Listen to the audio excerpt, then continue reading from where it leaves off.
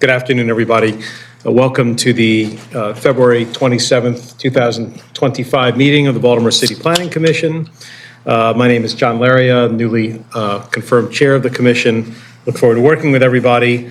Full agenda today and looking forward to working through it. Seated next to me is Chris Ryer, the planning director and executive secretary of the commission. Mr. Executive Secretary, would you please call the roll? Robin Allen. Present. The Honorable John Bullock. Present. Christine Griffin. Present. Talib Horn is absent today. Claudia Jolin is absent today, and Doug McCoach is absent today. Justin Williams. Present. Eric Stevenson. Present. And John Laria. Present. Before we do approval of minutes, and I'm sorry because I see that she's taking a bite, I just thought that Christine might introduce herself briefly to us since it is her first meeting as well. Would you like me to give you another minute? Okay, let's do the approval of the minutes. Commissioners, the minutes from the prior meeting, which would be February, 6th, 2025, have been circulated. Is there a motion to approve those minutes? So moved. Is there a second? All in favor, aye? Aye. I'll abstain since I wasn't part of the commission, but I think we've got enough votes to approve the minutes, so the minutes are approved. Are you now ready? Sure. Please go right ahead. Christine Griffin, Chief of Legislative Affairs for Department of Public Works. Welcome. Public Works plays an incredibly important role in this commission, as we've talked about, so it's great to have you here and looking forward to your participation. Thank you. Okay, so we'll now turn to items on the consent agenda. Just one note on the minutes. The meeting was on the 6th and the minutes say the 5th.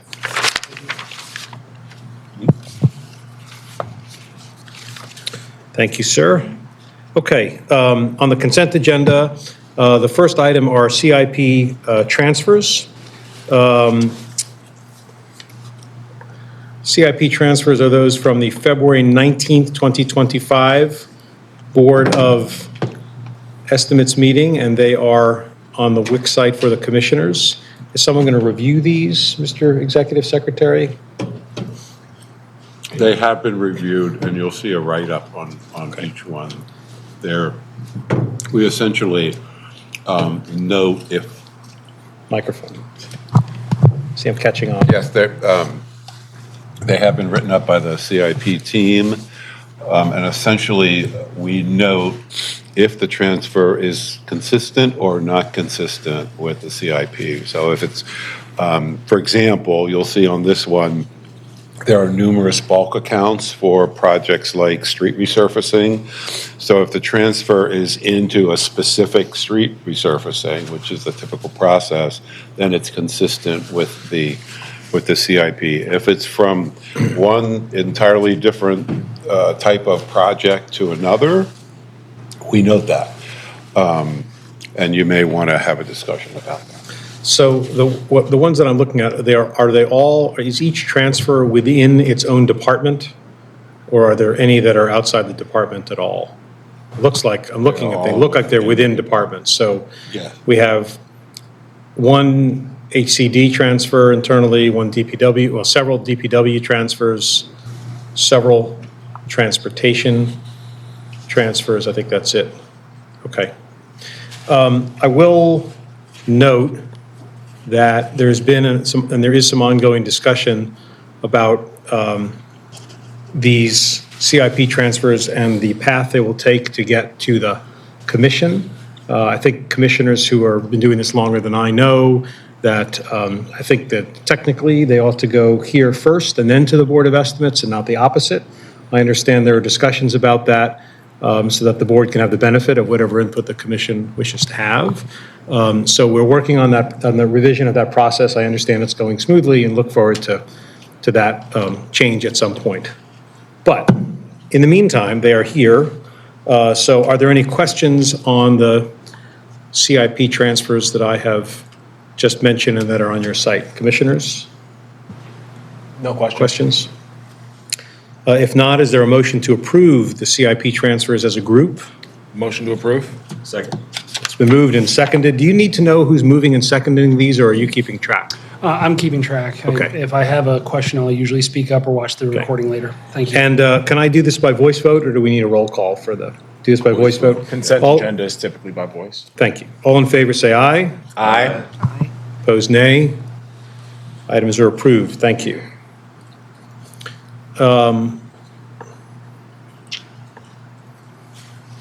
The other item on the consent agenda is a minor subdivision final plan, 1313, 1319 West Baltimore Street. And is someone walking us through this, or are we just no? Okay. Well, it is an application for a minor subdivision proposing to subdivide one lot into two. Again, the description is there in on the WIC site for the commissioners. I assume you've had a chance to review it. Are there any questions about number 4, the minor subdivision item? No questions. Mr. Tiso, just for the benefit of the chair, would you explain why this is a consent agenda item? Sure. So for the subdivisions and Antoine's staff, this one, so if there's any details, I'll lean on him for that. But in our subdivision rules, generally speaking, when there is a subdivision of 4 lots total or fewer, then it is a minor subdivision. Just for interest purposes, the circulation and agency review is identical. The only difference for minor subdivisions is we have a much more abridged process here that we learned over the years. It doesn't necessarily always merit a full staff presentation in PowerPoint because they're almost never opposed. In the event that there is someone with a concern, because they do get posted upon filing, it's up to the director to make a decision whether he wishes to upgrade them to a major subdivision process, which would get the full staff presentation, staff report, and you could take testimony. But we haven't had that in this case. So if there's anything specific on the project, Antoine can help you with that. Thank you.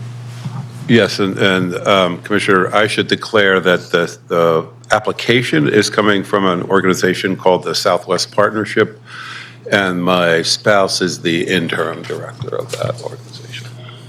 Okay, duly noted. Okay. So we've approved those. Yes, we have approved those, right? And we're going to move to the regular agenda. Oh, I thought I did. I'm sorry. I was mistaken. Is there a motion to approve item 4, minor subdivision final plans, 1313, 1319 West Baltimore Street? Motion to approve? Second. It's been moved and seconded. Is there any further discussion? All in favor, aye. Aye. Opposed, nay. Motion carries. Thank you. Thanks for the reminder, Mr. Tiso. Okay, so now we're going to move to the regular agenda. Are there any, my notes indicate that I might ask for a reminder about hybrid format and remind folks who are potentially online listening that they'll have an opportunity to testify on any of the regular items if they so choose. And do they know, Mr. Tiso, how to indicate that they want to be heard? We hope so. So I did put a message in the chat for anybody that's watching from home at the point in time when we get to the public testimony. I think we have about 12 people online at the moment. They can use the raise hand feature to identify themselves, and if they don't wish to speak, they can just put their comments in the chat box, and we can read them out for the Thanks. commission. Mr. Executive Secretary, would you just, for formality's sake, read this item into the record and also identify our staff person who's presenting, please? Yes, certainly. The first item on the regular agenda is City Council Bill number 25-0015, zoning conditional use for a crematorium, citywide ordinance. Eric Tiso will present. Thank you, Mr. Director. This is a repeat item. It was a bill that was introduced late last session and did not make it, and unfortunately the bill failed at the end of session, so it has been reintroduced only with very minor technical differences. Because there were concerns from potentially impacted property owners, instead of putting it on the consent agenda, which we ordinarily would do when the Planning Commission has already reviewed something that's either identical or substantially similar, we elected to put it on the full agenda just out of abundance of caution so that we could take testimony if anybody is actually here. But to remind most of the commission and to brief our new members,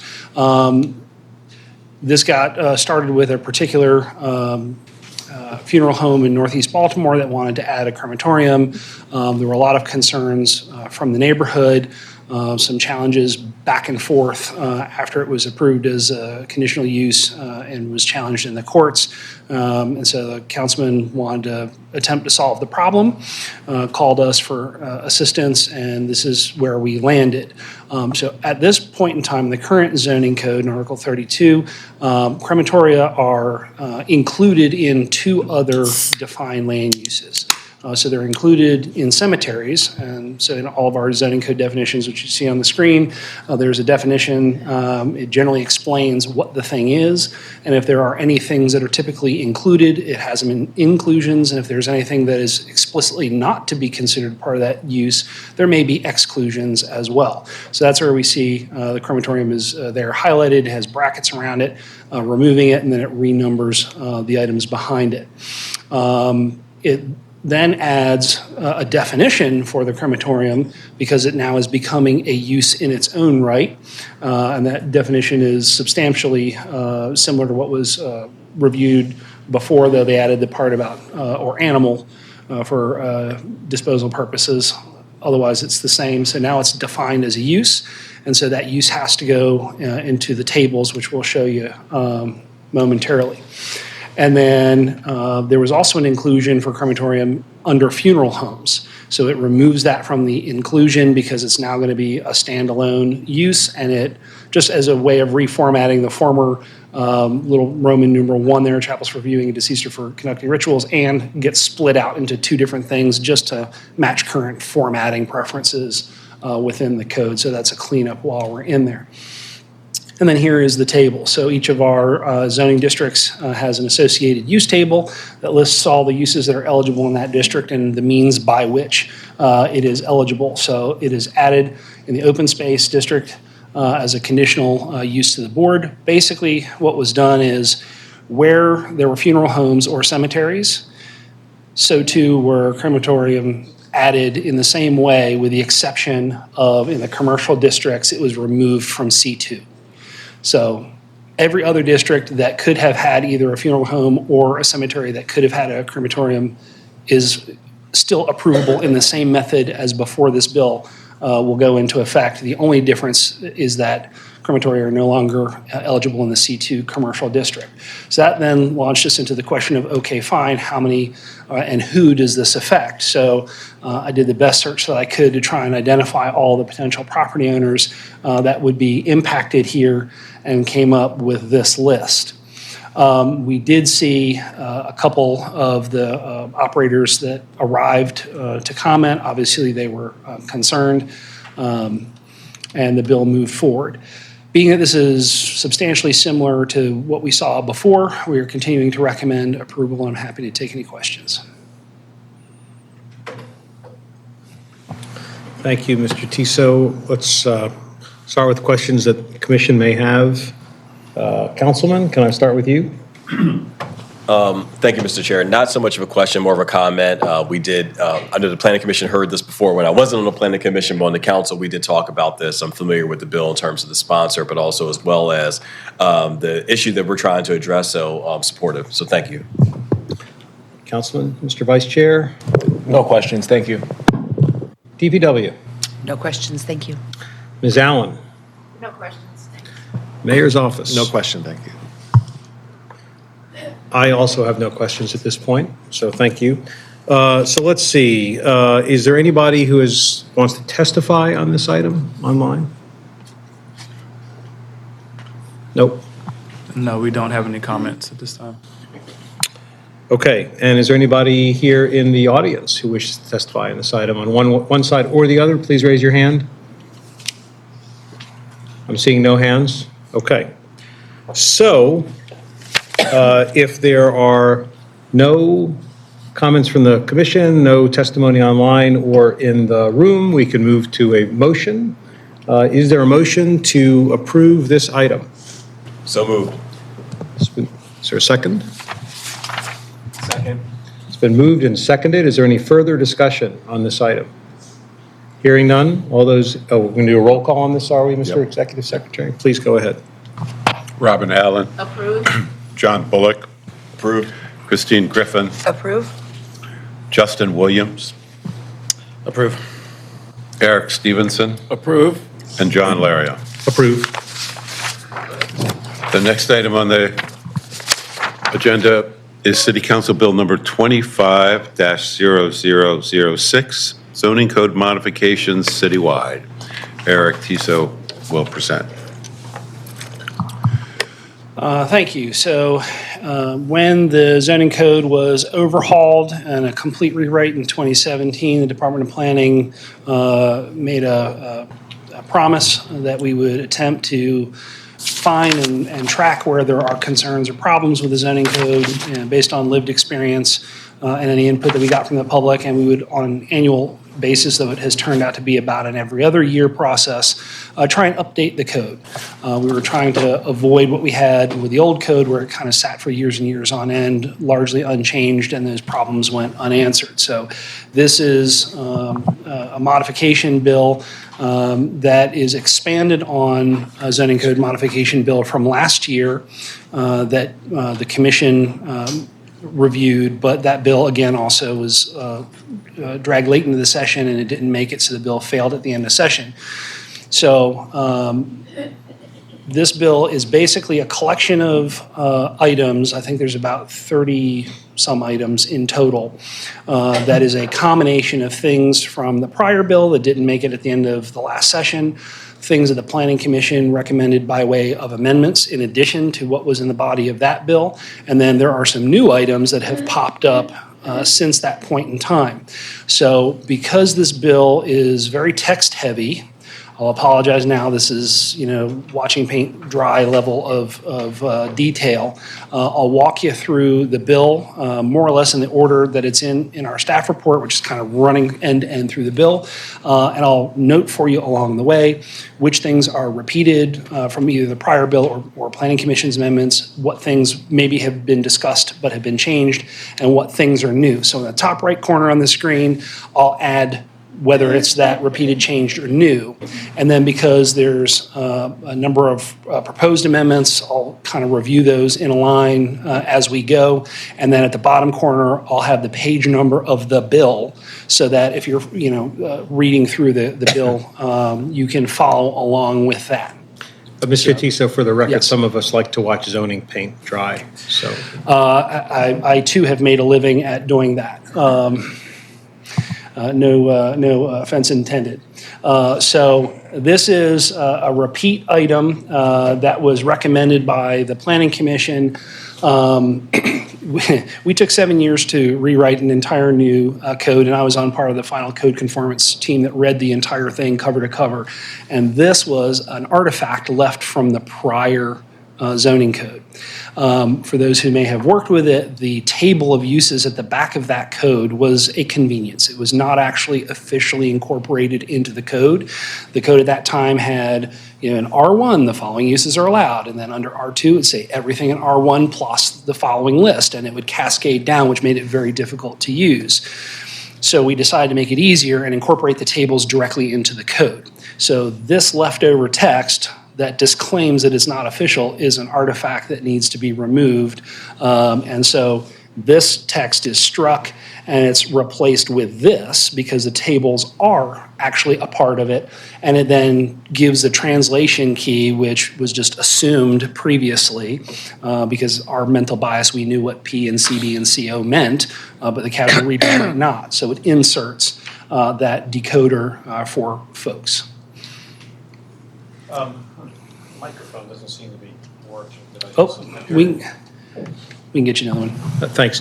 I just there's 50 or 60 of these or something like that, some of which are very minor and will be easily understandable and totally non-controversial, but others that are more robust.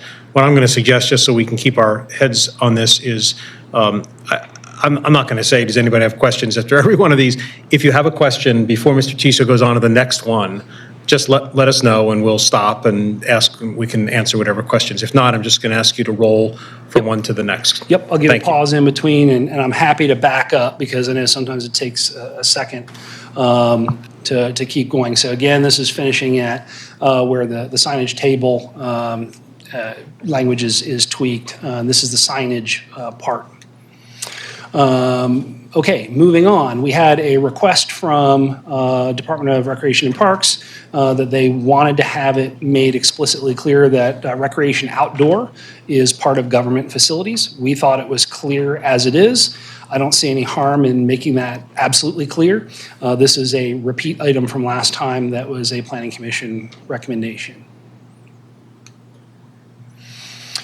This is a little bit out of order, but it goes in chronological order through the code. I'll talk a little bit more about this later. This will have to do with our design review triggers. So in the zoning code, there are 4 special forms of review. Most of you have probably heard of the site plan review process or the design review process. That could either be a staff level review or can go to the site plan review committee or our urban design and architectural advisory panel. And so we have a list of triggers for each of those things. Our design review team pointed out that where there are projects that have a shared use path, that really should get design review. So that will be added in to their trigger list momentarily. But at this point in the code, this is where the definition goes in explaining what a shared use path is under 1313 as a new D, and then it'll re-letter everything below it in that chunk. So that's the definition for the use. Looking at Planning Commission, this is where it talks about duties of Planning Commission. This whole set of text is in the current code and is just for context. And this is where, again, it talks about those 4 triggers, which will be referred to later. This is now part of the Planning Commission's part where when we adopted the new zoning code in 2017, we didn't want to wait another 30 years to do an update. So we put in a reminder mandate for ourselves to take a look at it. And we should have had something already going by this year. And we shifted gears a little bit, and we're going to try something new and novel. Instead of handling all the rezonings as piecemeal, we're looking to work on a comprehensive rezoning annually to kind of sweep them all into one pile and move them together. So this is what reflects the newly adopted comprehensive master plan for the city that was adopted this past November, calling for that, and it puts it into the code here under the Planning Commission, as well as the land use plan that was adopted as part of that comprehensive master plan. We wanted to look at that every 4 years, synchronized with the second year of the council sessions, so that new members can get their feet under them, and then there's enough room to run to adopt it. So it adds that reviewing and proposing updates to the quadrennial map changes as new functions of the Planning Commission. Let me just say a word about this. There's been, we happen to have in this case the law department's agency report, which is really to the council, but it helps to inform our discussion. And the law department was concerned about the sort of mandatory use of to conduct and to review in these new items. The language that leads into it says the Planning Commission has the following powers and duties. It's not totally clear to me that that's a mandate, but if you're concerned that it is, because it does use the word duty, the law department's concern was if for some reason we miss by a month or we get the process going and we determine that perhaps, and this is a longer conversation about this new annual rezoning process, which will be quite novel and everybody will have to get used to. That we might not be able to fulfill an annual in the case of number 7 or quadrennial in the case of number 8. I don't know how likely that is to be a problem, but I get the point. I don't think we know yet exactly what the softening of that ought to be. And I think the law department in its letter suggests something like to endeavor to conduct, which frankly seemed to me to be too soft. So what I'd like to do rather than debate the verbs here is if it makes sense, to figure out an approach to this that makes sense that could be adopted by the council when the council considers this bill, Councilman, And we can work together on that. I just think it wasn't possible by this meeting to resolve that among planning, law, council, et cetera. So if we can, sort of put a pin in this item, I think it'd be fine for the commission to, assuming the commissioners are willing to do this, to vote for this today to approve it, but with sort of like the caveat that we'd like to find a way to respond to law's concern, which again, I think it's not likely to happen, but it's true that it could, and we don't want to have a situation where there's a code violation because we haven't done it.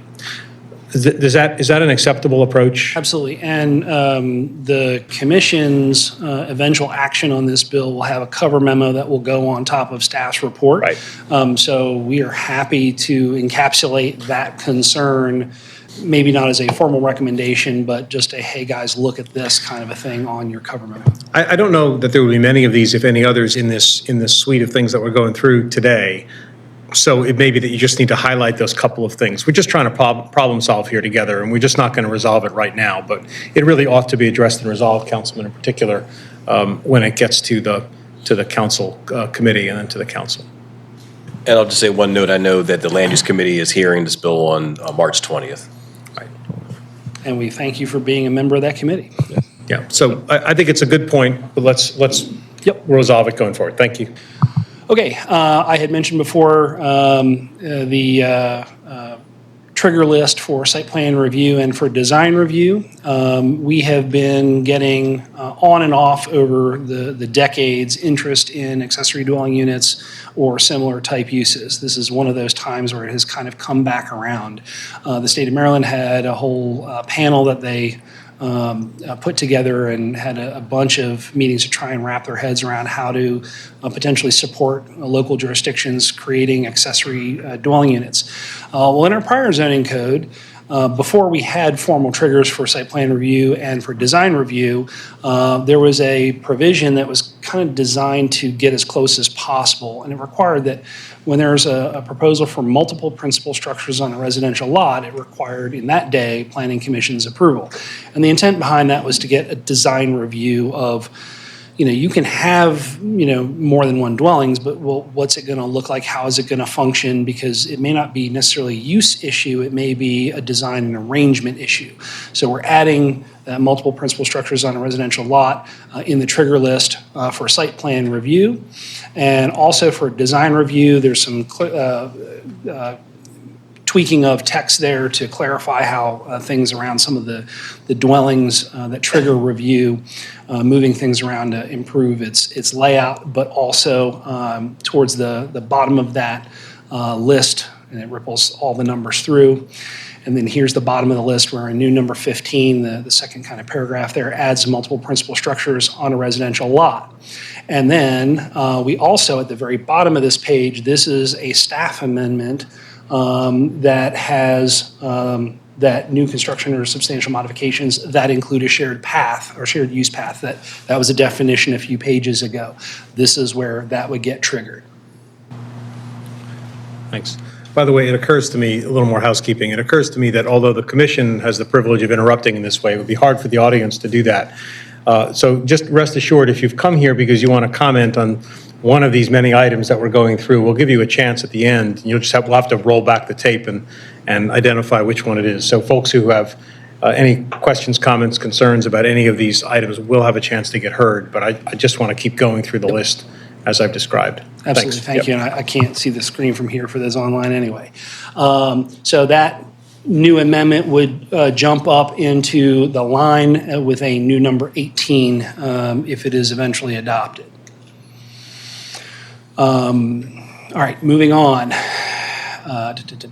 This is a slightly changed item from last year's bill, the dreaded in writing. There was some concern in how applications were handled. I know the zoning board had some specific concerns where they had people apply for things that were not the owners, and that's important. You can't change some rights of a property without having the proper authorization. So what this amendment does is in B2, Roman numeral 2, it had writing for somebody that is expressly authorized on behalf of the owner, but it just moves the in writing part to up to 2, to basically moving it up a level to apply equally to both of those things. So that's more of a technical housekeeping item. For variances, now we get into a bit more of the details from the prior bill moving forward into this one. So we were looking at how to try and fix how variances are handled. And in part, this was brought up with the zoning board taking a bit more of a strict interpretation of the language of the code. And so these changes are aimed at trying to clarify that process a bit. So it breaks out the block paragraph into a more easy to read current format for the code, and kind of specifies those things as separate line numbers instead of all crammed into one paragraph. It clearly explains that we don't do special exception type uses or variances to uses. We've not done that. This just more explicitly says that. So variances apply to bulk type things. How tall the building can be, how close it can be to a property boundary, whether you get variances from parking, things of that nature, but it's not ever a variance to a use. So it makes that explicitly clear. And it also mentions that the authority for the zoning administrator or the board is not basically intended to limit anything else within the code unless it's specifically said. In our code, we have minor and major variances in categories. And this was a discussion item from last year's bill that the committee had concerns about.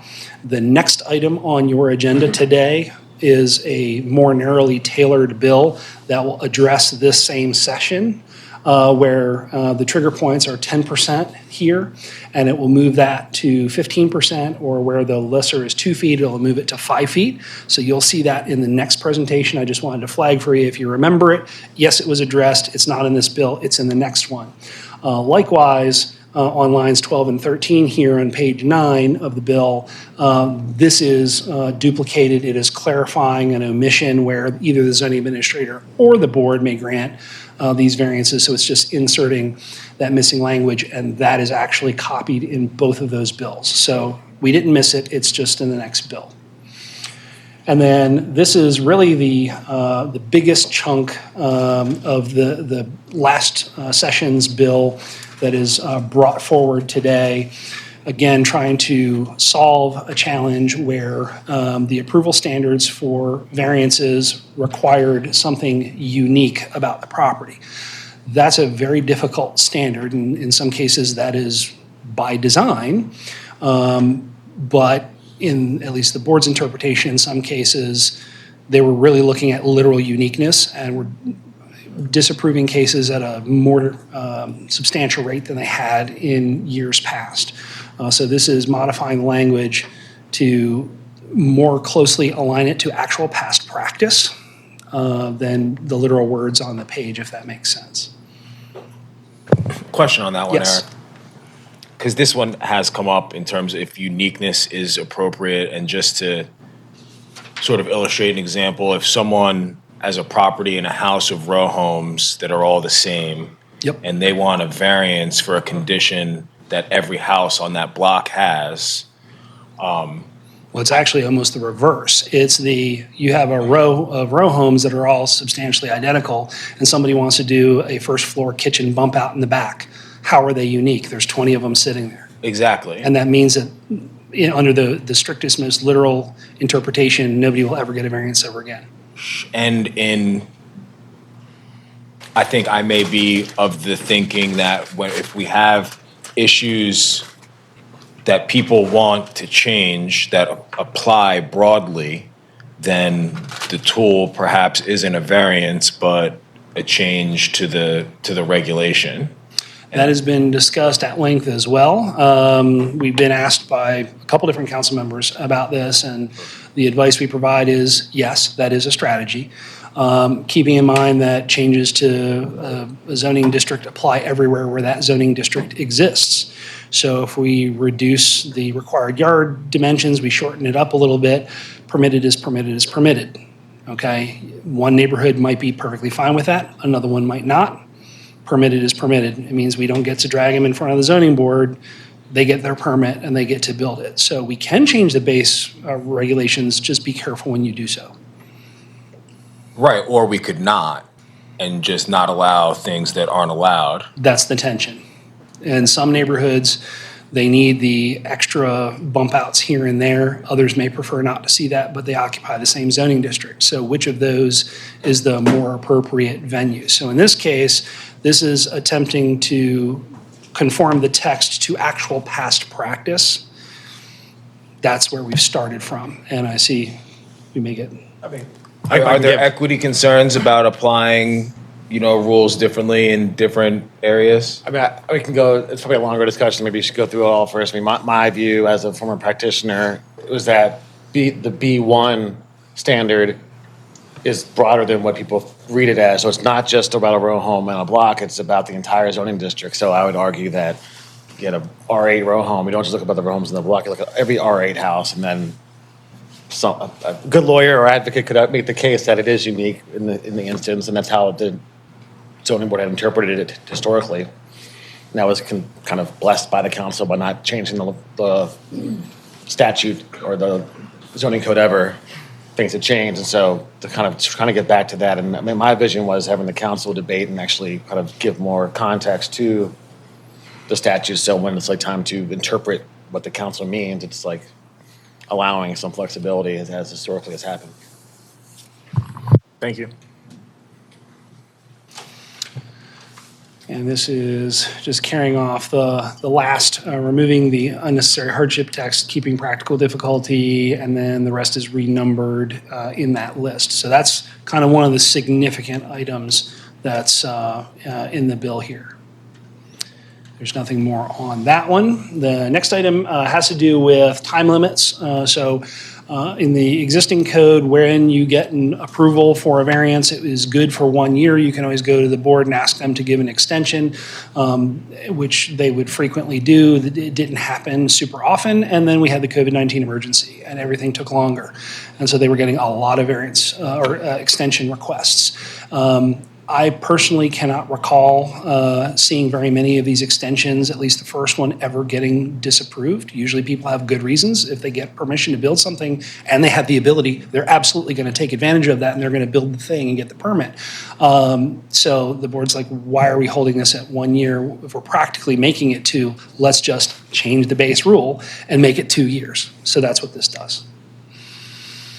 One of the other things that was brought to our attention is a tweak to this provision where an application or variance for conditional use can at times cheat the system. So if you have a notice of violation or an unpaid fine or fee, you should not be able to then pull an application. And one particularly vivid example from many years ago, there was a crab restaurant.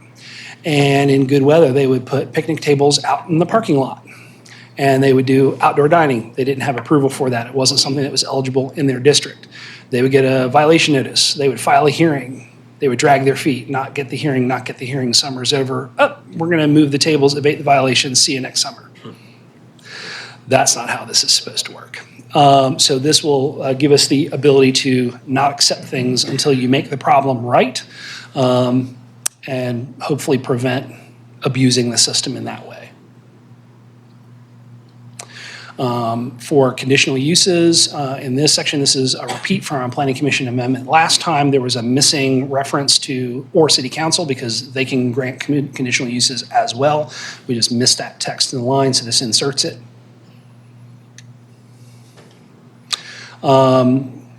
This is the similar thing for the timelines, just for conditional uses instead of variances. Again, going from 1 year to 2 years. Otherwise, the condition is the same idea. For legislative authorizations, this question came from Department of Legislative Reference. For decades, applicants have needed to file a statement of intent. Somebody questioned that. Nobody could find where it says in the law that you actually have to do it. There it is.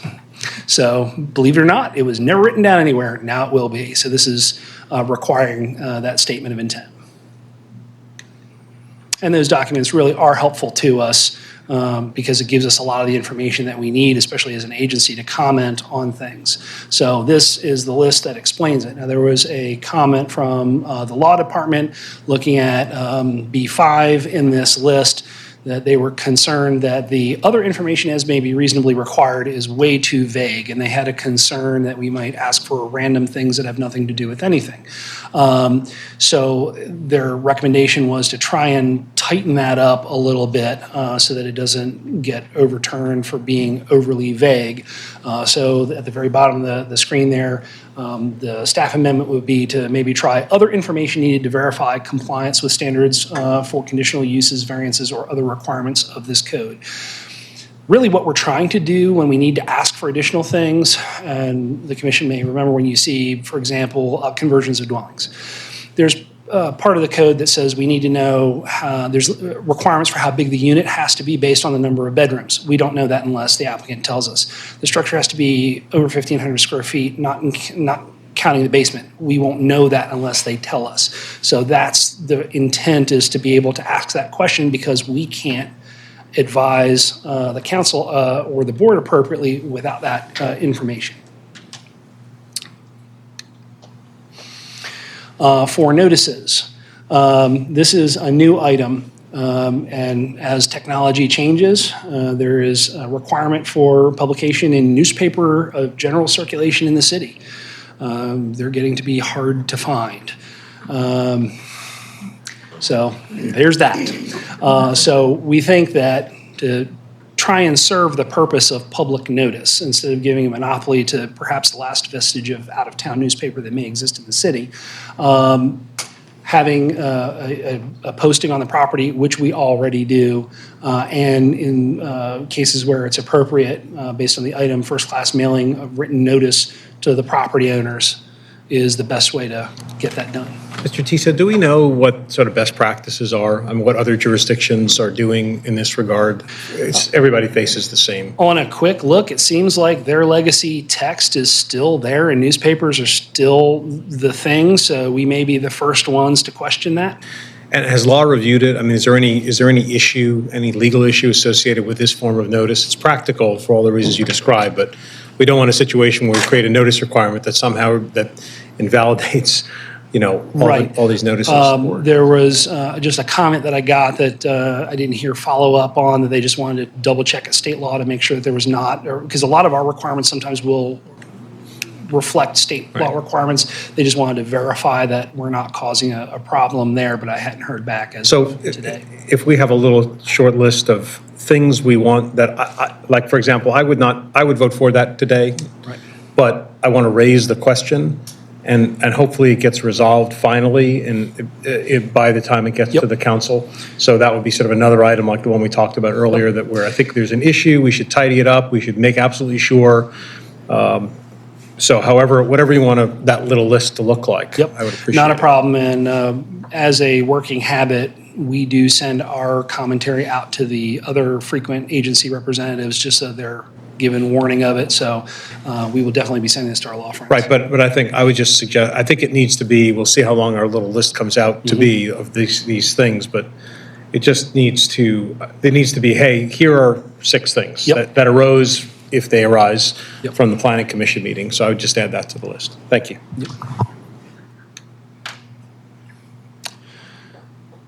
Okay, and then the exceptions piece that is added to this notice, and we went around and around on a couple of cases in the past year to year and a half, where there was a rezoning bill that we would have been obligated to oppose, but by modifying it, in most cases, adding properties, resolved the problem so that it wasn't spot zoning. I'm thinking of one particular instance where there was a strip of row homes that were still industrially zoned, so they were non-conforming. And the one corner homeowner applied for rezoning to make it, I think, R8. And so we said, we should do the whole row. So we made that recommendation. Well, the question came up in the committee hearing where law's like, well, wait a minute, you didn't advertise the entire list. you didn't include that on the posting, it wasn't in the newspaper, now we got a problem. And we had an owner of the property right there going, please include me, please include me. And they're like, yeah, we can't do that. So we're trying to make this make sense. So we want to be able to add properties by amendment, provided that they were given mailed notice, or that the owner of record has actually agreed to be included. Because one of the ones we had last year, the owner of 2 properties wanted to rezone. He got the other property owner between them to sign on. He had an affidavit saying, yes, I would like to be included, no problem. So we made that recommendation. But we also had it on the sign, so we avoided that problem. But sometimes you don't know until the last minute, and then we're trying to avoid a postpone and re-advertise and repost problem. So that's what we're attempting to do with this fix. This is a repeated thing that came up in the committee hearing. For minor variances, there was a posting notice requirement of 10 days. 10 days had been the standard that moved into today's code from the prior zoning code. The major variance posting got bumped up to 21 days. The minor variance was not changed in any way, so that was a question from the committee. And we said, yep, we can make that change, so now we're proposing it. For the Planning Commission's proposals, again, it's the same as we just saw a little while ago, where there is something that is specific to the Planning Commission. We want to be able to add people in, even though it didn't get put on the posting, as long as they're either present and agreeing to join, or if they got direct notice. So it's basically the same. There are some tweaks to the zoning verifications. This is predominantly cleaning up language, making it more clear. So these are where an applicant or owner of property is interested in doing something and they want to know for sure that they're able to do that. So they will ask the zoning administrator for this kind of a statement saying, yes, the proposed use is allowed in this district. Yes, the building is currently complying. There's no open violations. And this is just cleaning up the language there and making it clear that this is not a mandatory feature. This is a convenience that is offered to the public. Is there a fee associated with that? There is. I don't know off the top of my head what the fee is. It's a nominal processing fee. These kinds of statements are frequently required by lenders just to make sure before they write a loan that they know that you can do the thing that you want to do on the property. For conversions, in 9703, under the conversion standards, and I trimmed this just to jump directly to item F in that list, there was a duplicated requirement for off-street parking. This section 9703 that has the standards gets referenced by a bunch of other zoning districts using the same list of standards, one of which is the commercial districts, one of which includes the C1 district where parking is not required. So it came up, but wait a minute, does this then imply that there would be required parking in a zone that doesn't require parking? That was not our intent. This was basically a duplication that does not need to be here. The tables that require parking control that. So this is needs to be removed since it's redundant. So that's redundant. It's being removed for clarity, but there's not actually a change in the parking requirements for multi-use unit Correct. It's like conversions. table 16, I want to say 406. It's one of the table So- 16s that requires the one parking space per dwelling. And that will still be required That is in still there. R8, which is the only zone that we see multi-unit. It's every conversions. district except for C1 or But it's C5. always R8 though. Correct. Right. Okay. Yes. This section, which proposed a new 10403, was a miscommunication. I'll own this one in trying to fix a problem that I'll show you in a few more slides. I think I confused our legislative reference friends in explaining it. So they put this in as a placeholder, and it's not correct. We don't need a separate 10403, and I'll show you where that kicks in a little bit. I'm sorry, Mr. Tiso. Yep. Back on the the multi-unit conversions. Yep. In light of the comment I made previously about variances and the fact that we issue 20 variances a year for multi-unit conversions for parking spaces, why aren't we removing that requirement? We could. Our prior zoning code had different rates of required parking based on the zoning district that you were in. That created some problems, especially where there were dwellings that were non-conforming in other zoning districts, and it left open the question of, well, gee, then what is the required parking for that when it's unclear because of non-conformity? And so to fix that problem we believe that there wasn't always a difference of impact, that the use is the use, and it doesn't necessarily matter if you're in a R8 or an R4 or whatever. A parking space is a parking space. That's the reason why we went to almost in all cases the same use will have the same parking rate in this current code. We could potentially look at that. Or it could maybe even be, I'm just thinking off the top of my head, we could look in Title 16 of formulating an exclusion for that. But again, it may vary because that would be a citywide impact, and so neighborhoods may have different opinions on that. We would need to shop that one around. Sir? Could I, not to confuse things further, but I'm going to ask you to make another little list. And the other little list is ideas that people may have that we should be following up on that maybe are spurred by things that we're seeing here, but we're not prepared to start trying to amend them into the bill. Yep. Because presumably everybody has a little catalog of these. Some of them are more nebulous and some are quite specific, but we should keep track of those, and at some point we can explore them. The staff can explore them, you can talk with others, and Yep. we can decide if they're worthy of. I do have a running list that is probably 15 pages in length of zoning concerns. As they pop up, I write them down, and then if this bill gets approved in some format, that list will get shorter, but there is a list. Yeah, I mean, one big component of that list, just to mention, would be to talk with BMZA and see what, and it's a little bit of what the vice chair just said, but what are the recurring issues? There's nothing wrong with a recurring issue if we think the underlying requirement is one that should be susceptible to hearing and action, et cetera. But if there are recurring issues and we just say, well, we ought to fix that by not, instead of as Mr. Stevenson says, instead of by like variance, why don't we just change the law? We've had some of those conversations Right. already. So at some point we should have that cross discussion. I know you have, and make that list, and then we'll consider it. Maybe one day what we'll do is we'll have you make that sort of presentation to this commission. We can think about it. We can engage the land use committee on the council and just see if there are those sorts of things.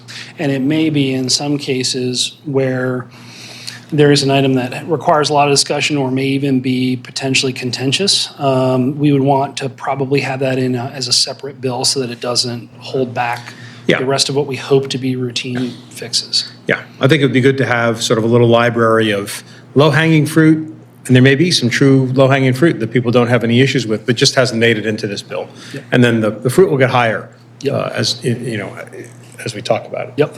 Thanks. And eventually they will throw the fruit at us. Okay, on this item, Title 12, this is just cleaning up the language to make it positive instead of the soft where feasible. It's just saying no ingress and egress needs to be from side streets or alleys in our TOD districts.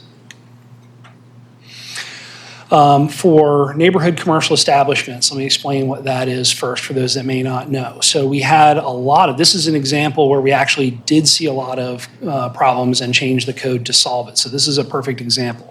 Under our prior zoning code, we had a large amount of non-conforming commercial uses in our neighborhoods, predominantly our row home neighborhoods. These are classically the corner building that is built differently. It has almost no windows. It has a chamfered corner. It's built different. It was historically used as a neighborhood store. They had the stigma of nonconformity, meaning it was a use that was legally established at some point in time, but it's not allowed in that district. So they're frozen in time. They can continue to do it, but if they ever stopped, there could potentially be a problem. Now, in our old code, there was a provision that they could actually change. There was actually a provision they could even have a small expansion on that nonconformity, and that more or less served to entrench those nonconforming uses. They never passively went away to conform to the requirements of the district, which is generally what the zoning code is trying to do. So since those were desirable features and or it was difficult to renovate those buildings that were not really designed for residential use, we created the neighborhood commercial establishment that would recognize this historic use of these buildings when they have either an existing non-conforming use or the building is clearly built in a non-residential way. This gives you an ability to do that. Well, one of those things involves outdoor dining. There's a palette of 7 uses that were allowed in neighborhood commercial establishments. Restaurants is one, outdoor dining is another. Other things like offices, retail goods establishments, and so forth. So during the COVID-19 emergency, restaurants couldn't serve anybody indoors. So a quick fix was made. Let's let them all apply for outdoor dining. That way people can still run their business. And we're not going to be as concerned about where on the parcel this can be because we had to solve a problem.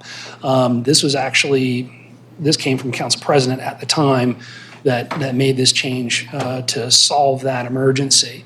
We're past that point at this point, so there are some concerns in the neighborhoods that if we leave it open, it may cause some concern. So we're, in essence, rolling back to where we were before, where it needs to be either on the street side of the property or possibly on the interior, meaning some of the sidewalks are not all public sidewalks. Sometimes part of it is actually the parcel itself. You're allowed there, but we really don't want it to be in the rear yard, on an elevated deck, or on the roof. And this is especially important in our tighter neighborhoods where you might be 15 feet from your neighbor's building.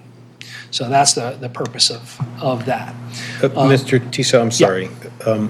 So I know you're going to get to outdoor dining next, and rooftop and outdoor, it's sort of all, it's kind of different flavors of the same. Yes. A little bit. But out of context, this section is permissive, meaning that you can do this, you can have outdoor dining as a matter of right in a neighborhood commercial establishment for what were 5 and now would be 2. Is that right? Yes, and I don't know if it's I'd have to go back and look. I want to say it's actually conditional use. It may not be a permitted use by right. I would have to go look. I'm only asking because it's the roof one that captures me a little bit, not so much the yard, because Right. we have a scheme for rooftop.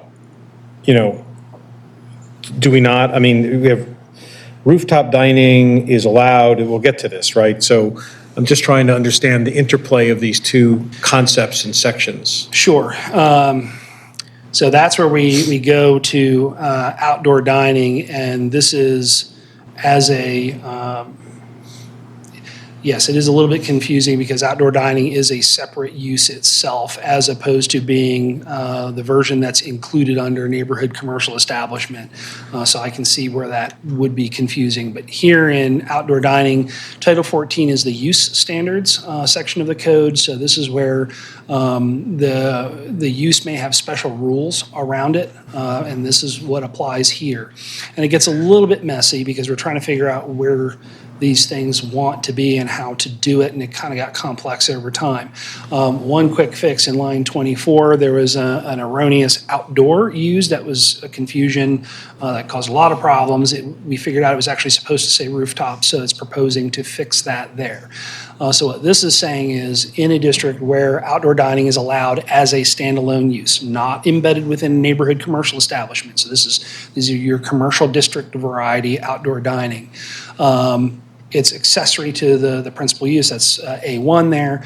And then rooftop dining, because we've seen in our commercial zones some desire to use that extra space because they either don't have yard space.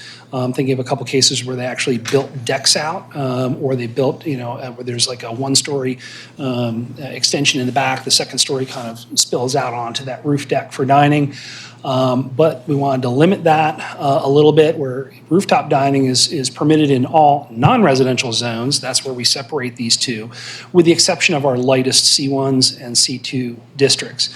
And the reason why that is because our C1s and C2 tend to back right up against the residential zones where there's probably going to be more interaction or concern. And to Roman numeral 2 then makes that a conditional use. We didn't want to permanently stop it, but we wanted to make sure that there was a hearing. So in a case where there is a concern, folks can be heard and it can be dealt with in that way. That all makes sense. I'm just not sure I know the answer to my original question. I know it's complicated, but I just want to, I mean, look, it seems to me that we ought to have rooftop dining rules that are uniform, not uniform, obviously you've got conditional versus permitted, but I mean uniform within districts and part of some sort of coherent kind of philosophy and approach. At the same time, I recognize that, it might make sense to pull back a little bit on COVID era outside dining. I mean, I think it's important to keep, street side interior. I mean, I know I've read a lot about the fact that there's been some pullback in some cities, I think New York in particular, where they've discontinued, but there's tension over whether, is it still a good thing post-COVID? It was a good idea. Maybe it's a good idea for street life. Maybe it's not a COVID thing at all. So I'm just trying to understand. I had to fix that error context. in line 24, so we were in here anyway. So I see this as a part 1, and there needs to be a part 2 to do that clarification and maybe try and untangle stuff. And actually, it even gets more complex because these are use standards where when it'll be later on, there are the associated use tables in each district where it would list outdoor dining. In those cases, where it shows whether it's permitted, conditional, or what have you, on the rightmost column, there is a reference to these use standards where they apply.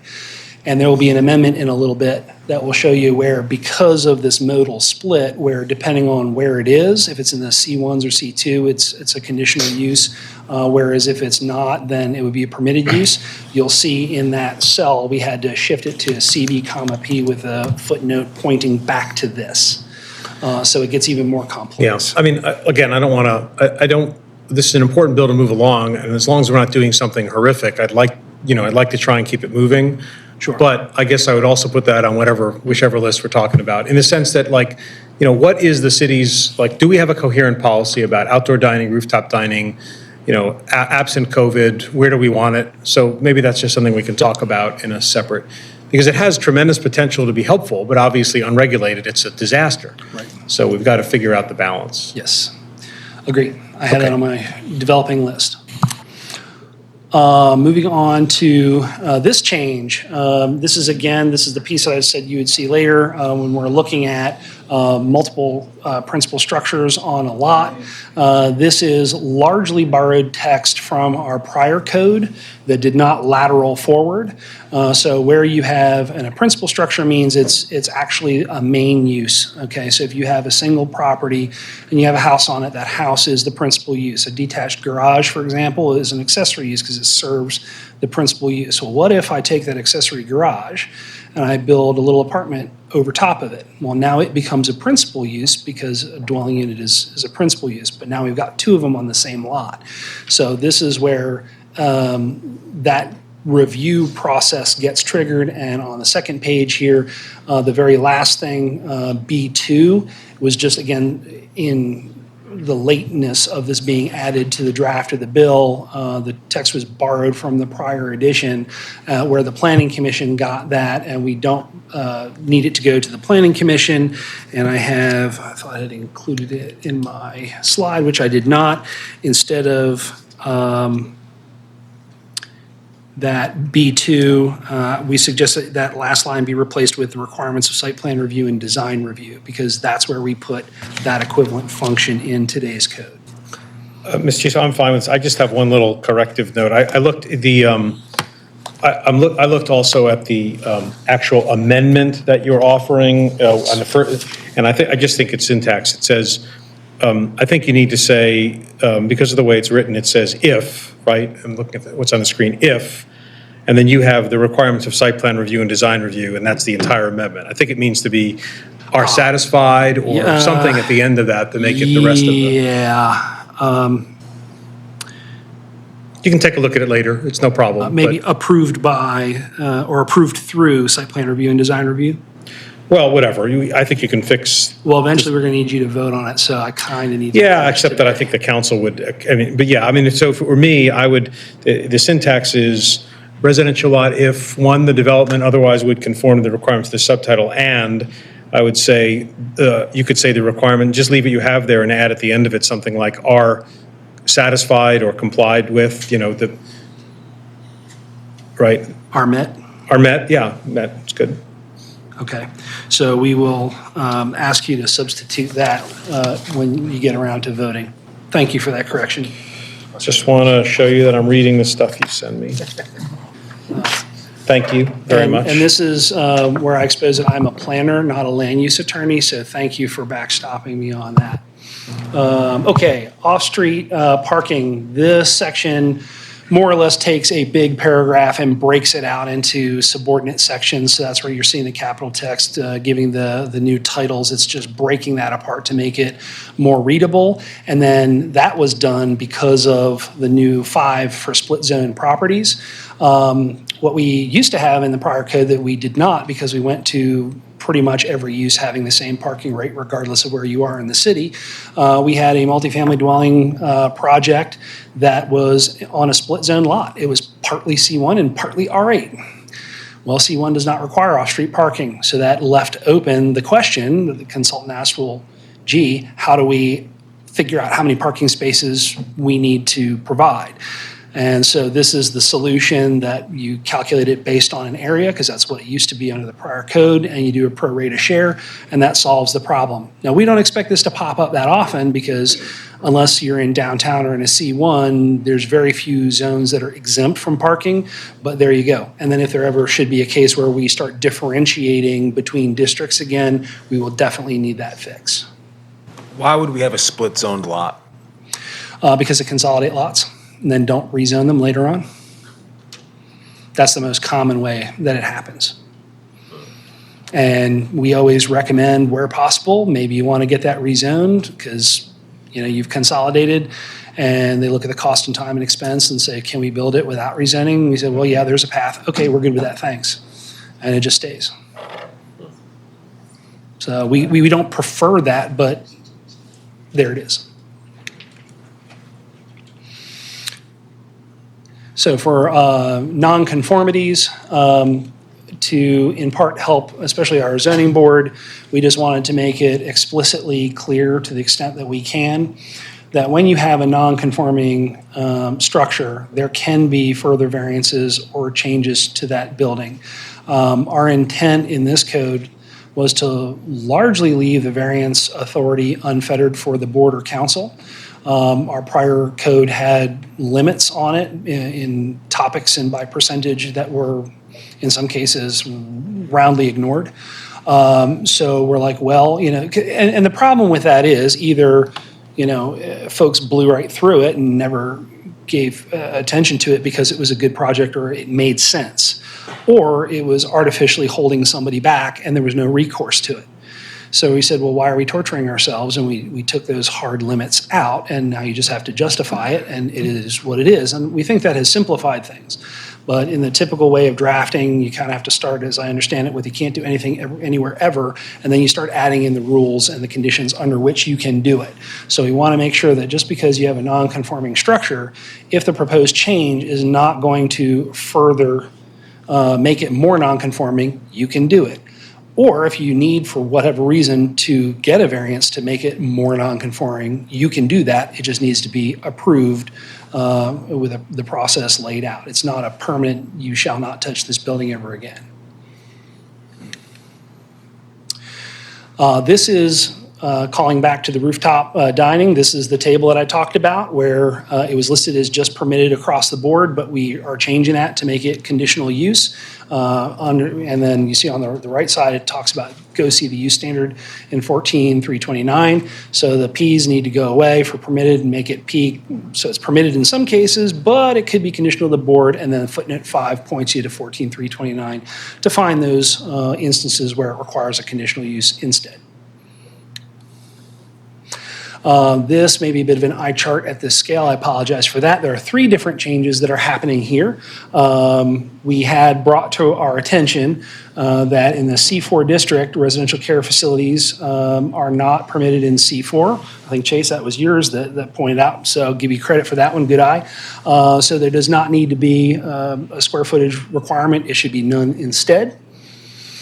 And then in lines 10 through 13 there, the title of that section said maximum lot area. I believe that was a mistake. Our intention for the C1s was they are to be commercial uses that are predominantly walk-to commercial neighborhood scale uses. So the idea is we didn't want to have big uses on those parcels. And the way it got rendered in the table was to limit the size of the lot. It's not really what we were thinking. We were really thinking the size of the use itself. So I think that really should have been the maximum gross floor area of the use. This got pointed out to us. There was a project that was C1, and they were going to consolidate with a long interior block lot behind them that was a surface parking lot. Well, as soon as they proposed the consolidation, it was going to put them over the 10,000 square foot, and a question was raised of, uh-oh, are we now making this non-conforming? We're like, yeah, but that's not what we were really trying to do. We wanted to make sure that the use itself didn't end up as this massive building, right, in a walk-to scale. So this is correcting it in this table, and because the correction is happening in this table, we didn't need the 10403 that DLR thought we needed. It's not a separate table, it's a tweak to this one. Is that clear? And then in the bottom section, lines 20 through 22 there, had another question of there was a through lot. So it was a case of a long skinny lot that had a street on the front and a street on the back, and it was one of those that had been consolidated through. Other properties, north and south, met in the middle. There was one lot facing on one street and one lot facing on the other. Well, the challenge there is the front yard requirement is at the property boundary. And so they said, well, geez, this says if you have a rear yard abutting an alley, but we don't have an alley, we have a street. So what's the rear yard for us, which looks like a front yard for the neighbors left and right? And so we're adding abutting a street or an alley to exempt them from requiring that. That way, if there's a building on the back, it can be built up to the front lot line in line with the neighbors, which the back is adjacent to the front. Mr. Tisa, I'm trying to remember, what's the purpose of the parenthetical food store in the middle of that line that we just were talking about a moment ago? That is because retail goods establishment, under our prior zoning code, we had separate uses, right? Retail goods establishments, you sell stuff, all of them. So that was to make it more clear that only a subset of that is affected there. Basically, it was to stop grocery stores, But explicitly. But do we have a defined term now called retail goods establishment food store? There is not. So, Yeah, it's. do we have a defined term called food store? There is not. So I don't know I don't get how it's in the table. It's interpreted by people. But I guess, well, the question policy-wise, do we, it's probably a longer discussion, do we want to have the floor, I was in a fight similarly about the maximum lot area issue, but then also the floor area. Do we, if it's an existing building, for example, do we want to stop it from having a use by right? But it might be a longer discussion that might derail And the this. 20 became 10 because once you changed the format from maximum lot area to maximum gross floor area by use, you were trying to say, Yeah. you want to have in a C1 especially, you wanted that to be 10, not 20. You were trying to get that number down. I think I'll double check it just to make sure that this got rendered the way we expect. I glossed over that one. I want to make sure that this was rendered the way we expected it to. If there was not two lines that got consolidated into one here, which may be the case, it may be that the fix is to strike the food store portion, because again, I think it should be for all of them. But let me double check that one. I'm gonna have to clean that one up after. Yeah, that's fine. I just don't think you can call something a use that's not a use. But, Okay. I'm pretty positive You that did disagree not with me, come from us in the Well, original text. do it. but Two former I agree. practitioners are trying to figure it out, but, okay, well, again, I don't want to get hung up on it, but it's a question of what the intent is there, basically. Of course, in that case, what's interesting about that case, I might mention, is that as you go up the chain, well, as you go to at least the VC and E, the sub-districts, there's a significant difference in size between the retail goods establishment and all other uses. With this change in C1, it's 10,000 for retail goods establishments, also 10,000 for all other uses. Doesn't mean you need the two lines because you're going to have the difference in the subsequent Yeah, columns. But I'm just saying as a matter of policy, if you're looking at the C1, you're basically saying it's 10,000 square feet for Right. anything. And I suspect that's probably where this needs to be, but I want to look at the original Okay. and verify that. That's fine. We'll put that on the cleanup by the council land use hearing Yes. list. Okay. And I have one for the cleanup, well, the longer term list that I'm thinking of, it's not on here, I should have put it myself, the minimum front yard in C1 through C2, it's not here, but right now it's like none required, but if you do have one, it can't be more than 5 feet.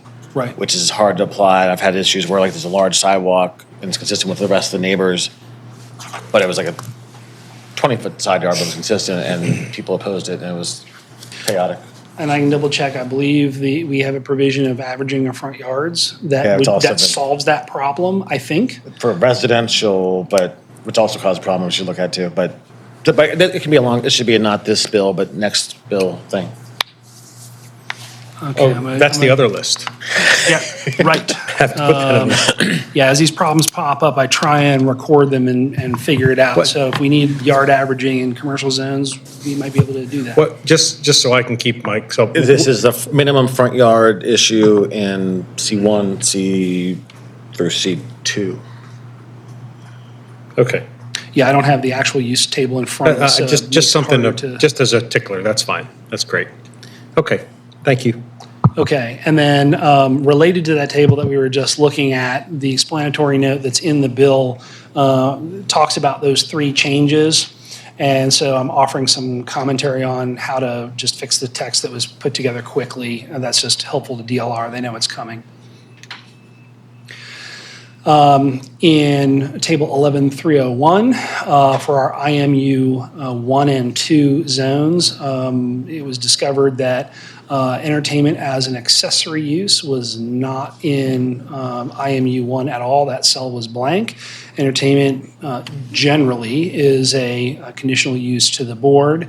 I think that was missed. So some years ago, we split what was then a singular I-MU, industrial mixed-use district, because we realized that while dwellings were permitted, there were some places where the industrial mixed use was designed to be a flexible zone for especially our older industrial buildings that may not meet modern industrial size, scale, clear story, those kinds of things.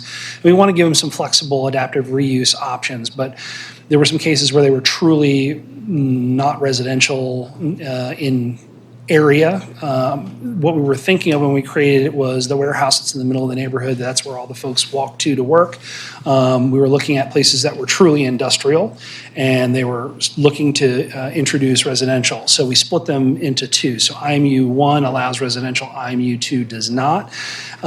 So the way mechanically it was done is the original IMU became relabeled as IMU 1, and then a new column was inserted for IMU 2 that had all the picking and choosing of the uses.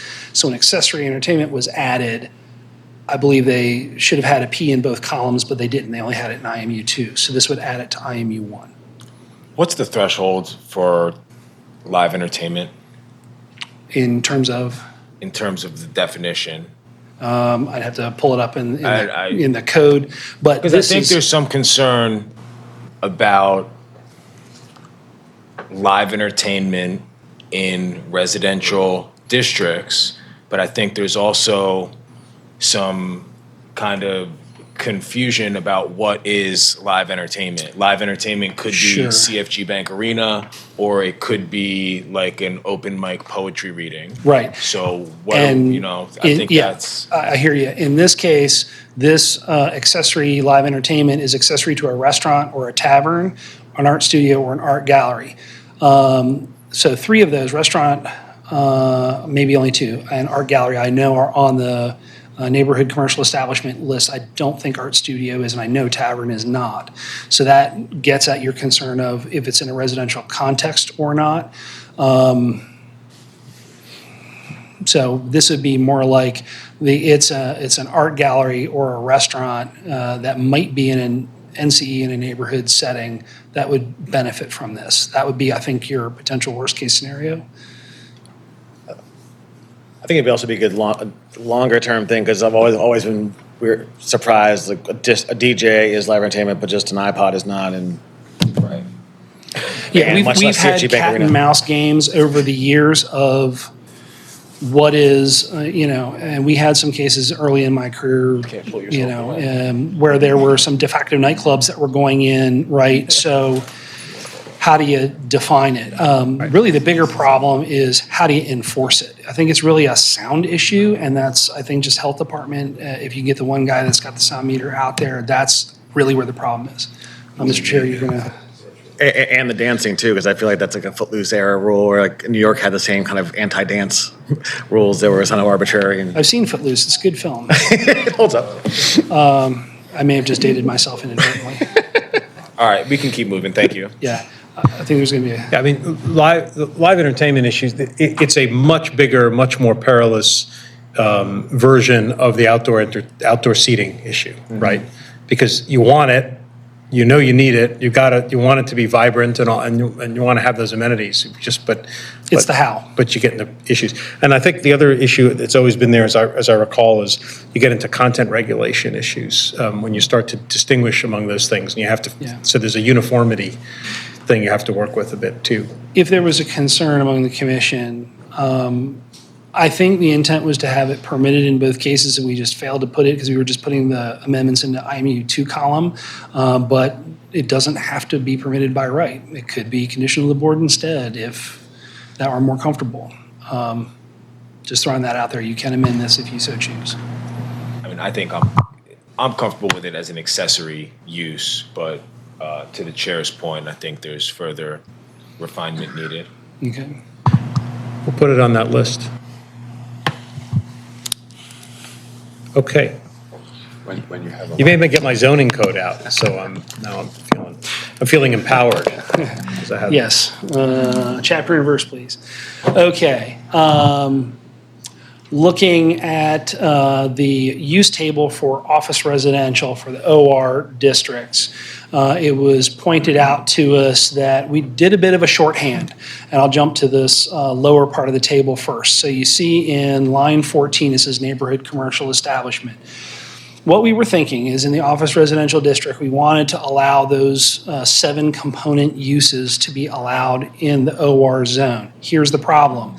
By labeling a neighborhood commercial establishment, the definition of that implies that it must be an existing building that has to have had commercial use, and the person who queried it was building a new building. So they can't possibly meet that standard. So what do? So the answer is you strike neighborhood commercial from the table, you break out those 7 uses. I think 1, 2, 3, 4, 5 of the 6 of the 7 uses were already, or some of them were already on there. We're just adding them more explicitly. And I think there was one that was missing that I had in staff's amendments possibly. Maybe not. Okay. I was counting them just to make sure that they're all there. So that was our intent, is to break them out to mean the actual uses themselves and not artificially group them together, because that didn't work. Okay. All right, 12402, this is a repeat item from last time. Animal clinics, it was discovered, were intended to be permitted across the board in our TOD zones, and TOD2 was left blank for some inexplicable reason. That's an error, so we're putting the P for permitted in that square. For the Harford Road Overlay District, there was an error that DLR made between, I think, the third reader and final copy where some things got mangled. So they requested putting the fixes in to make it read the way it was supposed to, that council intended, but it got translated incorrectly. So this long table is intended by them to fix that mistake.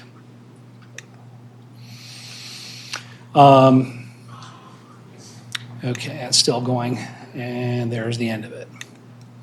Okay, we got a query from a consultant that said, we're looking at fences, and in the store, they sell them in 4 or 6 foot lengths, not 3.5. It had been 3.5 as long as I've been here. So we said, okay, yeah, we're not going to make you cut 6 inches of it. We'll just make it 4 feet. So that's that. Maybe people are taller today. Okay, so that got you through the text of the bill. We made it. So now what I have here is the first page and a half of the staff report, which is our staff amendments that I'll walk through this if you would like me to, but it basically puts into tweaks what is in the body of our report and what I kind of put in line as I walk through the bill. I think what I prefer to do, if you don't mind, is to wait. Let's hear some more, discussion. I'd like to hear from people who would like to testify, and then we can come back to the commission, talk about, issues that have bubbled up, amendments and so on. So does that make sense? That's fine. If it's okay with you, I'm going to have a seat. Yeah. I have a microphone. Yeah, and also we'll give you a little break. So- Even I have limits of talking contrary to public thought. And that way I can see the screen. Okay. So I think what we'd like to do, again, the commission will have whatever time it needs to discuss, is to figure out if there's anybody either in person or online who would like to be heard. And obviously, in that case, you can pick whichever, just make sure we know which issue it is, because there's a bunch of them. So are there folks in the audience who want to be heard on this bill? I will note that Councilman Bullock is online now. Great. So nobody here who wants to be heard on any of the aspects of this bill? Okay, great. Excellent job, Mr. Tiso. I'll just note that we did have one letter of comments on this bill. I'll get to that in a moment. Yeah, thanks, though. I appreciate that. Yeah. Is there anybody online who wishes to be heard on this bill on 25006? I'm not seeing any chats. If there's anybody calling in that wishes to be heard, either enter your comments into the chat or please use the raise hand feature. It'll look like a little hand on a button at the bottom of your screen. I'm not seeing any at present. Okay, that's fine. So, yeah, for the record, there is one, and this is posted both for the commission and publicly, so I don't need to go through it in any detail, but there is one letter that is, I think, styled as a letter of opposition. Sorry, I've got to get a little bit closer. On the site from Joan Floyd. Again, if I start to summarize it, I'm just going to have to read it. So it's in the record for both the commissioners and the public. Is that acceptable? I don't have to read this, do I? The entirety of the letter? No, you don't. Good, thank you. So there are a couple of suggestions there which I'd ask the commissioners to consider, and I suppose the council will get a similar letter and the council members can consider it equally. Since there's nobody who wants to speak directly, I'm going to come back to the commission and ask whether there are any specific items that you want to go back to that we didn't put on either list 1 fixed before the council meeting or list 2 talk about at some other time in a more robust way. Yep. Mr. Chair, I will add one thing. I did get a note, and I'd like to thank and welcome the Executive Director of BMZA, Becky Witt, who is here with us, who passed me a note to let me know the neighborhood commercial excludes live entertainment for restaurants. That solves the problem. I just didn't have that at the top of my head. Thank you. Ms. Witt, is there anything else you want to be heard on since you have the privilege of your being here? No. With apologies for any slander to your board that I may have committed. All right. Okay.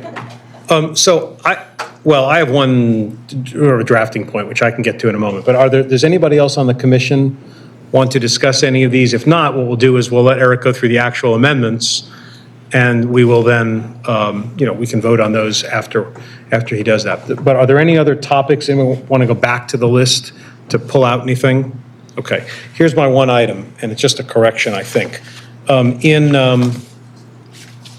Figure out which piece of paper this is in. Okay, in section 3203 of the code, we discussed this in a different context with the issues about an annual comprehensive rezoning and a quadrennial land use map update, et cetera. The language, can you go back to that slide? I think it would be easier for everybody. Is that possible? Yep.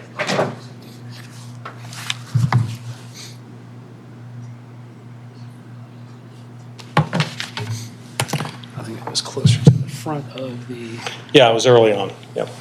can you drop out and go back to jump to the front? It'll be faster to come at it from the front. Pardon us while we jump to that. Yeah, that's fine. Thanks.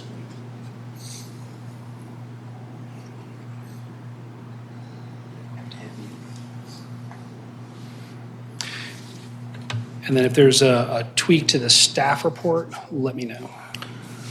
So I know where to make the change. Yeah. I don't know if it tweaks the staff report or not. If it's a separate amendment, that's fine. I just need to know to record it so that I don't Yeah, miss no, it. I understand.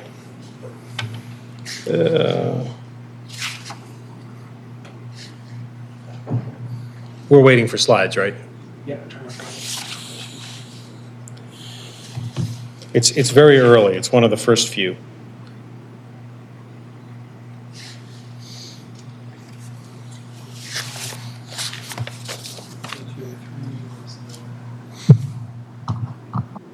That's the other bill that preceded it. Okay, now we're starting. Symbology. There. Go back one. Okay, that.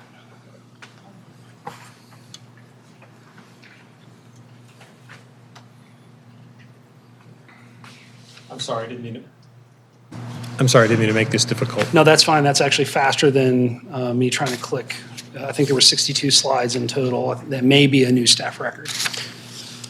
So I think I can tell you while you're doing that, I don't think this would be a new recommendation, a new amendment, a text amendment, an edit, because I don't think I see a recommendation on page 4 at all. Do I? No. Okay, so yeah, thank you. That's exactly right. That other slide. Yep. Go back one. No, back. Dude, There. that one. No. It's a little Perfect. bit lagged. Okay, so here's the thing. The 3301 of the state land use article is about master planning. It's the every 10 years you must do a master plan sort of requirement, right? And that really has nothing to do, in my view. And you can check with law about this, and please do. But I don't think that has anything to do with this annual comprehensive rezoning process that we're talking about. I think you could simply say to conduct an annual comprehensive rezoning process in accordance with in accordance with the comprehensive master plan for the city, which includes general land use map. Because I think that's what we're saying. And again, I know that this whole topic is a work in progress that's going to lead to potentially, reevaluations of bits and pieces of procedure to make sure we're doing it correctly. But I just think it's confusing, and I think what may have happened is because we are beginning to refer to that annual cycle as a comprehensive rezoning for reasons that we can talk about. I think somehow the idea that we have a comp plan requirement under 3301 has sort of gotten smooshed together with that. So I just don't think you need it. I think it's confusing because it's not, there is no conformance with 3301 that causes you to do the annual comprehensive rezoning process. That might have been more appropriate for the new 8 below it because land use map comes out of that list of requirements in the comprehensive plan. I don't think you need it. I mean, I think, first of all, presumably we are legally bound to act in accordance with the state land use article. So I think saying it again is really, it just potentially, it's just for someone that then, it just becomes, well, what does that mean? And did you do it? And I think it's inherent. And in this version, it's actually, I think, confusing and incorrect, I think. So if you could just check into that, I would appreciate it. We will ask about that. And one of the reasons why we started to refer back to the state land use article is so that we don't miss things. I think there was an earlier question that you had of staff before today's meeting, that in the requirements for findings for rezoning, there was a third section. Yeah.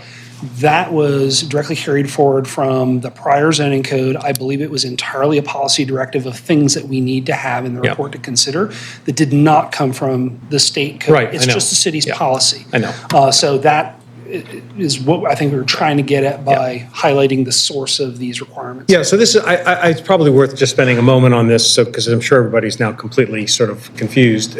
But, you know, I think the commission knows, and some people who are here, I know the councilwoman, for example, knows because it relates to the rezoning bill that she's introduced.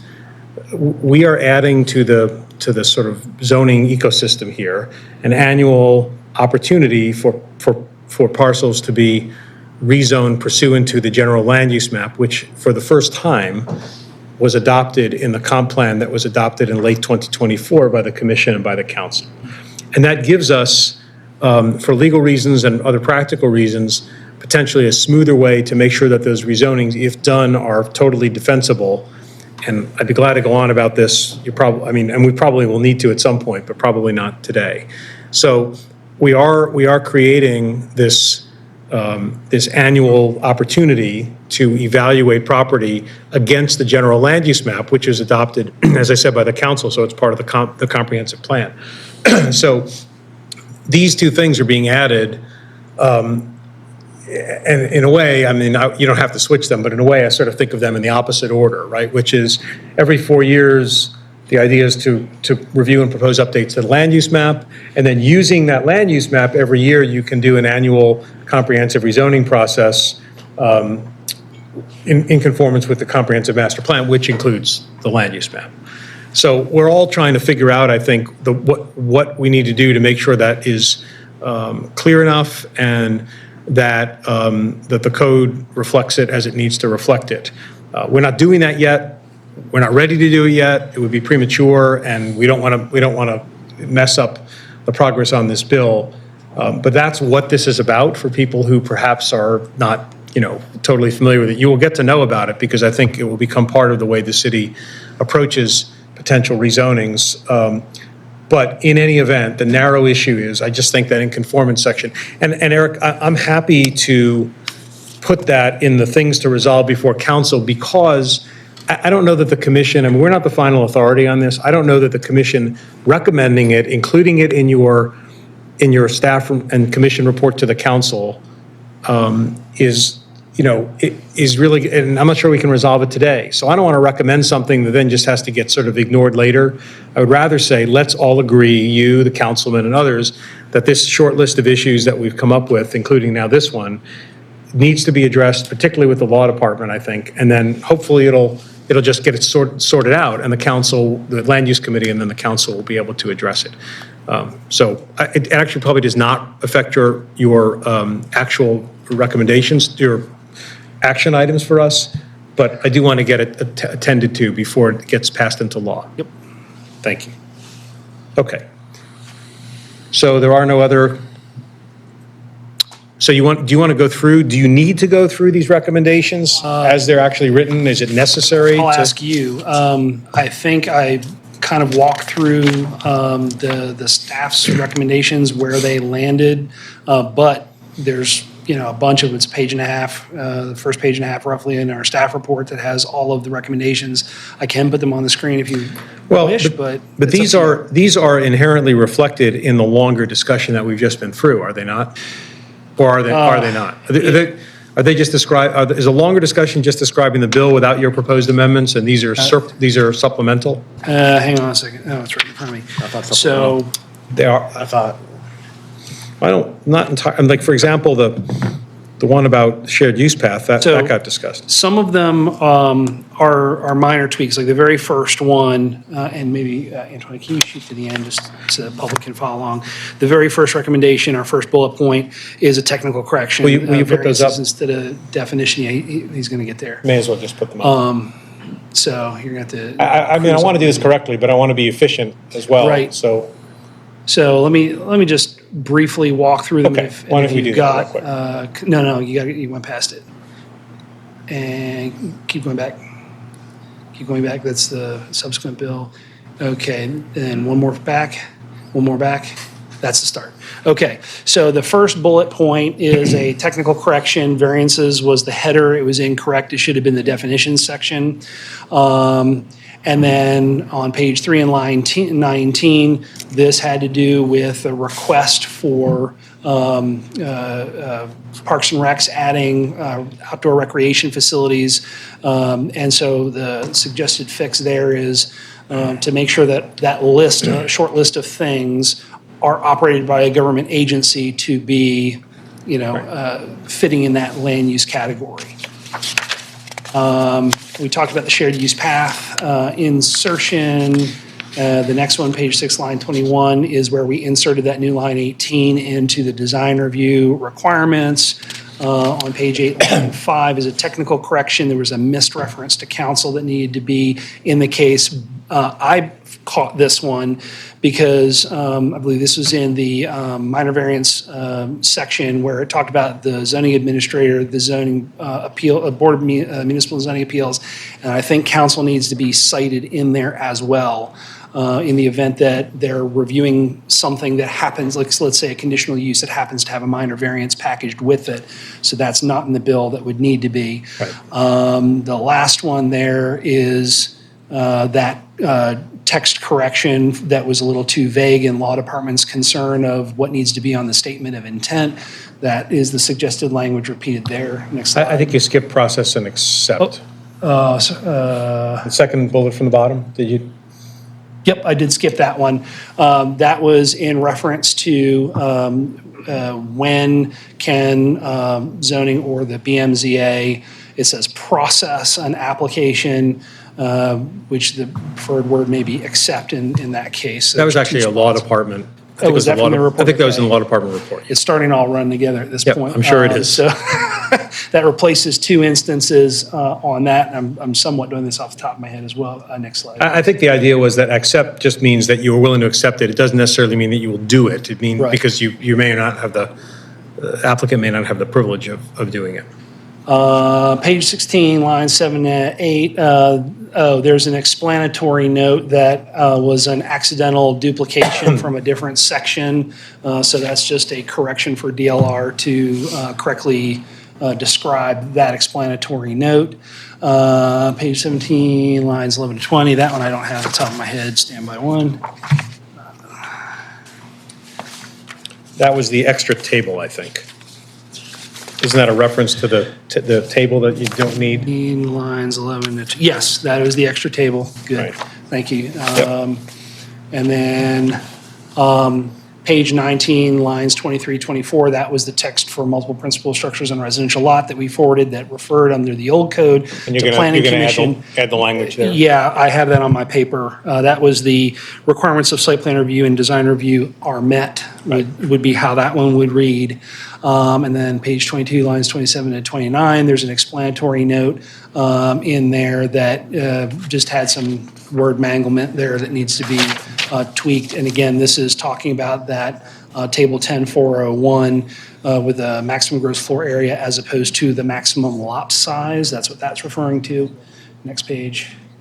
This will be the last 2 bullet points. So on page 23, lines 10, 11, that was the IMU1, adding the P for permitted for the accessory live entertainment. I think we solved this one because it's not allowed in neighborhood commercial establishments. I think that addressed the one concern we mentioned, but that's that one. And then the last one, page 24, in table 12-301.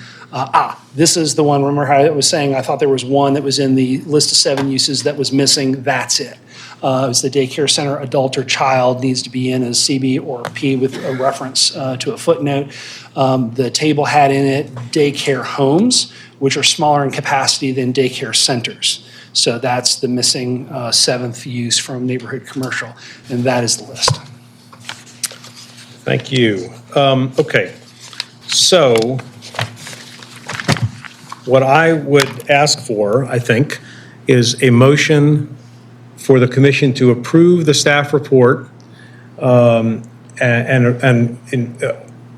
in favor of the bill itself with the amendments that Mr. Tiso has proposed here to be forwarded to the council's land use committee for its consideration, which is pretty straightforward, I think, subject to the inclusion also in, this is more just sort of direction, inclusion of 4 items that are on my list, which would, which we would like you to work out with the law and others between now and the council. And if you have them in front I of do. you. Yeah, please. The 4 that I have on my list are the endeavor to language, meaning the shall do it every year, shall do it every 4 years versus something softer than that, finding something that might satisfy both concerns.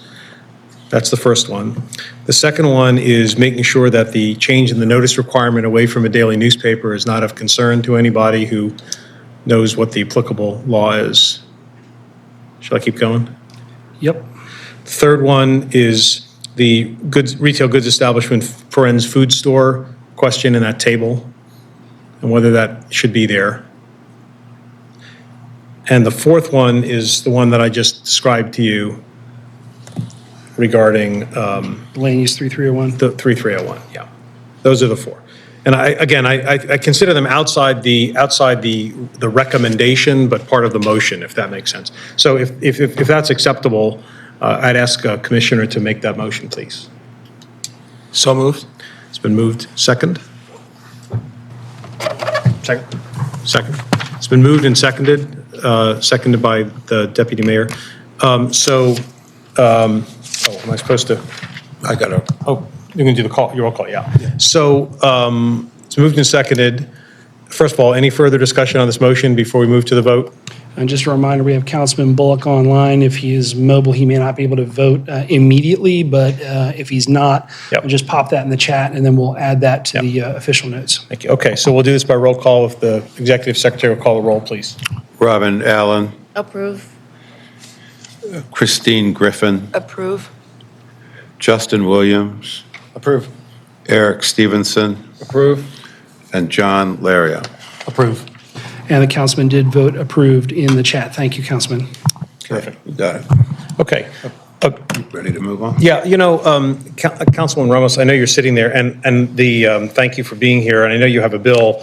I was trying to decide, frankly, whether the next bill, which is much more like the former bill, which is next on the agenda, if no one would mind, if the commission would mind, if we just swap them so that we do Keswick Road, so that you can be heard, and I don't know if others are here for that, and then we can go back to the minor variances bill. Is that okay with everybody? We're past the time, so you're able to call them out of order if you wish. Yeah. So let's do that out of courtesy to the councilwoman, anybody else she might have here. Okay. So, Mr. Executive Secretary, would you call this bill, please? Yes, the next bill is City Council Bill Number 25-0017 of rezoning for 3439 through 3549 Keswick Road, on the odd side only in the 14th Councilmatic District. Brandon Canos will present.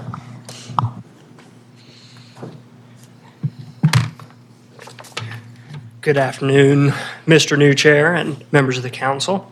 Took my sweet time getting up here so Eric could click through all the slides on the next one. But as introduced, my name is Brandon Canoy, and I'll be the staff member on this agenda item for the rezoning of the odd side of the part of the 3400 and most of the 3500 block of Keswick Road. The request as written in the council bill is listed up there for everyone to look at and double check. We did just copy and paste it, so hopefully it's the same. There are various owners there. This was requested by Councilmember Odette Ramos, who is here today. and it's located in the North Planning District. And the community planner, Ray Anderson, is also present here. This portion of Keswick Road is directly west of the Johns Hopkins campus, our Homewood campus, and it is generally located between West 35th Street and West 34th Street, kind of there in the center of the block. There are a number of small streets or alley streets or named alleys that kind of create some natural stopping points. The south limit is a church, and the north limit is a row home. And this is just a more realistic satellite view of the area that kind of gives you a little bit more context of the distribution of development in the area. And then this is just looking to the north, give you a little extra context, and this is facing south towards downtown. Under our analysis of this bill, the existing uses in the area generally align with the proposed change to R7 and generally align with the land use plan. This is an area that was damaged by a fairly substantial block fire back in October of last year. We believe that's part of what prompted this to kind of get stuff a little more into compliance. Townhouses, as they are currently constructed, are permitted in the existing zoning district. However, sometimes when your insurance sees that you're built in a commercial district, that can lead to some red flags and cause some slowdowns, hinder reconstruction and that sort of stuff. So we're trying to help folks along with that. The one caveat is there is a church on the south side of this property that is included. We are recommending, as you will see later, that the church be excluded from this proposal, given that churches are often unique structures that don't generally lend themselves to conversion as a single-family use or anything similar. We would recommend that the church maintain its C1 zoning to allow the congregation greater flexibility in any future development they would do, and also to maintain conformance with the existing code. If they changed, then they would be non-conforming with the bulk and area rules for R7. We are classifying this as a comprehensive rezoning, given that it's a decent chunk of the block, as opposed to a spot rezoning or anything of the nature. It is something that was initiated by City Council, and it's based on the common need of a decent number of folks right in the immediate area. Our goal is to hopefully guide future development in the area to be much more of the same. The area is a decent mix of residential and pedestrian-oriented commercial, none of which is necessarily excluded by the change to R7. And the official language of the recommendation and amendment is that the rezoning language exclude all the property owned by First Free ME Church with the primary address of 3439 Keswick Road, just given that it doesn't exactly align with the adopted land use plan like the rest of the residential structures do, and would create nonconformity of the bulk and yard regulations. It would force the congregation, if they ever wanted to do anything, to appear before the BMZA for anything they wanted to do, because their whole lot would be largely considered nonconforming. And I will open it up for questions, comments, concerns, or threats from the board. Thank you, Mr. Conoy. Sorry. Thank you, Mr. Conoy. I think what I propose to do is to hear from the councilwoman. So we just get all the issues on the table. My one factual question for you is, I know that area well, and I can't remember, are the properties still burned are they vacant and burned out, or I just don't recall what exactly is going on in that block. And Councilwoman could certainly answer that, I think. So. Yes, I will cede to the expert. Thank you. Councilwoman Ramos, thank you, and I'm sorry for making you wait till now, but the last bill was No, lengthy. that's fine. I'm no longer on the land use committee, so I'm actually learning. So, and I would rather know what I'm voting for when I actually have to vote. So I appreciate this. Thank you, Mr. Chair, members of the committee. Welcome, Mr. Chair. This bill is important, as the planning department mentioned. Somehow, for some reason, this row of houses that's been houses for over 100 and some odd years was never changed. Somehow got zoned commercial, and it was never changed in all of the various iterations of.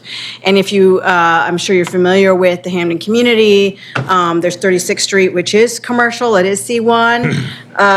But then Keswick Road, there are some commercial properties there, but where the houses are in every other part of Keswick Road and any other roads that are around it are all R7. So this is designed to try to make it consistent, that those two blocks, and it's literally only on one side of the street. The other side of the street is all R7.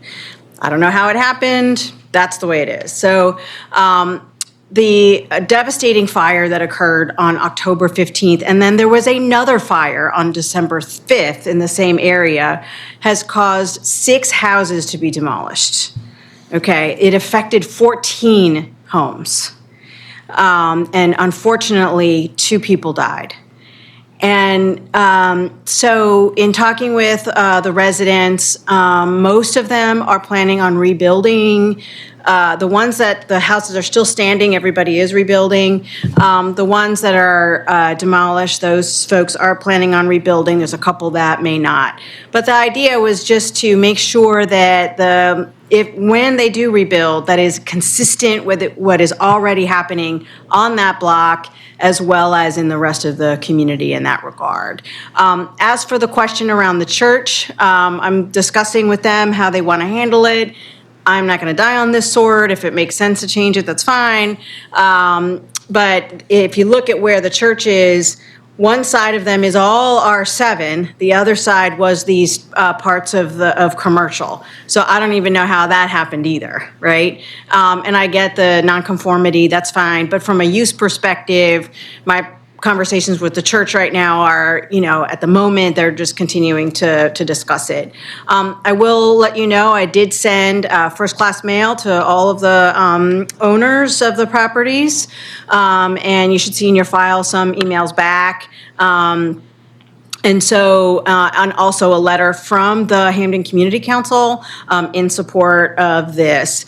And then in terms of the whole thing around comprehensive rezoning, we ended up, this question came up on another bill that came before you last year regarding Darby and Elm Avenue, where the houses were all non-conforming, so we made them conforming.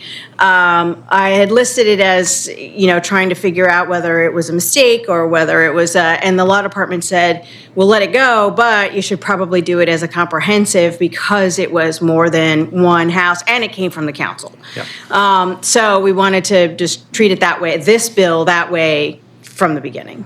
Yeah, understood. Okay. Thank you. Are there questions for the councilwoman or for staff? I have a few. Yeah, go ahead, please. Hi. Good afternoon, Councilwoman. Brandon, you stated before about the church being non-conforming, Yes. but I live in an R8 neighborhood that has tons of churches, and my understanding is that churches are allowed as a conditional use just the same in R7. So They're permitted, actually. Elaborate? Everywhere. Yeah, so could you elaborate on that? Yes, they're permitted by right, but depending on which zone they are in, different bulk and yard regulations apply. Currently in C1, there are no parking regulations, no front or side yard regulations for uses other than residential or commercial things like this. A church is obviously a special case. If a house of worship is in R7 zoning, then it requires a minimum front yard of 10 feet and a minimum side yard of 15 feet and requires off-street parking. So all 3 of those factors would individually be non-conforming factors on the property, which they would have to contend with. May not be a substantial issue, but it would add a procedural step anytime they wanted to do something, which we think is unnecessary. Thank you. You both also said that this rezoning from C1 to R7 would be in line with the goals of the land use map. Could you say specifically how they agree with each other? Yes. Or maybe. May I just say on this point, I just asked, for the same reason, Mr. Stevenson, I just asked the staff to put up, and I think we're going to get in the habit of doing this, put up the code map with the land use map overlay on it, because I think that will help the staff answer the question and also give you sort of a visual. So please go ahead, but soon enough, we'll have the code map with the overlay. The adopted land use map calls for this area to be classified as medium-density residential. R7 handles that classification fairly well. It's the larger bucket, or R7 is the smaller that fits in the larger bucket of medium-density residential. The same residential uses are allowed in both R7 and C1, so we find it to be a relatively linear change. I guess my point was that because the same residential uses are allowed in R7 and C1, I'm not seeing that as a justification for the change. So since this area is all classified on the land use map, which is obviously not zoning, it is the same designation as the other residential in the area. So right now, we've got two different zoning districts in one land use area on the map. So we're trying to get more of those to align more neatly. They're never going to fit perfectly, but we're just trying to get them closer, because all the other high-density residential that's proposed with the adopted land use map is this R7, at least in this immediate area. It's not the same exactly everywhere, but for this area, we're trying to get it lined up. Okay, great. And it might have been you, Councilwoman, that mentioned, or maybe it was you that mentioned challenges that homeowners might be having trying to rebuild because of the zoning. Could you elaborate on that? So it's something that we haven't necessarily seen, but it's more we're trying to front load, get ahead of the issue. Baltimore is unique in allowing so many of these residential uses in commercial and residential areas. Many municipalities have Euclidean zoning, which would explicitly prohibit residential uses like townhomes in commercial districts. So if you have a big lender who just looks and says, oh, you're zoning C1, we're not going to back a mortgage, or we're not going to back insurance on it. While that could be clarified through back and forth with us or the insurance company through zoning verification letters, like Mr. Tiso mentioned during the last item, this is something that backstops that and stops that from being necessary, because then if you have a large lender that sees you're in a residential zone, they're not going to bat an eye when you try and pull a loan to rebuild or pull an insurance claim. All right. Thank you. This will be my last question. In regard to the equity analysis,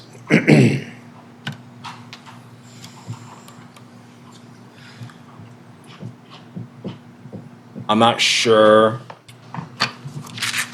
that what's provided in the staff report, to me, addresses equity.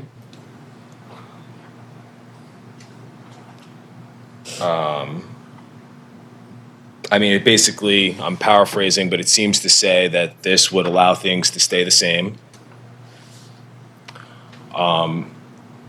Isn't there another analysis through an equity lens that might point to the benefit of having more housing or more density in one of our strongest neighborhoods in terms of opportunity?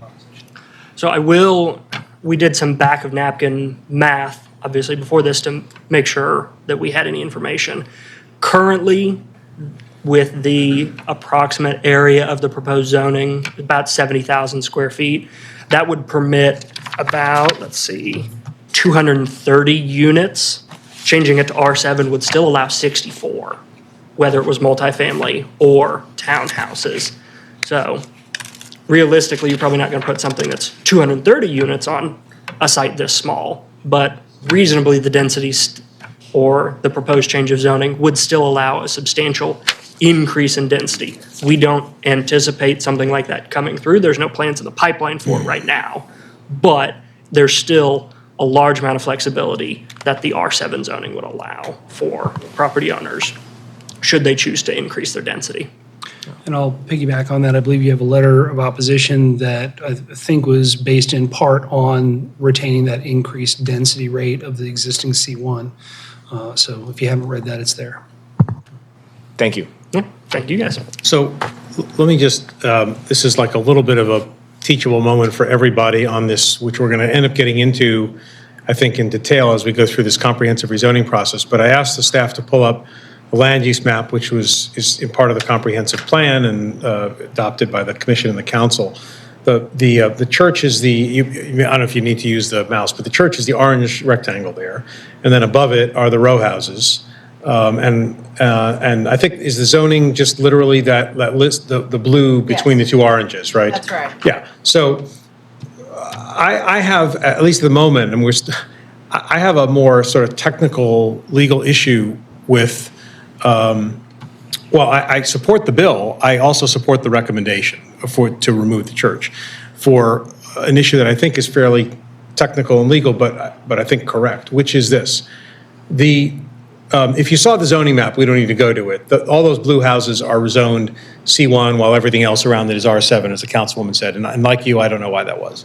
But the land use map called for that to be residential higher density, which is the dark color of blue. So to me, that supports readily a rezoning to R7, and it's also the existing use. It's fine to have a discussion about whether, wouldn't it be better to have more mixed use, more multifamily, more density on Keswick Road in the neighborhood, et cetera. But at the moment, we have this higher density residential R7 that's proposed there. Alternatively, the church, probably because it's a church, was painted a mixed use category there. And there are, as people, and again, the audience may not be aware of this, but the way the land use, and I've learned this myself fairly recently, but the way the master plan, the comp plan works is that you have broad land use categories within which you have zoning districts. So you have fewer land use categories and more zoning districts because there are multiple zoning districts within each category. And the mixed-use district includes C1, predominantly pedestrian-oriented commercial. So to me, if you're just looking at this from the perspective of the plan and the way we're required, I think, to do this, the houses really do want to be and need to be residential higher density, which supports an R7 rezoning.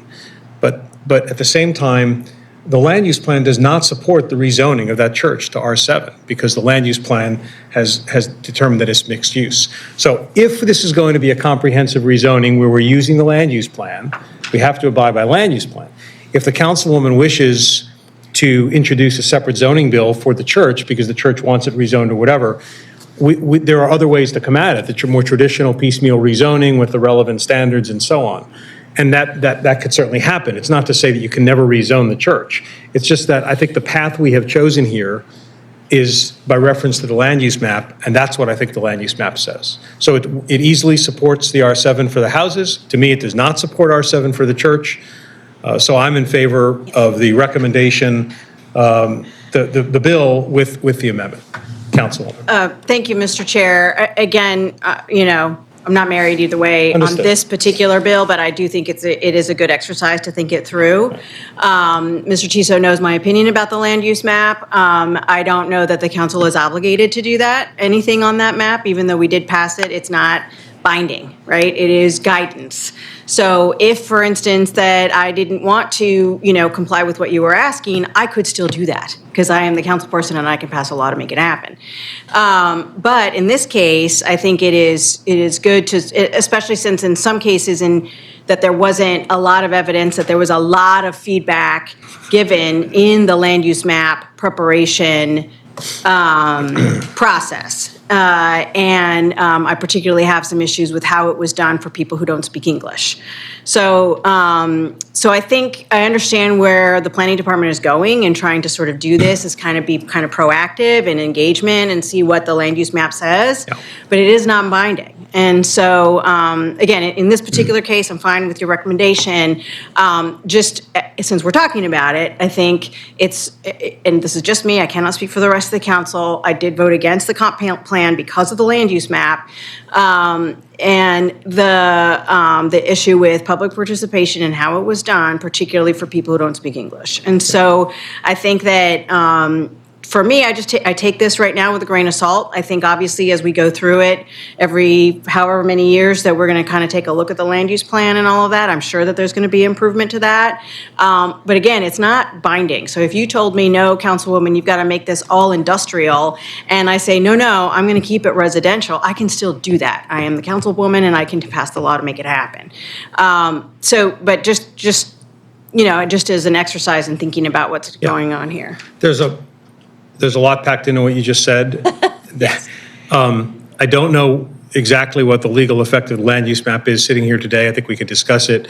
But I want to point out, and I did this at my confirmation hearing because I described this, that we were going to have this new approach to rezoning, and I saw council members sort of, stiffen up to what does that mean? But the one thing I think that folks have to realize, and it's important to say for the record, is this is another approach to rezoning in addition to the approaches to rezoning that we have had practically forever. And I don't necessarily. So all I'm saying is that this is not the only path. So you have available to you all the pre-existing paths to introduce a standalone bill, et cetera. And the other thing I would say clearly, is the council certainly can do it at once. It doesn't mean that it can't be challenged, et cetera, but obviously the council can do it at once, and we hope that it will take recommendations from the Planning Commission, but the council usually, but not always, agrees with the Planning Commission, and that's the way it is. So I'm just trying to tease out here this evolving sort of ecosystem of zoning with this new option that we have available to us. Again, not because it in any way replaces any of the rights that the city or the council had previously, but it's really just another pathway. So Sure. just to. Sure. And Mr. Chair, can I address the Vice Chair's question about the issue around density? And I understand where everybody's coming from on that. But because we haven't had a discussion about it with the community, I can't in good conscience, leave the zoning like that with 6 houses that have been demolished that, if, something happens to it that the residents don't want the lots, would end up being a massive change to the community. I just can't have that. So if that ends up happening and we have a comprehensive, discussion around it, there's some other things that are going to be happening in that area that I'm going to agree with. But in this particular case, we have not had that discussion. And because it's been residential that entire time, it's very important to make sure that it's consistent with the rest of the neighborhood. I don't think, or I think that some people would disagree with characterizing construction under the current zoning as a change, but I understand your sentiment. I think it's a change from the use, just because I understand where you're coming from as well. And I absolutely favor more housing. I just think that because of where we are. To the point that you stated that there hasn't been a discussion. Right. Wouldn't that be an argument for inaction as opposed to taking the action we're taking now? Only because, if everything else was zoned commercial or everything else was zoned R10 or, that's a different thing. In this case, everything else is zoned R7, and this is making it just consistent with that.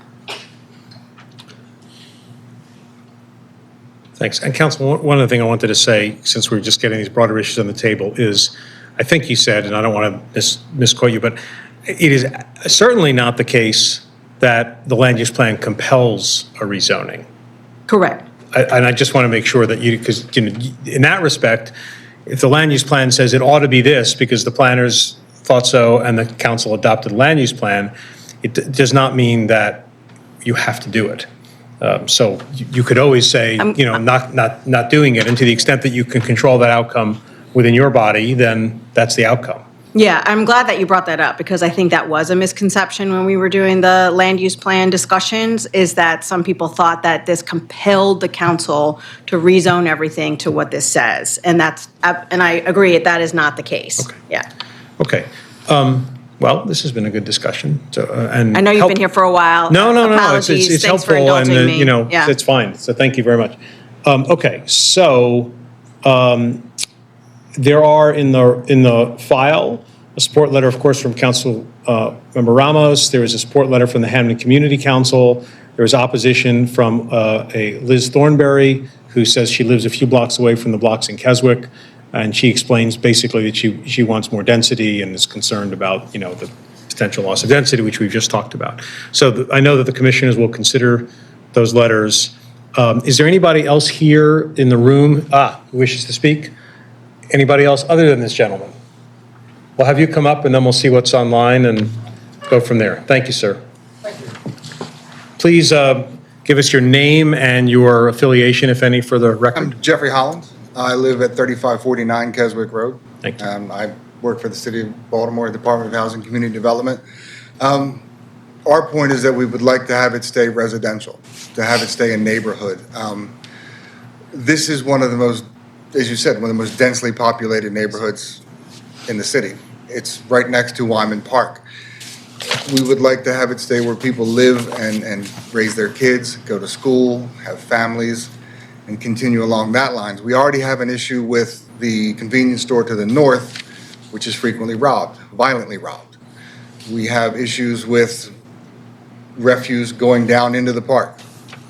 And we would like to make sure that we can keep Wyman Park what it is and keep it nice and safe and a family place where people can continue to live the way we have. And when those houses went up, it broke our hearts. We lost friends.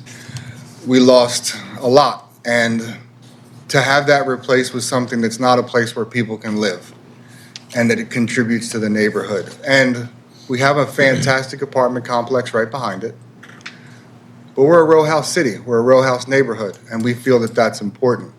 I do believe there's some folks online as well. And it's hard for me to get it all, because I had to run up and down the stairs a couple of times to get it here for you, but we don't want to see it become a convenience store or a building that's out of context with the neighborhood.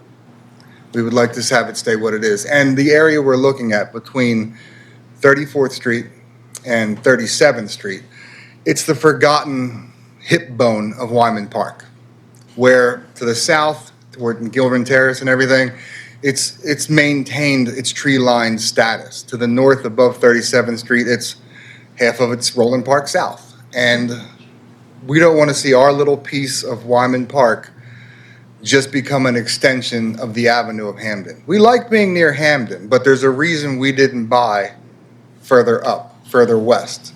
There's a reason we live here, and it's because it's Wyman Park. We have the park. It's solace.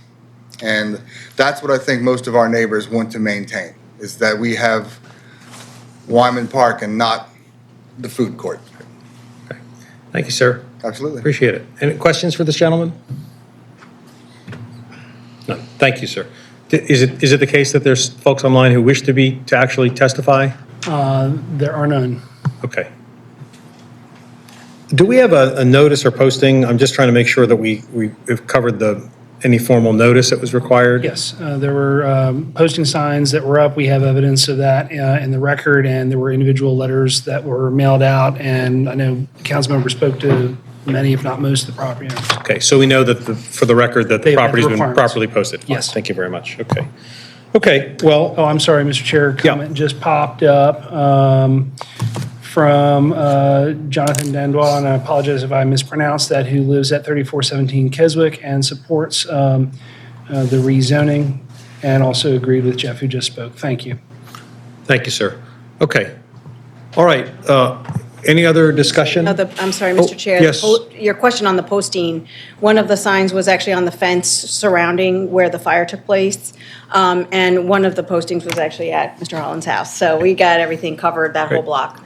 Thank you. I'm just checking the boxes on that. Of course, Thank no you very problem. much. Okay. Anything else on this? If not, I'll. I mean, I guess Yes. chiming in what Vice Chair was saying, thinking about the same thing with the equity analysis, and I recognize the politics and the community's desires, but sort of like, that's politics, but then thinking about it as the planning commission side and how we think about equity, it's like thinking this is a neighborhood opportunity and we do want to have more housing in these areas, and it's probably a bigger issue to sort through, but I guess something to think through before we kind of blanketly sort of go with what the community wants. It's like, there's more people who would be living here who don't live here now, who could, and thinking about even like Los Angeles fires, it prompts a conversation about how do we rebuild, and also the people who don't want to rebuild, they might be better off if they want to sell their property and allowing for development, and it's complicated, but I think that's part of the reason that we hash things out. And also the other issue to think through as a learning thing is the comprehensive comprehensive rezoning definition. So I think it has something to the effect of the product of study of the planning department or planning staff or planning commission. So something to think through as we do more of these, like make sure we're tightened up. I don't think this would be controversial. It sounds like the community supports. So. Mr. Chair, I would support that because I think there's a lot of confusion when we talk about comprehensive rezoning. So having the discussion you all had earlier about that, I think relative to the previous bill, I think is relevant. So because I could have easily said this is just a mistake from, as opposed to a comprehensive rezoning, thinking through what's really, happening for the future. So that just. Yeah, thank you. That makes sense. Okay, so is there a motion to be made from a Just a commissioner? couple more comments, because I'm struggling with this one a bit. And, I will concede that the land use map supports the R7, although I'll point out the kind of relativity of density, right? Because that says higher density. And I guess compared to Roland Park, this is higher density. Compared to some of our R8 neighborhoods, the setbacks and the porches, make it feel like suburban practically. So that's all relative. It just, a lot of the explanation and justification, which I'm sympathetic to as a neighborhood person, but it sounds a lot like, the way that we used 1 acre lot minimums to keep people out of communities, like the idea that we should keep things the same and preserve the status quo in the name of equity is challenging for me. So I'm still wavering a little bit on this one, but I just wanted to share that. Okay, Motion, I guess, move to accept staff recommendation. Move to accept staff recommendation and the amendment. which is the removal of the church from the R7, leaving it C1. Okay, the motion's been made. It's basically consistent with the staff report and the findings in the staff report. Is there a second? Second. It's been moved and seconded. Before we vote, Mr. Secretary, what's the quorum that we need for a rezoning? We need, in my view is that we need 6 votes. Councilman Bullock's on And Councilman Bullock is online. There's a longer history of about needing a full 6 votes in favor or not, but we think we clarified we don't need 6 in one way or the other. So I feel comfortable proceeding, even if it's not a full 6, especially for comprehensive rezone. Okay, so let's move on to the vote. If there's nothing else, will you take the roll, Mr. Executive Secretary, please? Robin Allen. Approve. I'll wait for Eric to look for John Bullock. Christine Griffin. Approve. Justin Williams. Approve. Eric Stevenson. Opposed. John Laria. Approve. And the councilman votes approved. Okay, 5-1, the motion carries, and we'll move on to the next item. Thank you, Councilman. Thank you all. Thank you very much. Okay. Well, Read it in. sorry. Let me read it in. Yeah, please. The next item on the agenda is City Council Bill number 25-0016, to the zoning code, minor variances for the zoning code modifications to the zoning code citywide. Justin Walker will present.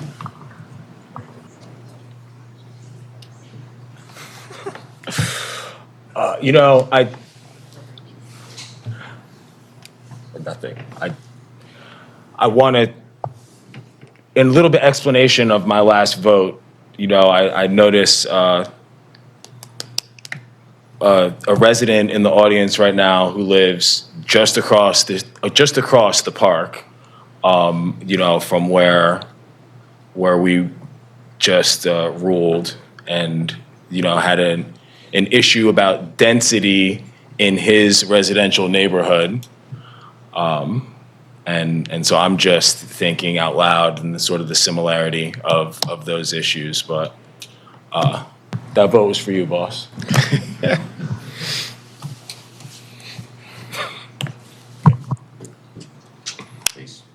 All right. Good afternoon, everyone. Again, my name's Justin Walker from DOP. Pleasure to meet all of the new members. So today I'll be addressing Council Bill 25-006, which involves minor variances, and it will expand the scope of what is to be considered a minor variance. Just a bit of a background on the bill here. It was introduced from the perceived concern that homeowners were facing a long and strenuous process of going through a full BMZA hearing in order to make what was viewed as rather minor changes to their property. So a similar bill was introduced last session, which did not make it out of committee. That bill was a bit more liberal, providing changes from 10% to 25%. To go through the effects of the current bill, which the text is on the screen, there's only a few changes. So you can see in line 11 that what is considered a minor variance, which, just for some background on that, that can be approved by the zoning administrator. It does not have to go before a full BMZA hearing. So it would increase what is considered a minor variance for lot width from 10% to 15%. For yards, it would, formerly the standard was either 10% or 2 feet, whichever is smaller.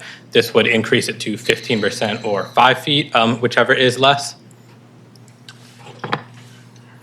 And I will make one note about line 18, which is on the screen now, the final line. We will recommend an amendment to strike the word "and" in that line, as it's no longer at the end of the list. Because as we move on here, we see that the next change proposed in this bill would be to increase the variance again from 10 to 15% concerning non-conforming structures that have been in existence for at least 50 years. So 5% more added there. And the final change that this bill would make would be the addition, lines 20 and 29 there, that a variance to the bulk and yard regulations of a single-family dwelling in a residential district would be considered under the minor variance standards. So again, just to summarize the effects, going from 10 to 15% for lot width of required yards and setbacks. And one important point that I do want to mention is for minor variances, regardless of 10% or 15%, posting is required. Currently, the posting period is 10 days, as Mr. Tisa mentioned earlier. Council Bill 006 would extend that to 21 days. But for minor variances, if the zoning administrator does receive a written objection, then that will trigger a full BMZA hearing and have to go through the regular public process involved with those hearings. So with that, staff does recommend approval of the bill with the amendment that strikes, again, the word "and" in line 18. And that's all for me. If there's any questions or concerns. First of all, There is in the record, in the site available both to the public and the commissioners, a letter of opposition from Joan Floyd, objecting to the reclassification. The rationale I'll leave to her. You can look at the letter at your convenience, and please, of course, consider it in your consideration of the bill. Let me just ask, and we can do this, and we'll see what order we can do this in. Is there anybody here who wishes to testify on this bill? Okay, just a moment, please. Anybody else? Is there anybody online who is signed in to register to testify? I don't see any hands now, but folks, if you intend to participate, go ahead and raise the hand now if you wish. I think we'll hear from this gentleman, and then we'll just sort of have the discussion once all it's there. You want to testify as well? Okay. Well, let's start with this gentleman, please. Come on up.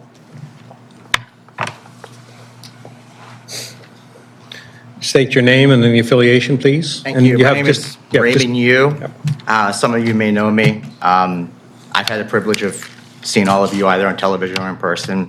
I've watched your confirmation hearing, new commissioner head, and I'm very happy. I have a new appreciation for the art of zoning, and I stumbled into it, and I see now that it is it's no easy task. So.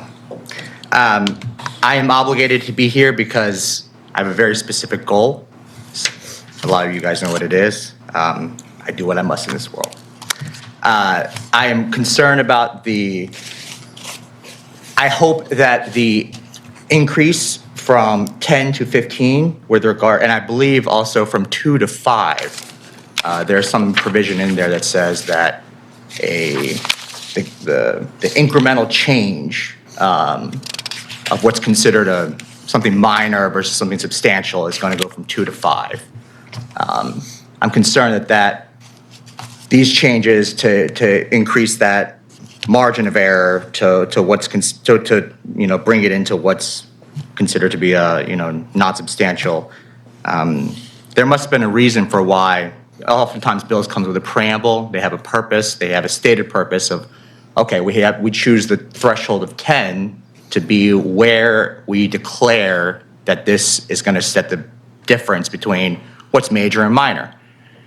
The last time I was here, I was talking about a bill where that precise change was a 10% change, and that made the difference between what was major and minor.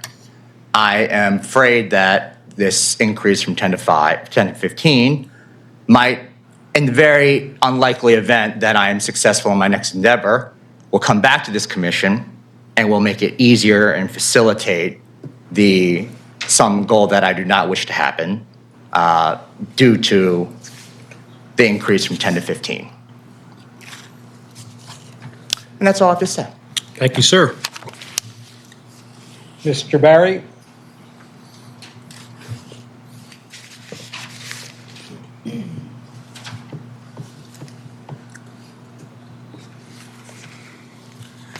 Good evening. Al Barry, I'm here with the Duron Paint Company. No, We could use some comedic relief. Thank you, Mr. Barry.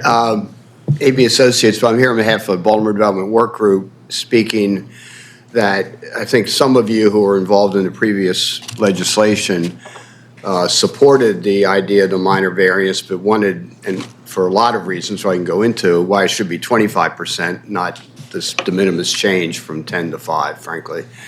There's a larger issue that some of you may know is that since Transform Baltimore was enacted, I'm not aware of any minor variances. There may be more that I'm not aware of that have been done by the zoning administrator because he just sends everything to the zoning board. So even though the provision was there, whether it was 10% or 2 feet, never went.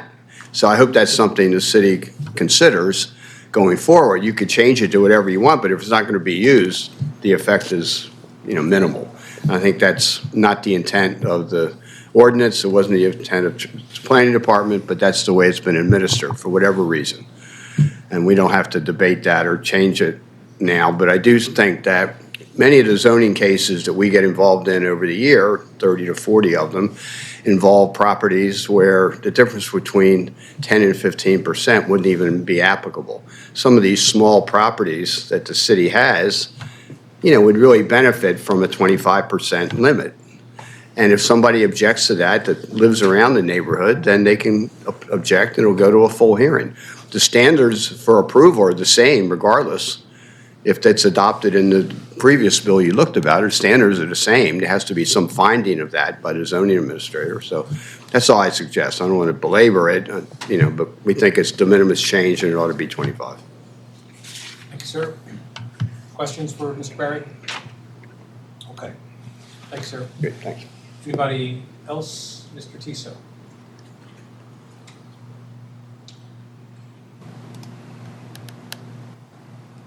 Refreshed and no hands are up. Okay. So let's hear from the commission. Questions of staff, discussion on the issue itself. I have a question for Mr. Tiso. Yep. In the previous zoning changes, we talked about changing the posting from 10 to 21 days. Does Yes. that apply to this as well? Yes, that would exactly apply. Okay. So provided that that is adopted by council, then it would extend to 21 days to match major variance posting requirements. But as Mr. Berry pointed out, there haven't been any to yet, though there is a plan afoot to get that going.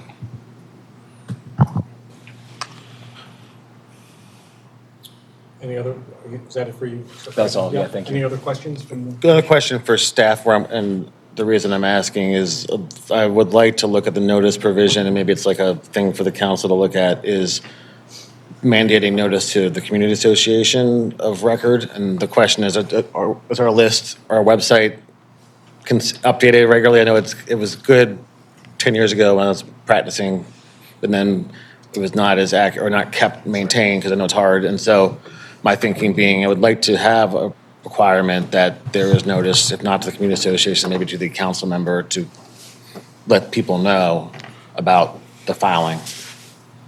I can take that. So we overhauled the Community Association Directory 3 years ago. We were, I think, concerned about sort of ghost organizations and organizations that may not really represent their community. Yeah.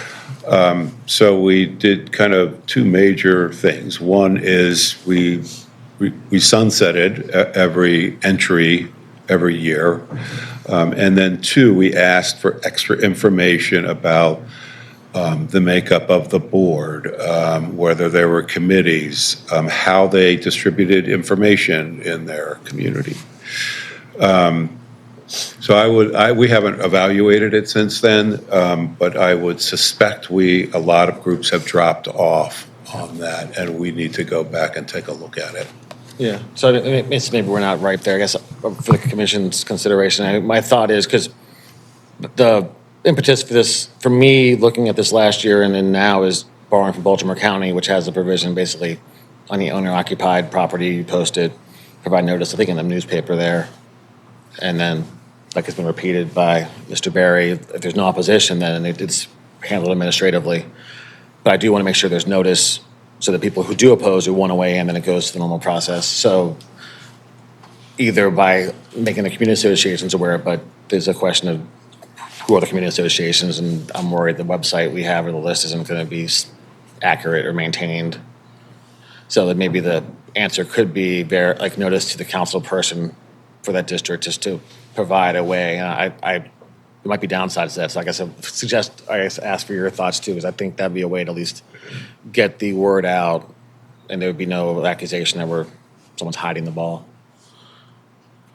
Okay. So I don't know if you have thought. I mean, so that's my off the top of the head thought, but I don't feel very strongly about it. But the general gist is we want to make sure that word is out about a minor variance request.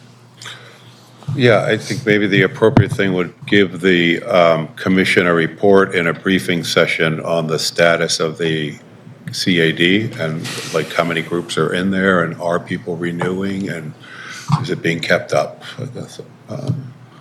And I believe we could notify council person Yes, now. do you object or do you have concern? I can't think of anything, but I'm open to being wrong. It's thinking like to mandate the council person who represents the property at issue get notice by whatever method makes sense? Yeah, I was looking at the back of the room because Chad was here earlier. I'd want to get his opinion for our community planners. My information is a little bit old, but I do know there were at least a couple of community groups that positively removed themselves because spam bots were scraping the list, right? So my staff defers to the wisdom of the community planners because they actually know their people. Plus, we also have the Gov Delivery Service, which is at almost 17,500 unique email addresses for at least notices of this meeting. So I don't know if we would have a new category that could be added there. I'm just thinking off the top of my head, but I'd want to look into it to make sure that we're not adding something that's onerous or adding something that can't easily be met. So I guess I propose, well, maybe as like a staff not codified, but recommend to the council that they consider, I'm sure they would like to have notice to themselves, to the council members. We can add that on the cover sheet as a concern from the commission, certainly. If the rest of the commissioners agree. Commissioner Allen, you have your microphone on. No, just so I wouldn't forget. No questions. Gotcha. Thank you. Sorry. Other questions? So I'm very concerned about the community association notification process because I'm afraid it's just not reliable, and I'm not sure what the return on that particular investment is. I actually think, Deputy Mayor, your suggestion of ensuring the council members know, and then the council members who typically are keeping track of that as well, would know, and they would know who was in the area and who the leaders were, et cetera.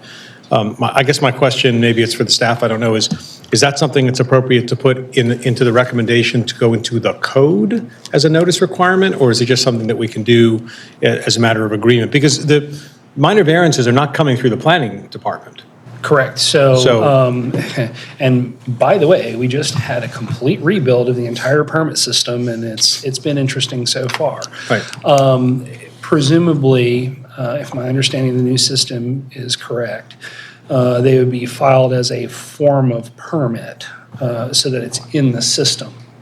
I suspect that there would need to be some form of referral process. And I don't know whether that would be in the permit system or outside of that to make sure that these notice things happen.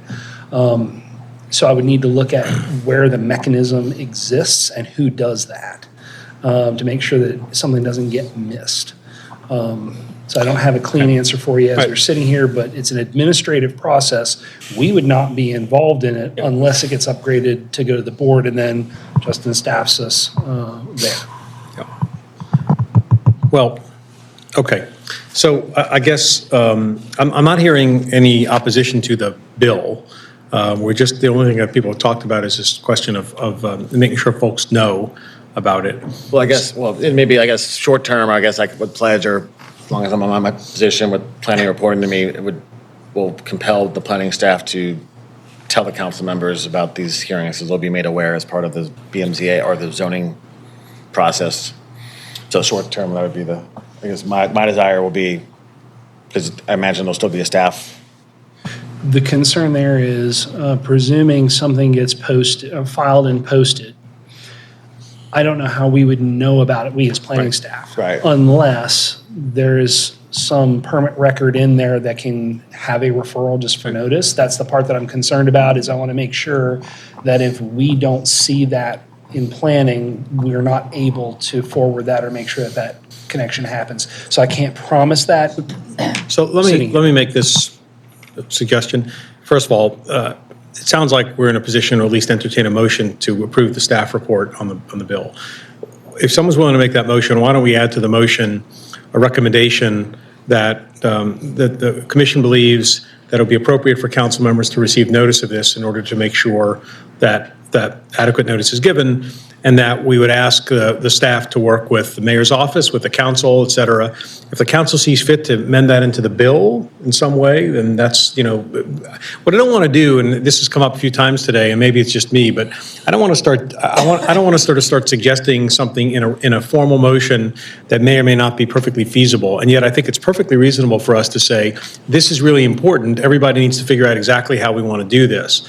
So what I think would be helpful would be a motion to approve, and then an appropriate, sort of follow-up item where people could do it, because it wouldn't make any sense for us to say the planning department shall if the planning department can't, right? Yeah. So let's not go down those kinds of paths. Think about it further. I mean, I'll rescind the recommendation. I'll just do that. I will endeavor to do the recommendation without putting it. I think it's fine, but I think it's also perfectly fine to put it, if the commission approves it, I think it's perfectly fine to put it in the writing in our recommendation. It's just not a bill amendment. Have we gotten any comments from our colleagues at BMZA on this matter? As I look at the back of the room.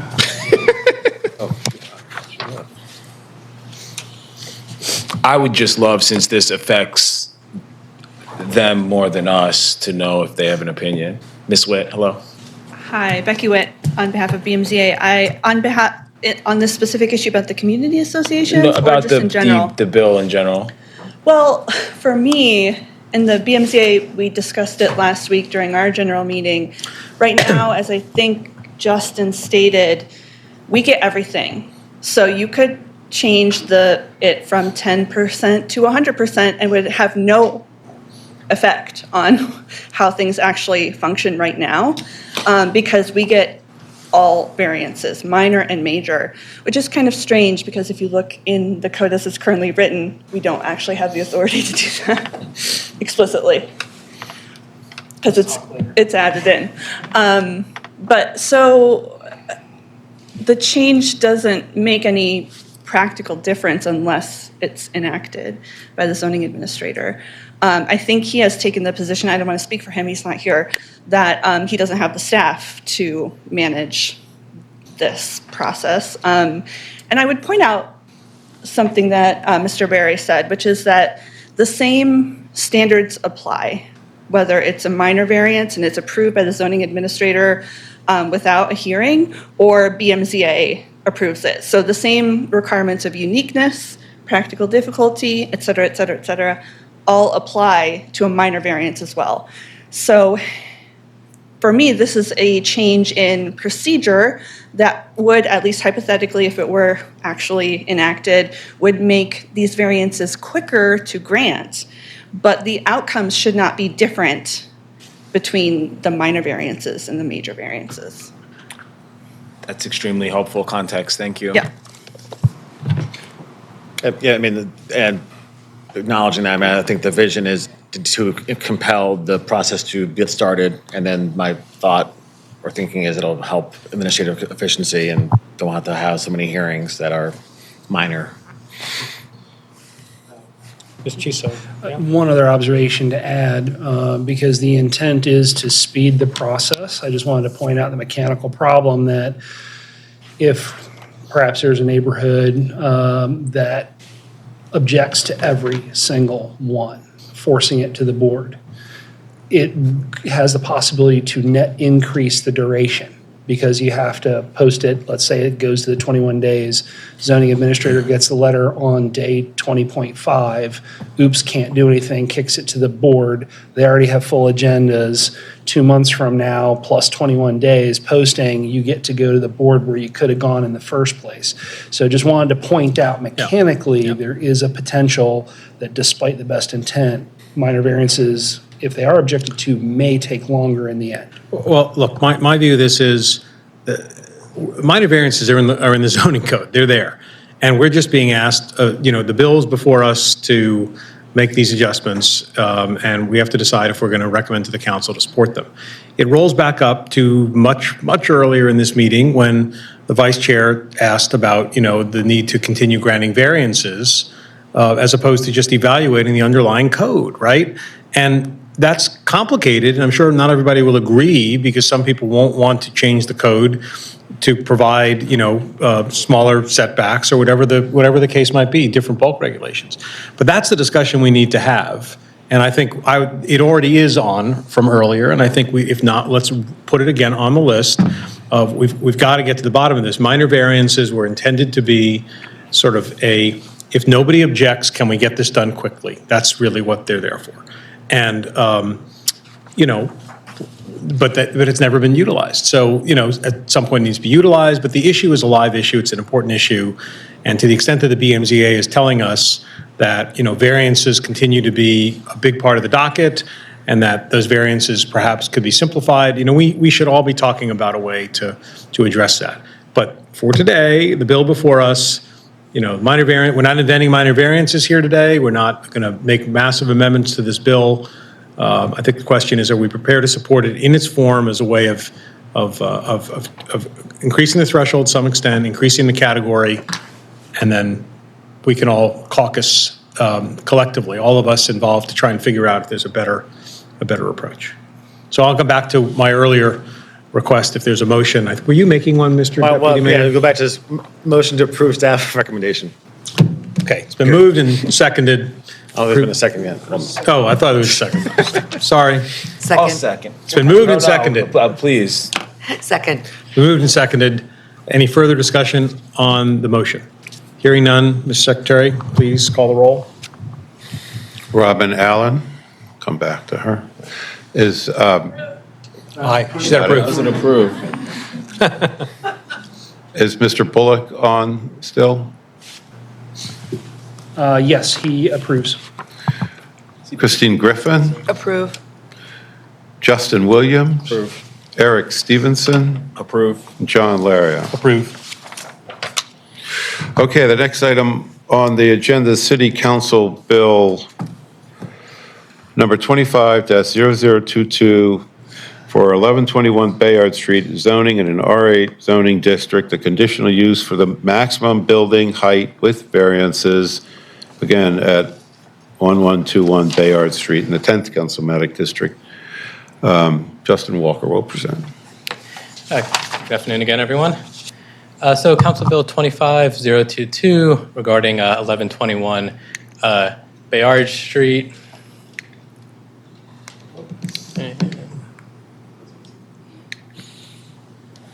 Is that the right order? Because we got to go back because we went out of order. I like that last slide, though. This was originally last. Was number 9 is not added to this was last.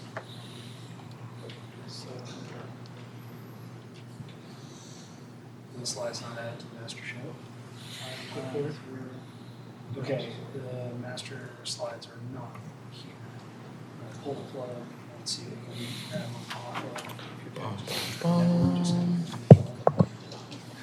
One moment, the slides were not added to the main show. I apologize. Give us a moment.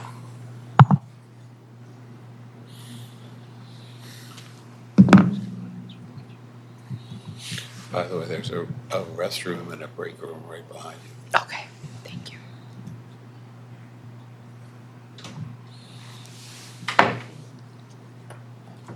These zoning changes have been so engaging, I forgot that we still have the CIP to do. So much fun. Just sent it to Sarah apologizing for blowing the time on this one.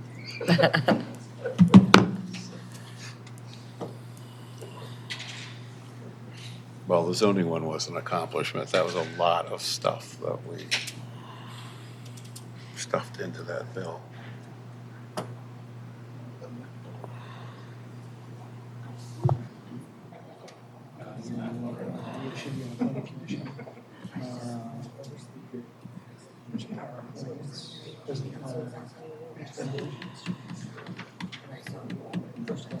Are you going to do that? Yeah.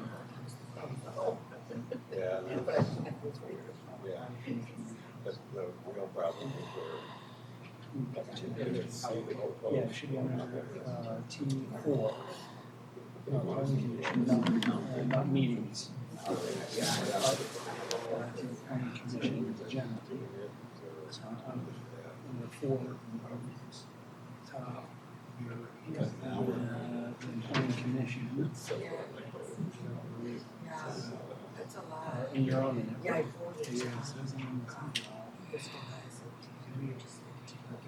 Because this computer it's been there for years, so see if we can connect to this one. backstory is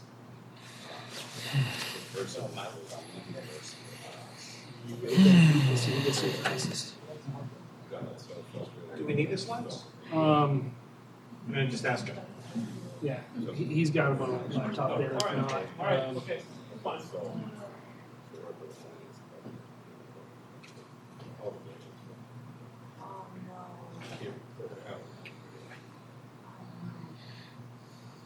so sorry. I was getting lightheaded. I was trying to hear.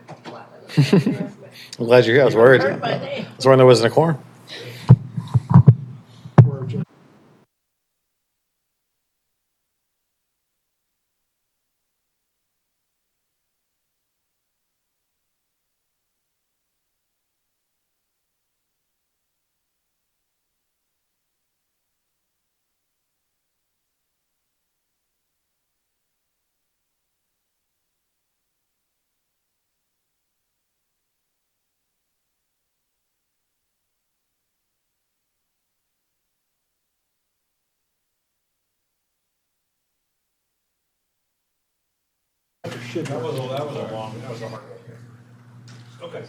All right. Ready? All right. Please. Take two on Council Bill 2025-002. So again, 1121 Bayard Street. This is a request for conditional use to expand the height as well as some variances to reconstruct a in-unit row house. It's in the Southwest Partnership, and Nick Shupin is the community planner for that district. So it's outlined here right on the northwest edge of Carroll Park, right by Bayard and Washington Boulevard. On theme with today, this property also has a history of a fire. You may recall from the news in 2022, there was a gas explosion that destroyed two row houses. You can see there, the site has since been cleared, but both properties were destroyed in the gas explosion. And since that time, 1121 and what was 1123 have been consolidated into one lot. That is now just 1121 Bayard Street. So the first request is for a conditional use.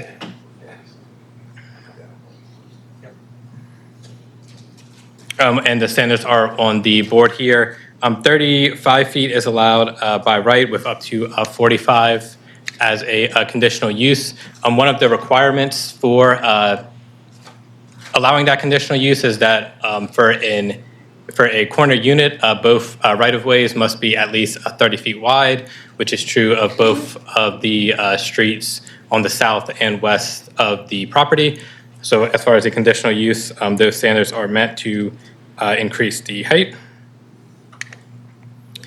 So moving on to the variance approval standards, which involve the lot coverage and the rear yard. The standards are on the screen there. So what is being requested is there is a requirement for a 20-foot setback, but the proposal is, in the rear yard that is, the proposal is for a full lot coverage. So of course the rear yard would not be able to be provided, 20 feet required, 0 proposed, full variance is needed. Also for the lot coverage, there is an 80% maximum lot coverage in the district, and again, it will cover the whole lot, so 100% is proposed.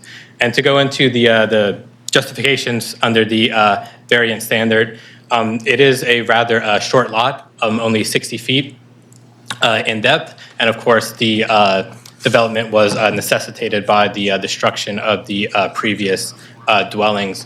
One consideration is that there is no rear alley access as far as providing the required parking is concerned.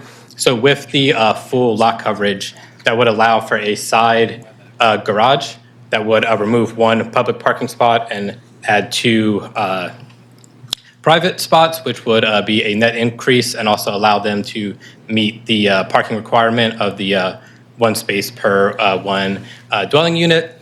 As far as the mass of the structure would not be significantly different than the rest of the neighborhood. It would be it would fit in the neighborhood character. One thing we will also note is that it is very common in the surrounding few blocks for the corner, the pre-existing corner lots to have full coverage of that lot, which just would be consistent with that. Again, these hardships were not self-created. They are the result of the disaster that occurred on the property. And so with that, staff does recommend approval of both the conditional use for the height as well as the variances for the rear yard and lot coverage. And that's all for me if there's any questions. Are there questions for staff? Is there anybody here in the audience, the applicant or otherwise, would like to come up? Yeah.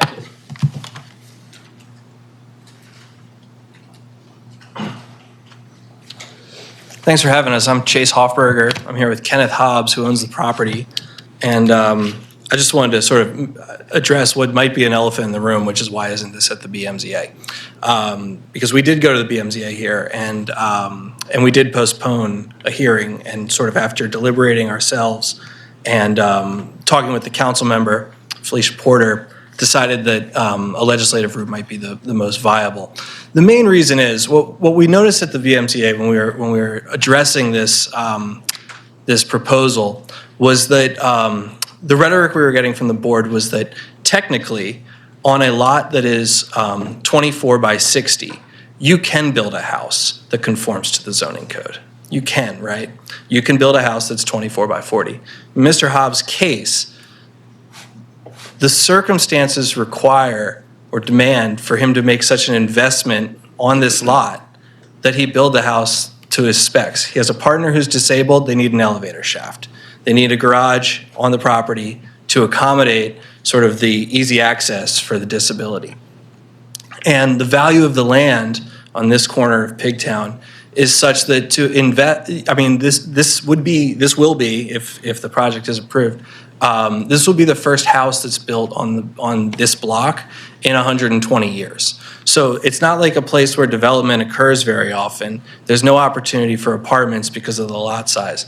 And so just the variances are necessary to allow for the development to occur. Otherwise, the lot remains vacant. And so we just wanted to sort of take it in a route that might allow for more of a public policy consideration than the strict letter of the law. So with that, we're here to answer any questions about that you might have. Thank you. Do you wish to speak, or are you? If you have any questions, I'm happy to Okay. answer. Yep. What's your first name? Kenneth. Thank you. Are there questions for the applicant from the commission? Thank you for addressing that issue head on, because that question related to new construction and the flexibility that would offer was in the back of my mind. I find the ADA accessibility explanation to be extremely compelling. So thank you for that. Great. Others? Questions? Okay. Is there anybody else? Stand by one second. Is there anybody else who wishes to testify? Well, actually, the question, do you have or submit findings or I guess Findings of fact? Yeah, or We any- did submit some to planning staff, and I have a copy if you'd like to read it really fast. Yeah, I don't know if it made its way into our system. We can make sure that gets there and. Is that right? Is that? If you're not seeing them on Wix, did we get that on file? I sent them to you a couple weeks ago. Would you like to summarize for us? What's that? They won't have it, so if you have that for them to look at, or if you want to summarize it, that would be a good idea. Why don't you try and summarize it and see if we can do that? Well, sure. The property is unique because it's the only vacant lot on Bayard Street, and it's damaged by a fire, and so there is. It's unique to every other lot on Bayard Street because it's not a home that was built in 1898 or 1900. The practical difficulty is such that. Let me pull this up. The zoning code exists. Well, I don't want to read it all. Any productive use of the land requires a completely new building. This is a shallow lot at the end of a stretch of blocks with shallow lots. These lots are smaller than any other lots, in fact, on Bayard Street. And so there's sort of a practical difficulty just in terms of putting together a modern home. But the other practical difficulty is that in order to make such an investment, it needs to be worthwhile for the property owner. And considering the personal circumstances of the homeowner, this is not going to be rented out. It's going to be owner occupied. And so there are certain ADA requirements that need to be installed into the structure that require a little bit more space. So considering the cost of the investment and the personal circumstances, we believe that we've met the standard for practical difficulty. Thank you. Is there a motion to accept the staff's recommendation for approval? And we'd also want to incorporate, Mr. Hofberger, that what you just read into the record, into the file. But is there a motion to approve? For the motion, I guess also, were there a plan, a floor plan or plat? Or not, no, there's a plat, but. Yeah, that would have been introduced or included as part of the statement of intent. Again, well, maybe Wix is updating slowly. All I see is the plat map and. There's a statement of intent, but it has no rendering. It has no plans. That's it. I know there's a lot going on. It's okay. I don't think we've seen the development plan.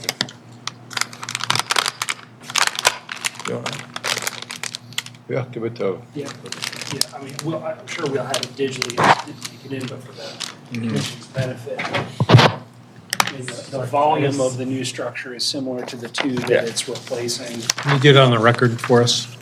Yeah, I mean, I guess, I just wanted to be able to say I've seen it, and I mean, everything makes sense to me, and the findings make sense, especially, I was the conditional use staff findings, I want to make sure that was bolstered, but, yeah, this is fine. Okay. I just want to make sure this is in the record that goes to the city council. Yeah, so for that sure. it gets approved. Okay, again, I don't think we had the motion because Justin keeps interrupting himself. I was so moved. Move to staff. Is there a second? Second. Is there any further discussion? Okay, if you call the roll, Mr. Secretary. Robin Allen, Approved. John Bullock, Approves? Christine Griffin, Approve. Justin Williams. Approve. Eric Stevenson. Approve. And John Laria. Approved. The final item on tonight's agenda is Thank you. Thank you, guys. Thank you, the folks. Appreciate it. Planning Sorry Commi- for making you wait. Sorry.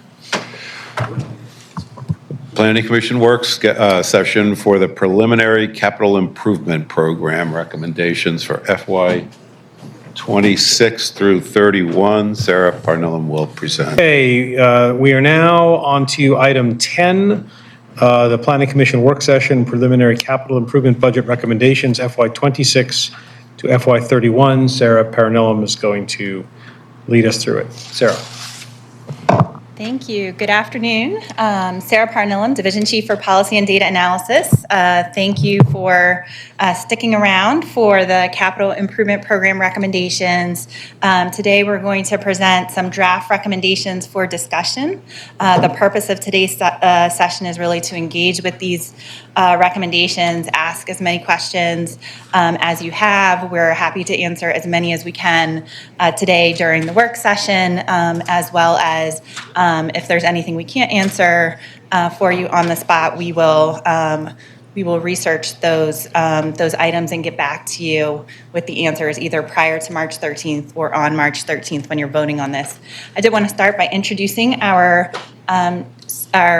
new CIP team. We have two new members of our team, Shakia Word and Nelson Vasconcelos. Thank you. Still working on that. So they're going to be taking notes and helping answer questions as we go through this. I'm going to start with a presentation that provides some context for the recommendations and some summaries of the recommendations, and then we're going to go through the recommendations agency by agency. And so you have a variety of materials on the Wix site that you can use to follow along, including the presentation that I'm using, as well as a paper copy, the big 11 by 17 that has all of the recommendations. And I apologize, even at 11 by 17, that it's a little hard to read, but hopefully it's legible. So, let's see here. So just to start, for context, the capital improvement program by city charter, the Planning Commission must annually submit a recommendation for the 6-year capital improvement program to the Board of Estimates.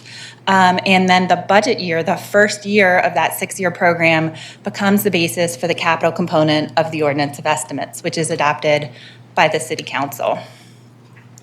The BOE policy lays out kind of what a capital improvement is and is not. And so you can see that a capital improvement is a physical betterment or improvement, and any preliminary studies relative to that improvement. It does not include items costing less than $50,000, vehicular equipment, repairs or maintenance costing less than $100,000, or emergency in nature, and salaries other than those which are capitalized as part of the project. Here's a list of the participating agencies. We're going to go through recommendations for each of these agencies through today's work session. And you'll notice that General Services really serves as a property manager on behalf of many agencies that don't participate directly in the capital improvement program. So just wanted to provide a little bit of information about the process before we get into recommendations. This is the process that we go through. It takes almost a full year to prepare recommendations for the following year.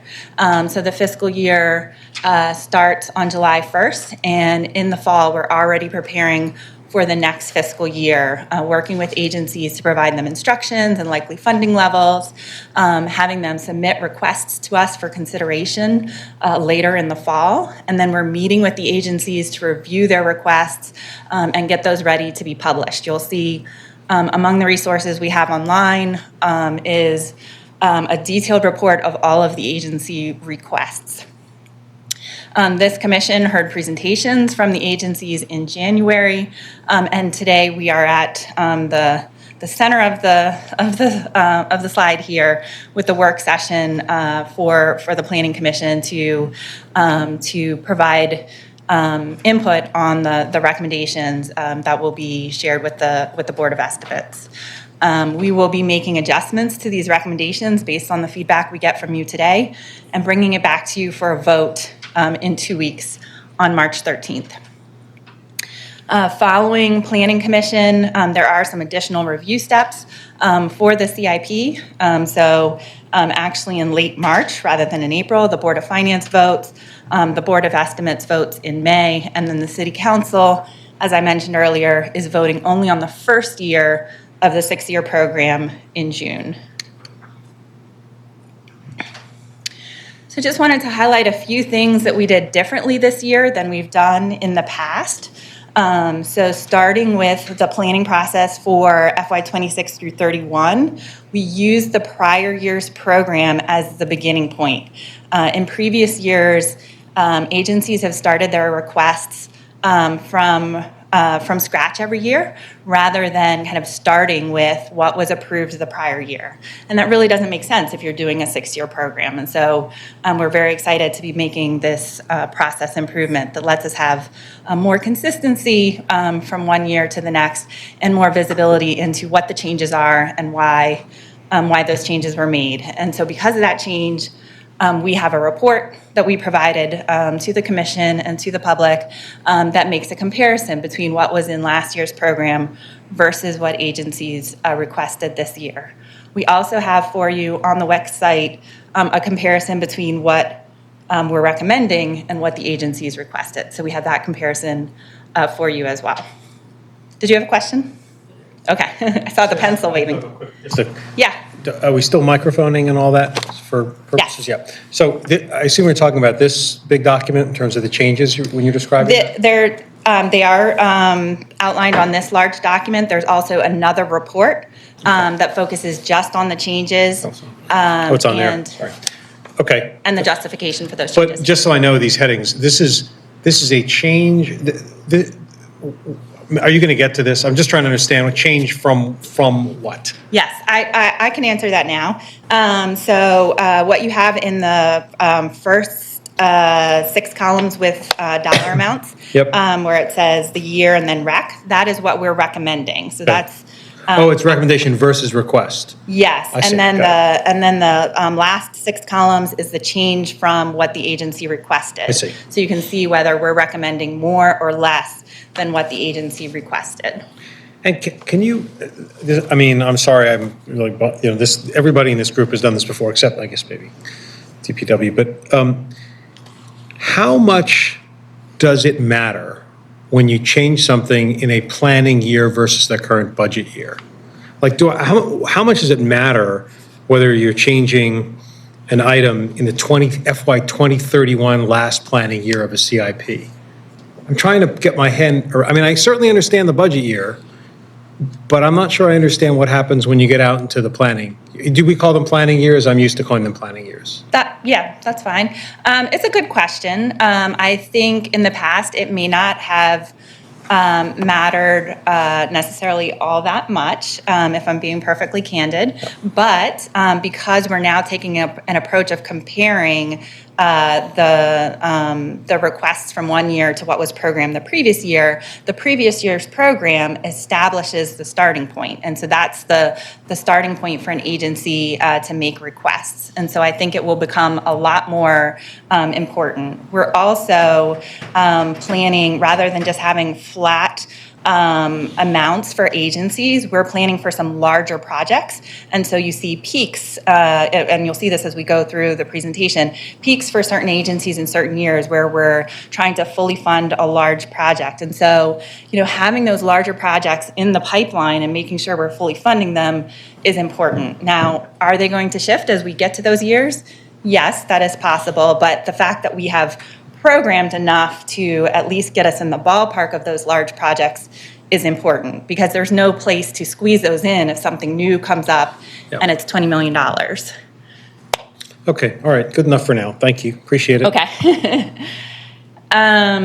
So we are, another change that we made for this year is we are trying to budget by project phase. That is not on your large spreadsheet, because that would have made it even larger, but it is in that project details report that I mentioned. You can see whether agencies are requesting funding in a particular year for design or for construction or for another aspect of the project. And we're trying to fully fund those phases in a single fiscal year. So in the past, we would have, for those larger projects, funded construction over 4 or 5 years, by which time the project would have become, much more expensive than the initial cost estimate. We're now trying to fully fund construction, with a few exceptions, fully fund it in a single fiscal year. And as I mentioned, we do have some special projects that are larger projects included in the capital program, but we're really trying to focus on state of good repair. So making that the focus for the CIP, really changing kind of the ethos around that. A couple other changes for this cycle of the budget process. We have started the process of identifying which requests are projects that have a beginning, a middle, and an end. We're doing design, we're building something, or we're renovating something. We complete that, versus which ones are programs where we're resurfacing streets every single year. We're providing home improvement incentives every single year. So those are more of ongoing programs. And the reason we're making this distinction is because we want to collect different data points for the projects versus the programs. So for the projects, we're really interested in the cost estimates by phase that I just mentioned. We're interested in the location so that we can do things like map the projects, provide equity analysis. And then for the programs, we want to get to a point where we understand the optimal funding level. We know we don't have enough funds, but how much does it cost to resurface the streets if we were going to keep up with the state of good repair? We need $100 million a year if we're going to keep up and have our roads in an appropriate pavement condition. Okay, well, we're only funding that at $35 million, so now we know kind of what the task is before us, right? Another change that we're making for FY26 to 31 is that we are asking agencies to provide a grant work tag for any requests for state or federal funds. So in the past, agencies would have submitted requests for state or federal funds on the idea that, well, maybe I'll apply for a grant, or maybe I'll receive this funding, or like I'll pursue something and I'll get this funding. I want to have the appropriations just in case. And we are not doing that anymore. We are requiring you to have the state or federal funds already awarded before they're in the budget for the budget year for FY26. And then the last item here is we are continuing our policy from last year, so this isn't new, but we are allowing agencies to document for us and for you what their needs are above their target, so that we're aware of some of those projects in case we are able to fund those beyond their target levels. All right. So I know people have seen this a few times. I just want to give an update on where we are with our project accounting progress. We have completed the first few items, and we have done the vast majority of the work for correcting revenue categories. The planning department led that effort and then handed it off to our colleagues in finance. They have completed the first round of revenue category corrections for every single agency. So that's fantastic. And now there's just kind of a second round to clean up some kind of outstanding items that's still needed. We still have a few other things that are in progress or not yet started. So the things that you see with the yellow are items that we are actually working on this spring. And so we are working to consolidate where we have multiple PRJs, which is what we use as the unique identifier for our projects. They serve as accounts for the same project. So you would think of it as one thing on the street. We're building a library, or we're building a park, but we have multiple accounts for it, and so it's very hard to understand what the status is of the funding for that project. And so we're cleaning that up, so all of that funding sits in one place. We are implementing appropriation work tags and funding source rules so that we will be able to see the balances for projects by revenue category, so we know what is available to reallocate potentially. And then we're also cleaning up old appropriations. So we have appropriations that are on the books going back decades that there's no revenue behind, and this is really for our state and federal funds. So I mentioned one of the changes we made for this year is requiring grant work tags. That wasn't the case in the past, and so agencies asked for those appropriations. They were part of the budget, and then they never got that grant, and those appropriations are still in the book. So we're going to be taking an action to deappropriate those, and that's going to be a very significant scale, and that's something that will be coming to Planning Commission in the next month or two. And then the last item is something that that finance will really be taking the lead on, which is closing out projects. And that's something that is not started yet, but can happen after these other items are complete. Sarah? Yes? I hate to ask this, but can you go back one slide? Oop. Why am I not going backwards? Oh, because I'm hitting the wrong button. Is there a difference between 4, 5, and 6, that one has a red circle and one, like, does that mean something to you? Yes, it means something to me, but maybe only to me. The green circles are further along than the one with the red circle. We will, I expect, finish 4 and 6 before number 5, even though they're, in a different order on the page. Thanks. Yeah. I needed to ask, I'm sorry. No, it's a good question.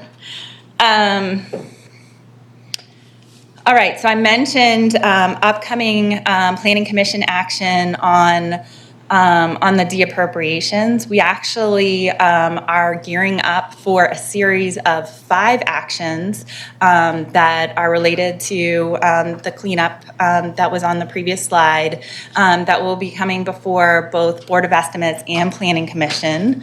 And if the commission is interested, we can do a briefing prior to taking these to Board of Estimates so that the Planning Commission, has an opportunity to look at these in advance. So the first item is what I already mentioned, de-appropriating those federal, state, and private appropriations that don't have any revenue associated with them. The second item is addressing projects that have deficits. So we do have some projects that have deficits, and the Department of Finance is in the process of having agencies review those deficits. In some cases, expenses were just charged to the wrong account, and so the deficits can be resolved by charging the expenses to the right account.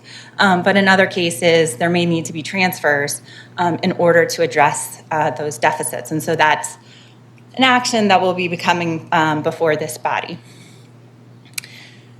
The next category of transfers that will be coming is for another one of the items that I mentioned previously, where we want to move all of the balances that are for a project into one PRJ so that we have better visibility. And so we're going to have that for projects where we have a reserve account and an active account for the same project. And then in some cases, we have multiple active accounts for the same project. So that's kind of the next batch of actions that'll be coming before you. And then the last one is other cleanup. And we will define those, each one of those will have a rationale identified for those transfers.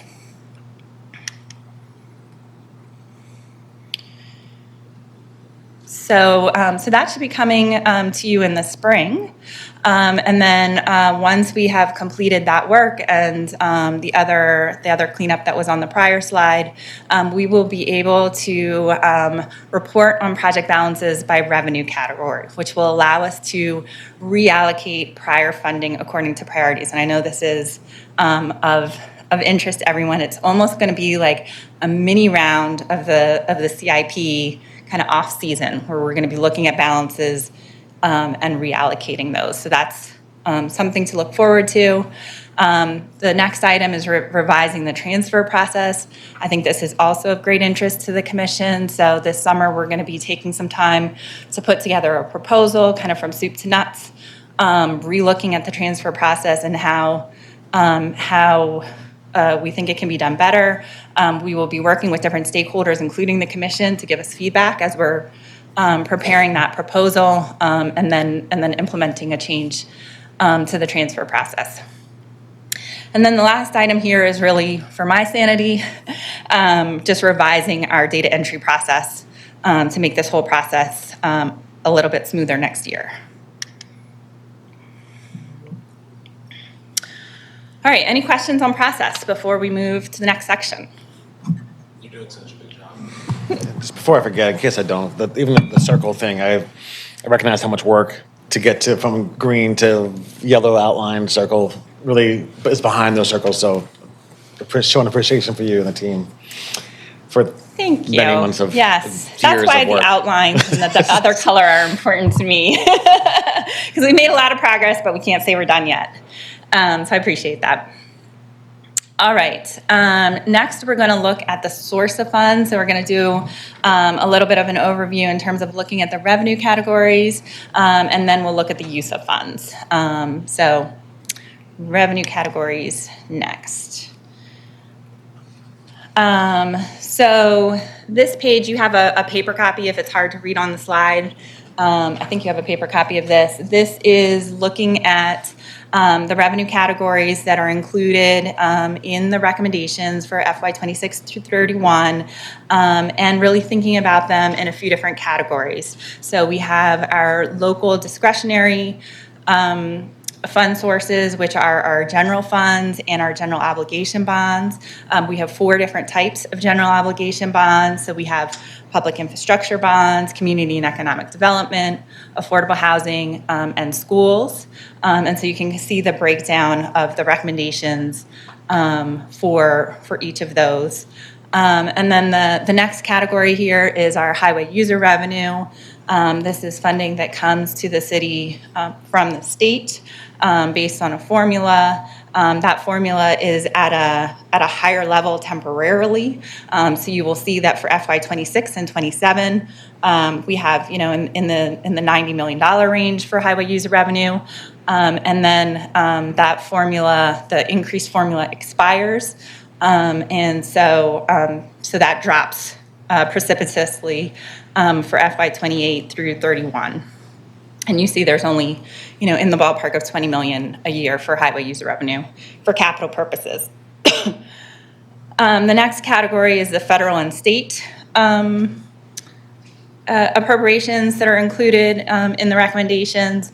And then the utility revenue. So for the Department of Public Works, they are 3 of the 4 bureaus are funded through water bills for the water, wastewater, and stormwater utilities. And those funds can only be used for the utilities. They can't be used for any other purposes, and other funds are not used for those purposes. Only the utility revenue is used for the utilities.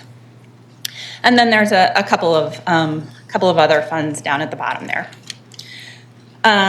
So I know people have different learning styles. Some people like to see a chart of numbers like the one I just presented. Other people like to see things more graphically. I like to see them both ways, so you're getting them both ways. So this is looking particularly at FY26. You can see the recommendations by fund source, those same categories that we were just looking at. And you can see they're clustered in the same way. So the utility revenues are about half of the recommended funding for FY26. Our local funds are just under 20% in the purple there. The highway user revenue is just under 10% in the yellow. And then our federal and state resources are the last section there, a little bit over 20%. And this varies from year to year. So you can see kind of what this looks like for the 6th year, but proportionally it's very similar from year to year. What's the county's grant capital line again, please? That's funding for the utilities that is received from our neighboring jurisdictions that are served by the utilities. So that's payments from Baltimore County and Anne Arundel County, et cetera. So you can see that the capital budget is lumpy. It's not unlike the operating budget, which is kind of just gradually rising based on inflation from one year to the next. The capital budget really has peaks and valleys, and those are largely based on the flow of projects for the utilities because they are the largest percent of the capital budget, and as they're going through their cycles of designing versus funding construction, you can see that those green bars vary, and thus the totals vary. But the local funds, which are in purple at the bottom, that are kind of the base of the capital program, are always going to be a relatively small but growing amount of the capital budget. I have a quick question, Sarah. Yes. Oh, do you want to go back to that No, slide? no. Your next slide, I'll hold. Your next slide might answer it. So that's the overview of all of them, and then I was going to go one by one through the local fund sources. So if you had a different question. But just I'm looking. I know we're going to get to this sheet, and I'm of course looking at the changes, and I noticed that a lot of the increases are funded by GO bonds, and is that just a function of timing? So I don't think it's a function of increased funding. So is it just So the funding did increase for FY26 compared to FY25. So that's actually perfect for our next slide. So we were at 80 million a year, and now we're at 125 million a year. But those funds were programmed last year, so it's an excellent observation. Like, how are we adding, funding to a lot of projects? The reason is because we had in last year's program, we had set aside funds for state of good repair in kind of a generic project, because we hadn't yet identified the specific projects that those funds would go into. And so this year we've identified specific projects, some of which are state of good repair, some of which are not, that those funds are allocated to, and that's why we're able to have a lot of projects here with increases. Great. So this is kind of the history of the GEO bond authorization. We go through this process every 2 years, and it's very exciting to see that stair-step increase from FY25 up to FY26. And then 2 years later, up again, and then 2 years later, up again. This is really the result of a partnership with the Department of Finance, realizing that we're underfunded for capital, and that we need to make these investments. So I just wanted to share with you kind of how the GEO bonds were allocated in last year's program. So you can see that the breakdown between the 4 different types of GEO bonds. You will notice that the community and economic development bonds starting in FY28 are significantly lower than they were in prior years, and that was based on the concept that the Vacancy Initiative would really be ramped up, and so a lot of those activities would be funded by the Vacancy Initiative and not dependent on GEO bonds. We came to understand that there are activities that still will rely on the GEO bonds. And so in this year's program, you will see that the levels for community and economic development bonds in those outer years are a little bit higher than they were in last year's program. So if you go back to the bar chart. Back to the GEO bar. Yeah.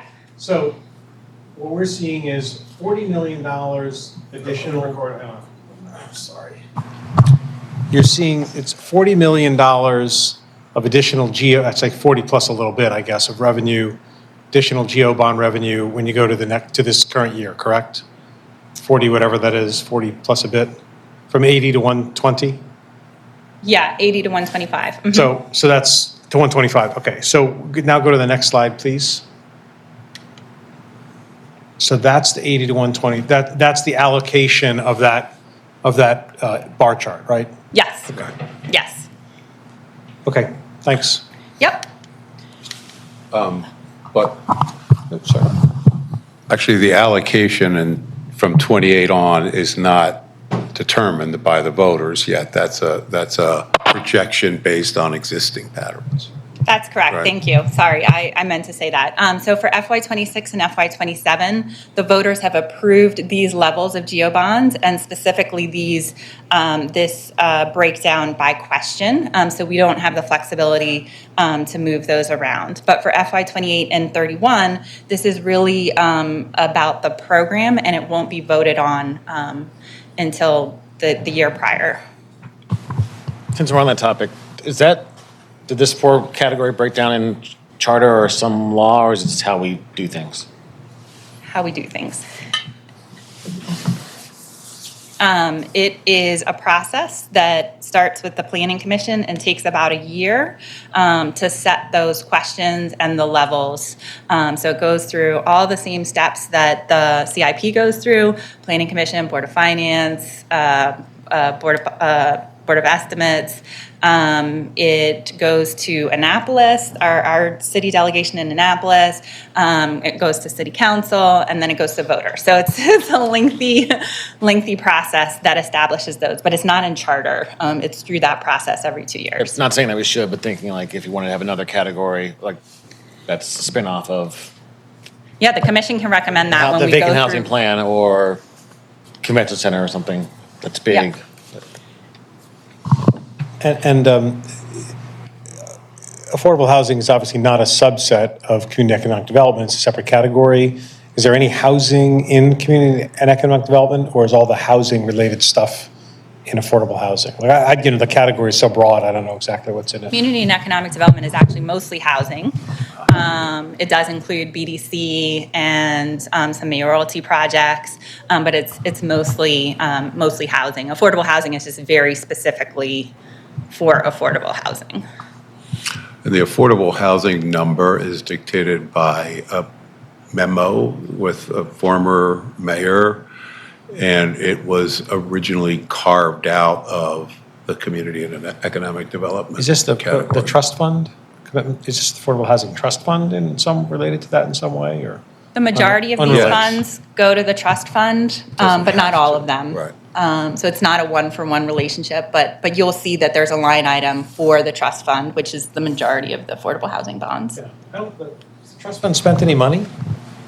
Yes, I believe so. But if you're interested, we can have them come in and do a presentation for the commission. I'll put it on the growing list. Can you take a note? All right, so we looked at geo bonds. The next one I wanted to take a quick look at was highway user revenue. So again, we're looking at kind of a history going back all the way to 2004. And you can see what I described to you, which is that we have a temporary spike in the yellow is the capital portion of the highway user revenue. So this is showing you the total highway user revenue received by the city, and then the yellow is the portion that's for capital. The gray is for operating. And so you can see that yellow spikes temporarily, and we are in that spike at the moment. But then you can see that it falls off a cliff. And so this is really, an opportunity for advocating to your state legislators to have that restored, so that we can invest in our transportation infrastructure. Could we, future slides, or not anytime, there's a lot of work, but come up with a way to further demonstrate the cliff compared to our peer jurisdictions? I know we get more, but we don't get as much more since the recession. I'm trying to reiterate any venue we can how much we've been hurt by the lack of highway user revenue since 2008. At some point, I'm just putting like a pin/asterisk in this. We can have a discussion about how the city spends its highway user revenues, which is not exactly what you would think you would be spending highway user revenues on.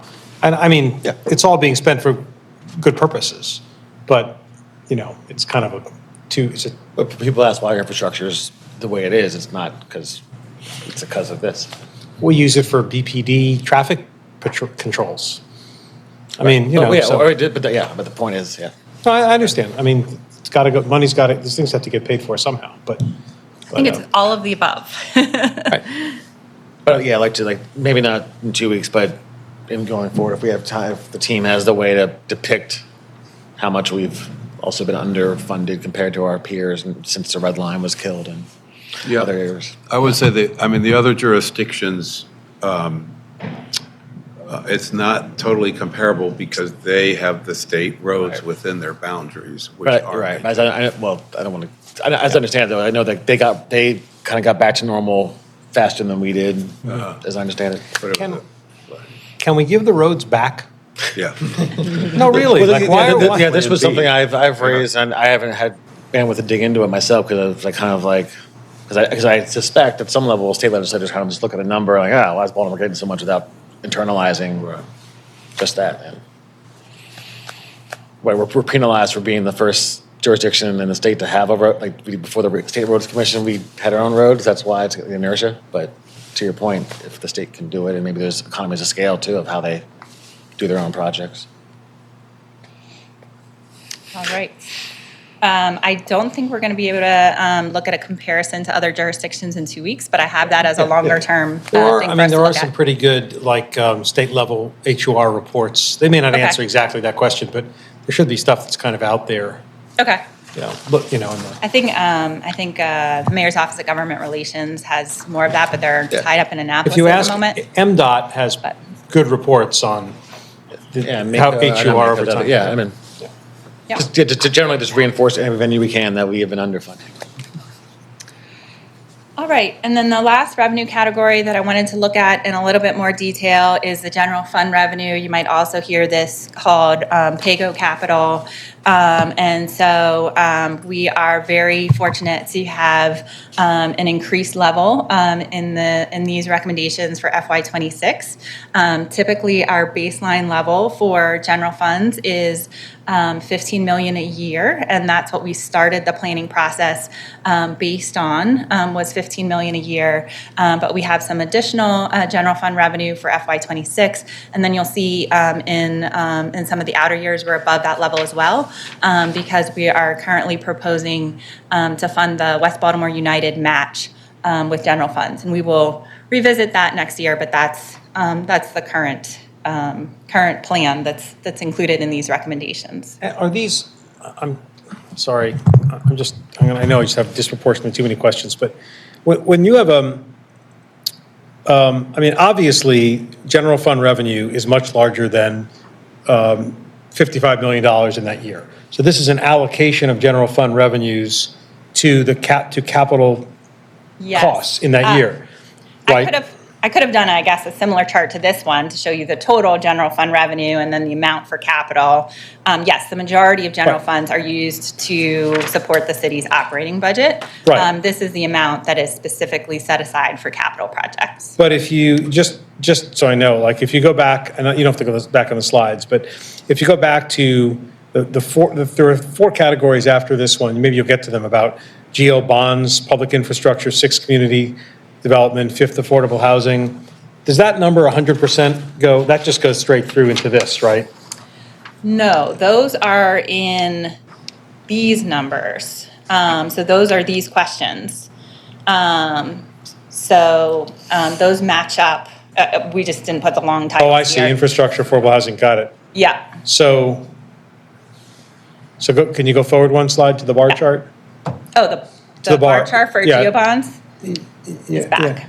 So this is debt that is, and the debt service is paid for with the general fund revenue in the operating budget. So they are interrelated, the two fund sources. But this is the debt and includes all of those geobonds that you were just mentioning. Those are the specific authorizations for 26 and 27. And then the general funds is current revenue. all I was saying, and maybe this is, I'm just, again, just, now please go forward to the slide you were on before I interrupted you. Oh, all the way to the general funds? Yeah. There's one more, I think, forward, wasn't it? No? No, maybe not. No. Well, I was really just asking whether the four numbers on this chart, right, for each of those four, that bond issuance happens, it yields $62.5 million, and you devote it to this purpose. Unlike the general fund's capital, where obviously it's $55 million out of a general fund's budget of $2 billion, right? Mm-hmm. Just, okay. Got it. Sorry, keep going. So you could argue general fund is more flexible than geo bonds. It absolutely is. All right. Any other questions on revenue categories? I didn't give you details on all of them. So if you have any other questions or any of the ones we covered. If not, we'll move to the use of funds. Go ahead. Oh, okay. I mean, I can try and answer if you like. No, he's doing fine. Okay. All right, let's talk about the use of funds. So you should have a paper copy of this chart as well. These are the recommendations by agency for FY26 through 31. And might be a little bit easier, again, to see in a more visual format. So this is looking just at FY26, looking at the recommendations by agency, and you'll see the large green portion of this chart is DPW. And so we were saying that the majority of the revenue sources are utility revenue sources. That matches up with the majority of of the budget being for DPW, largely for the utilities. The next largest agency in terms of funding is the Department of Transportation. The Department of Transportation, this is a combination of the local funds and federal highway funds. A lot of transportation's projects are matched, 20% local, 80% federal. And so when you add in those matching funds, thus you're seeing, about a quarter of the capital budget for transportation. Similarly, the Department of Housing and Community Development has some significant both state and federal funding. They're not fully reliant on local funds, and so they're the next largest agency for the FY26 budget. And then you can see much smaller percentages for the rest of the agencies. If you want to look at the same thing for all 6 years, you'll see similar patterns here. So you'll see, that large green bar for the Department of Public Works. What I think is interesting to see is that yellow for transportation really shrinks. So in 26 and 27, when we have the higher highway user revenue levels, we have a larger amount of funding for the Department of Transportation. And then you can visibly see the difference when the highway user revenue funding shrinks starting in FY28.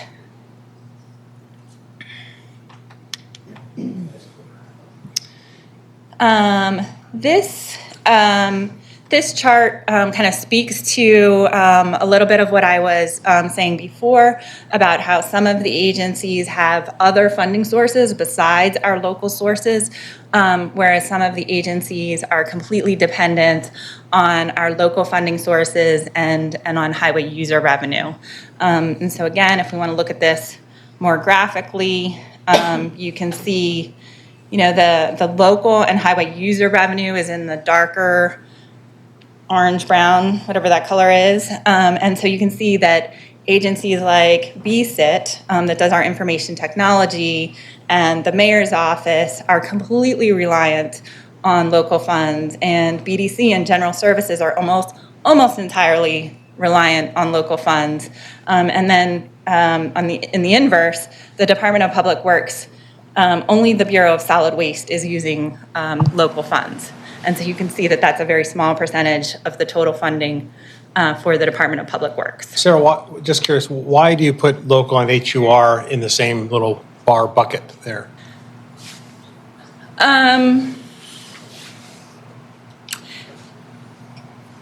Why do I put them together? I think of them together. I'm not sure that I have Because we control, we have the maximum amount of control over. Yeah, we're setting kind of the priorities for those much more. Most of the federal and state funds, highway user revenue has strings attached too, because it has to be used for transportation-related projects.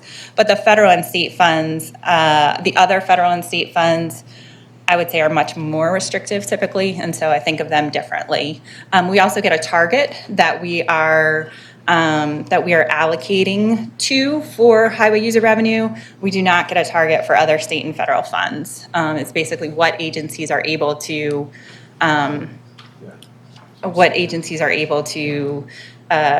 pull down.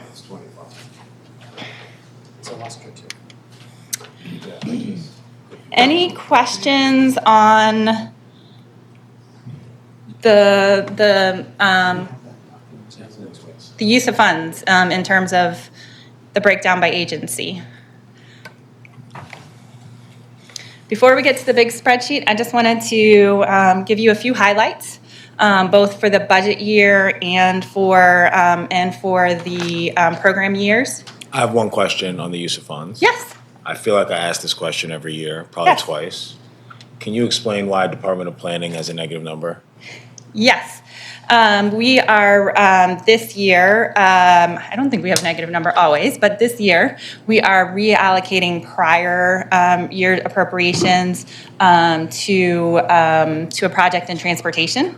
So it shows as negative in the Department of Planning, and then it will show as positive in the Department of Transportation. So we're trying to fully fund acquisition of the Norfolk Southern segment of the Greenway Trail. And that project is in the Department of Transportation's budget, and we're moving funds, that were in old planning accounts to be able to make that happen.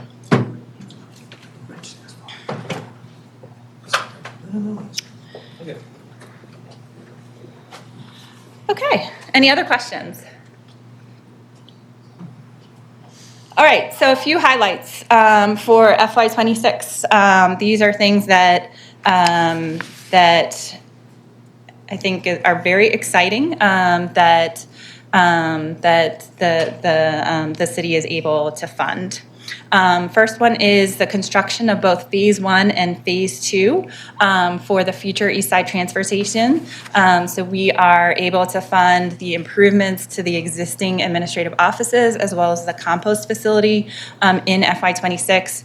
And then due to the price tag, this project did have to be phased. So the transfer station component is in a future year. But we're able to get those first two phases funded in 26.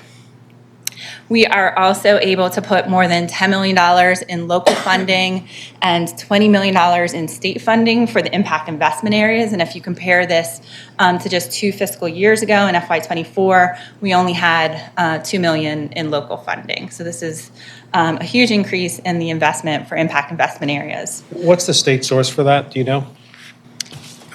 Vacant house, and it used to be the core program, and it's got a different name now. That's what I was going to say. I have not memorized the new name yet. Not that, no. Oh, is it the Big Vacancy Initiative or something more? Yes. Oh, it is, okay. The $50 million. Gotcha. All right. Similar story for sidewalk repairs. We are we have a huge investment compared to just 2 fiscal years ago, where we were only investing about $1.5 million in FY24. We're now investing $12 million for sidewalk repairs in FY26, and that is on top of $12 million for the partial ADA consent decree, which is also for pedestrian improvement. So we're really making a concerted investment in the pedestrian infrastructure here.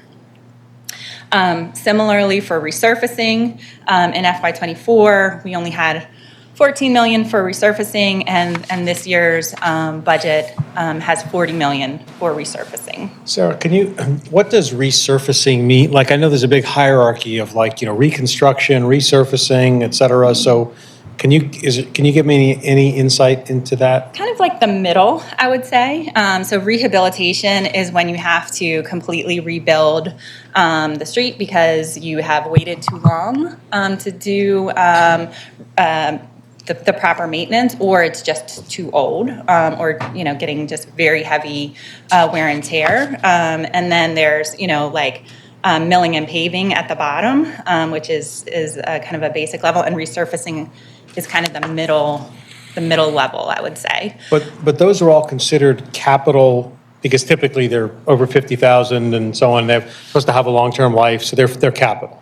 This resurfacing is capital. I believe there is also resurfacing that is funded in the operating budget in addition to this. But this is speaking just about the resurfacing that's funded in the capital budget. I assume that, I hate to sort of trivialize it, but like pothole filling and such is operating. It's not. Yes. It doesn't reach these numbers or this, right? No.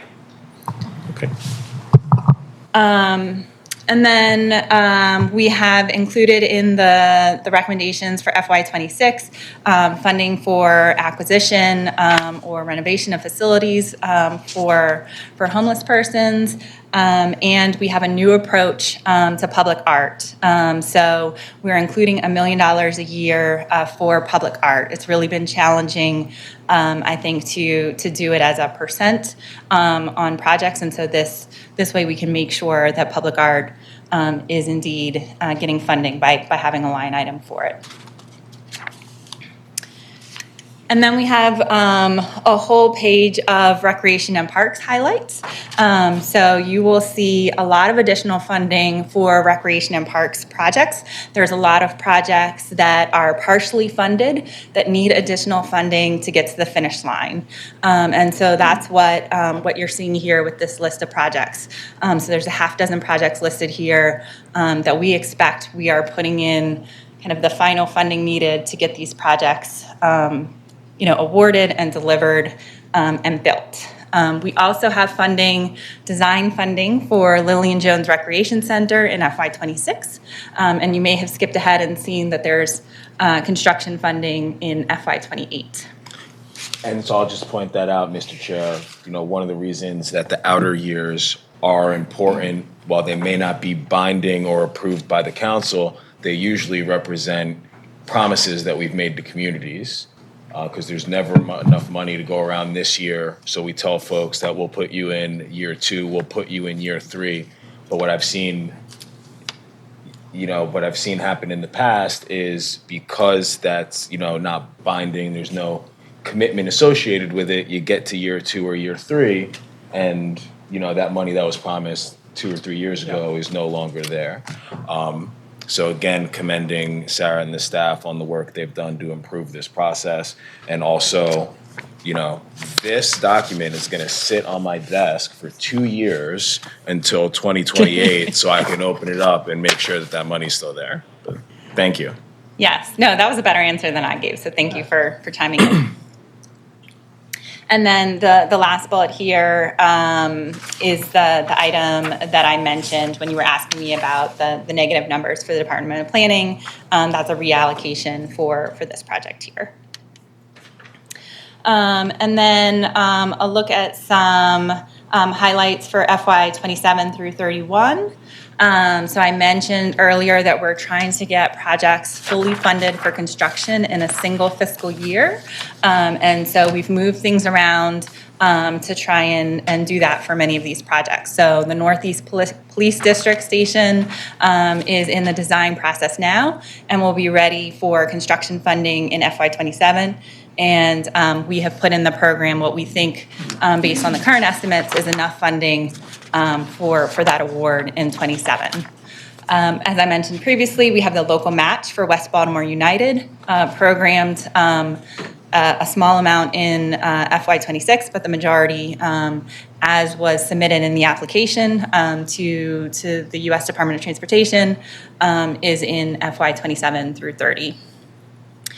We're programming funding for broadband network upgrade in FY 28 through 31. So this is both to maintain the existing network as well as to expand the network. We have funding for Clarence Mitchell Courthouse HVAC replacement.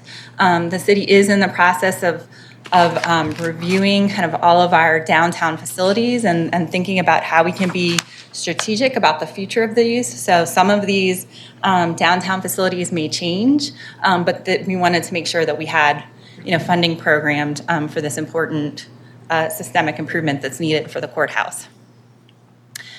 We have funding programmed for surplus schools demolition. There's some funding in FY26, but significantly more in the outer years of the program. Abel Woolman, multi-systemic improvements. This was something that the Department of General Services had already started the work for this project, and then realized that the costs were significantly higher than they had expected, as there were more systems that needed to be improved than they had initially planned on improving. And so we've moved things around to be able to fund the police district, Northeast Police District in 27, and push Abel Woolman back to FY30. I mentioned earlier about funding phase 1 and phase 2 of the Eastside Transfer Station in FY26. In FY31, we have $42 million for the third phase of that project in the program. And then wanted to mention at least one school project. The schools goes through their CIP process on a different timeline from the other agencies. So this commission already saw all of the schools' projects, but they are included in the CIP. And then we also have some parks projects in FY '27 through '31. So we have funding for North Hartford Park, for the construction, $15 million for construction of Lillian Jones Recreation Center in FY '28. We're looking at significant improvements for Druid Hill Park Reservoir in FY '30. Madison Square, both the park and dome renovation in FY '29 and '30. And then we have a series of pools that are also included in the recommendations. Sarah? Yes. I'm sure this is a silly question, but I can't imagine what else we can do to the Druid Hill Park Reservoir. What does that mean? What are we doing there? So DPW We protected it from the Russians, and we did all those things, right? DPW did their part, which was protecting it from Homeland Security concerns and all of that. But there's a concept plan for making the park improvements. But this is the recreational component, not the DPW component. Yes. Okay. I have not. You said included- reservoir, so I was just. Sorry. It's okay. I didn't include in these highlights any of the utility projects. They're actually larger than all of the ones that I highlighted here. But I thought the commission might be most interested in these projects versus the utility ones. But the utility ones are included on your spreadsheet. And then the last thing in this presentation before we make it to the spreadsheet is I just wanted to mention the different resources that are available on your Wix site. I think I mentioned these at the beginning, but there is a summary by revenue category, which you have a printed copy of as well, a summary by agency, which you have a printed copy of as well, and then this spreadsheet that you're looking at has a lot of information in it.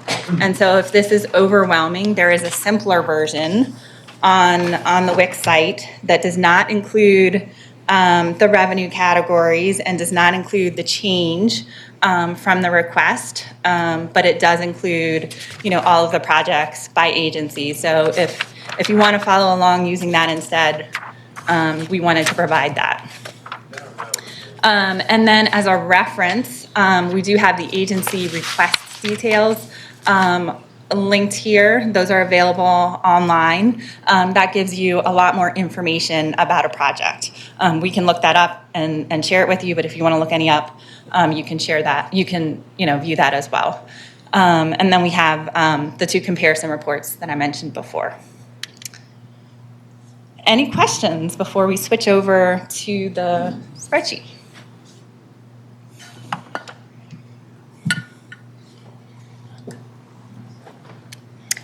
All right.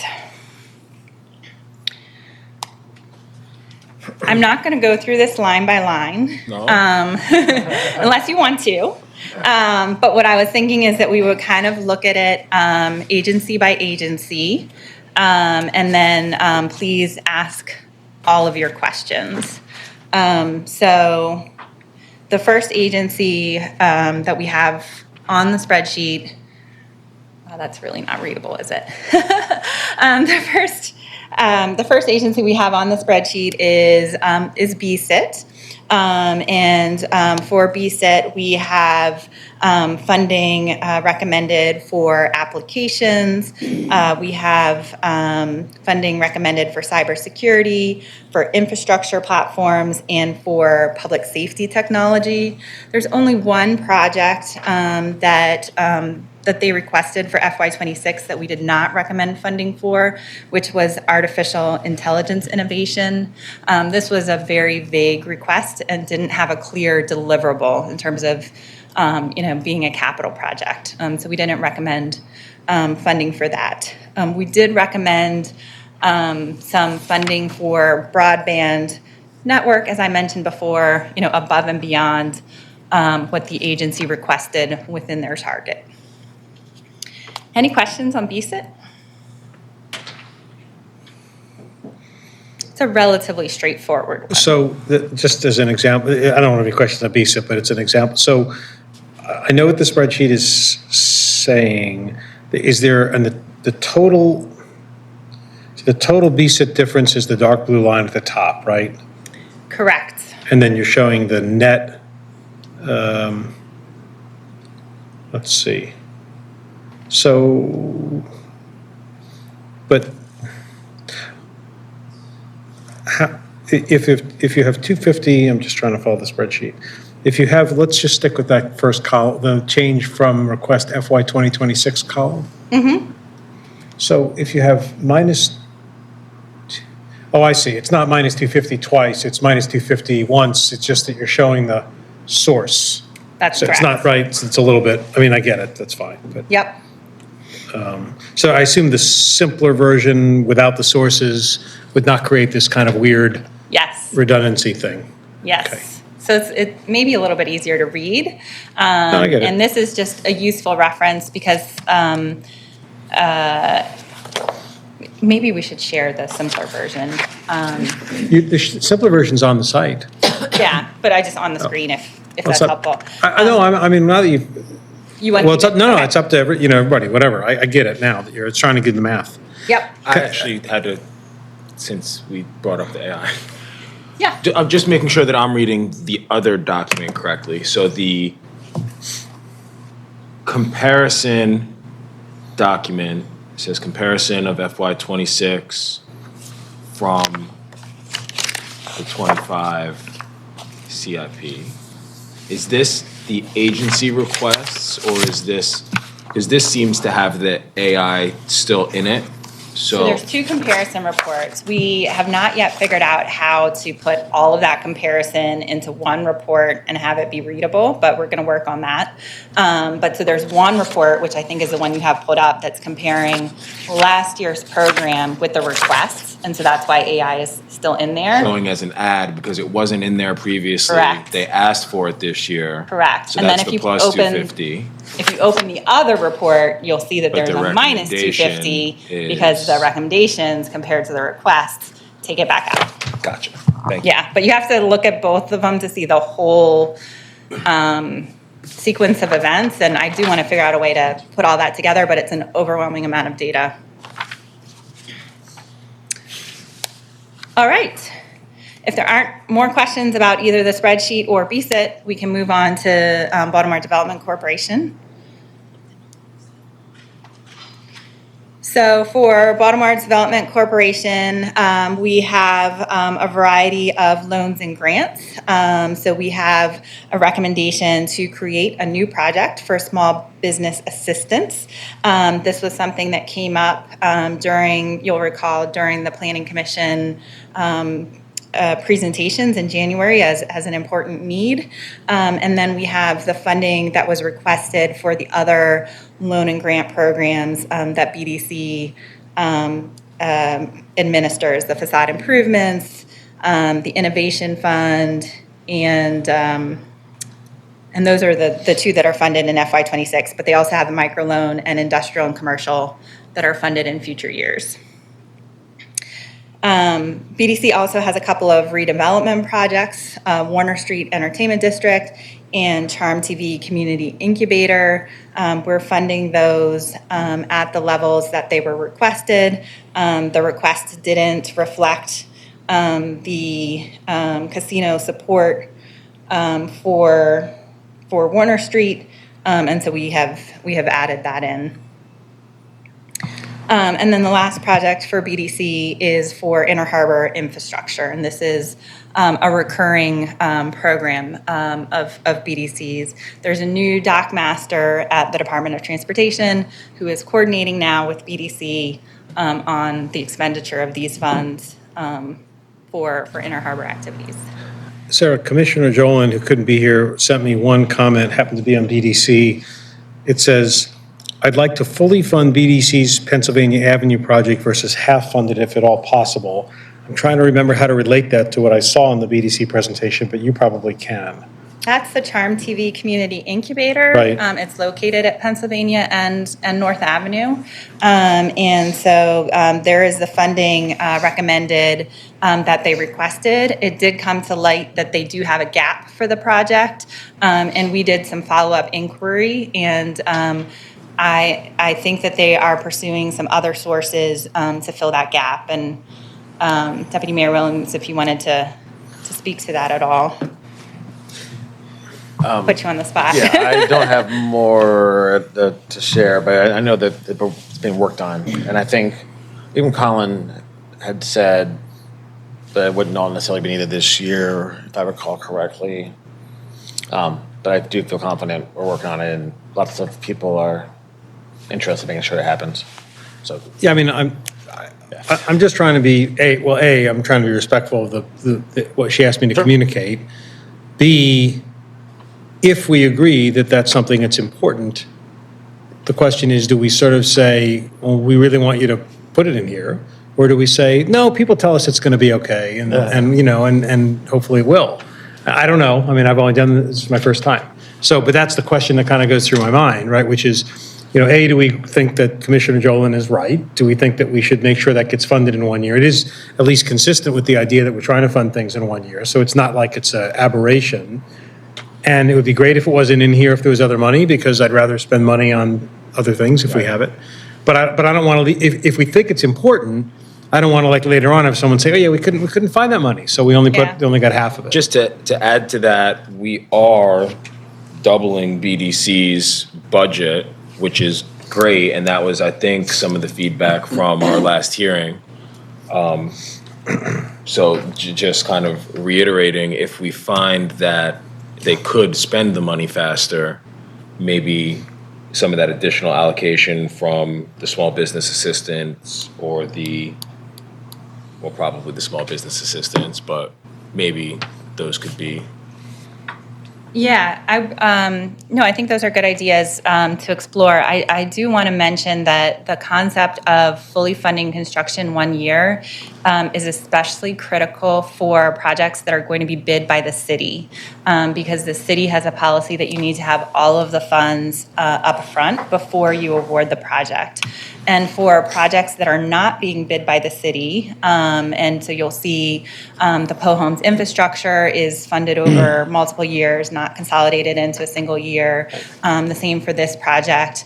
The funding is not necessarily needed kind of all up front. So we can look at this again next year and see kind of if there's still a gap for the project and if we wanted to fund it, because they don't necessarily need, I don't believe, all of the funding up front. Yeah. So, again, educational, if we put $10 million into this year for a particular project, and we're doing that in part because they're going to bid it out and they need to have $10 million in the current budget year or they can't bid it out. Mm-hmm. But the project is going to take 2 years. So it means that we are already starting them with, you cannot spend your current year budget in the current year. So like next year, we're going to be like, did you spend it? And they're going to be like, no. Why didn't you spend it? Well, we were never going to spend it. We only put it in the budget because the process requires us to put it in the budget so that we can bid it. It's like a big circle. Yeah. So I'm just sort of wondering, like, I don't know where at the end of the day that, because to me, the point here, and this goes to the question other commissioners had at the prior hearing that I was just listening, is how do we use the money most efficiently? I'm sure everybody would agree with that. And you're going to run into external factors, that cause you to do certain things that are inefficient. Presumably, there are certain inefficiencies built into our own system, which you do your best to squeeze out. Maybe you can't get it perfect. But how, is there sort of a screening for those kinds of inefficiencies? Because putting it in the current year so that you can bid it when you know you're not going to spend it in the current year doesn't seem like a very efficient use of current year resources. But am I missing something? So the general obligation bonds are not issued until after the expenditure happens. So we're not issuing the bonds and paying debt at the time that we're budgeting it. Right. Now, could those bonds have been put into another project? There is still that opportunity cost, but we're not having kind of like that we're paying debt on something, in advance. So I guess that's a partial answer. But I think there's also an expectation that capital projects take time. Like there isn't an expectation, at least on the part of the Department of Planning. Maybe some other folks do have that, and we're working on education on that. That you would spend all of your capital dollars in a single fiscal year. But if you had perfect knowledge, right? And there were no procurement, whatever the requirement is. Is that a procurement requirement, I assume? About the bidding in the year?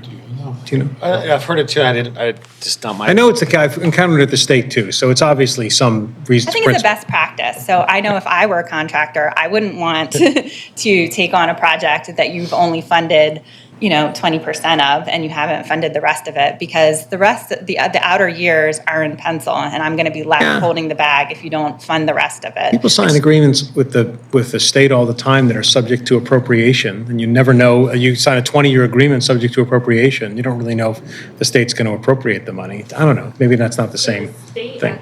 You got to turn on the mic. So the state does pre-authorizations in their capital budget bill.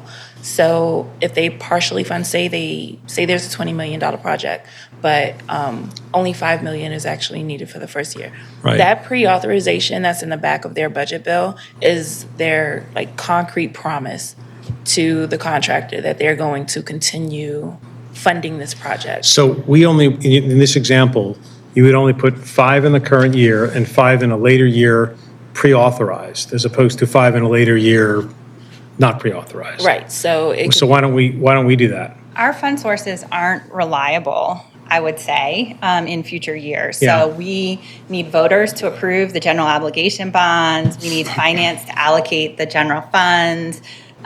We need the state to provide the highway user revenue. None of them are guaranteed, into the future. Yeah. And so I don't think we could make in good faith those type of pre-authorizations.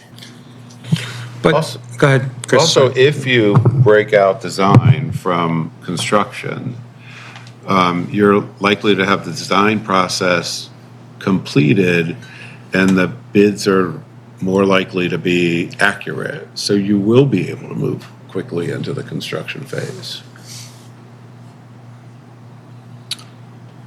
Yeah. It's definitely worth further conversation. Look, I'm but sorry. Like I said, I don't, just kind of trying to tease all this out. And I mean, I know there are people thinking about this, and it's not like I have some incredible insight into this. They're just questions to try and understand.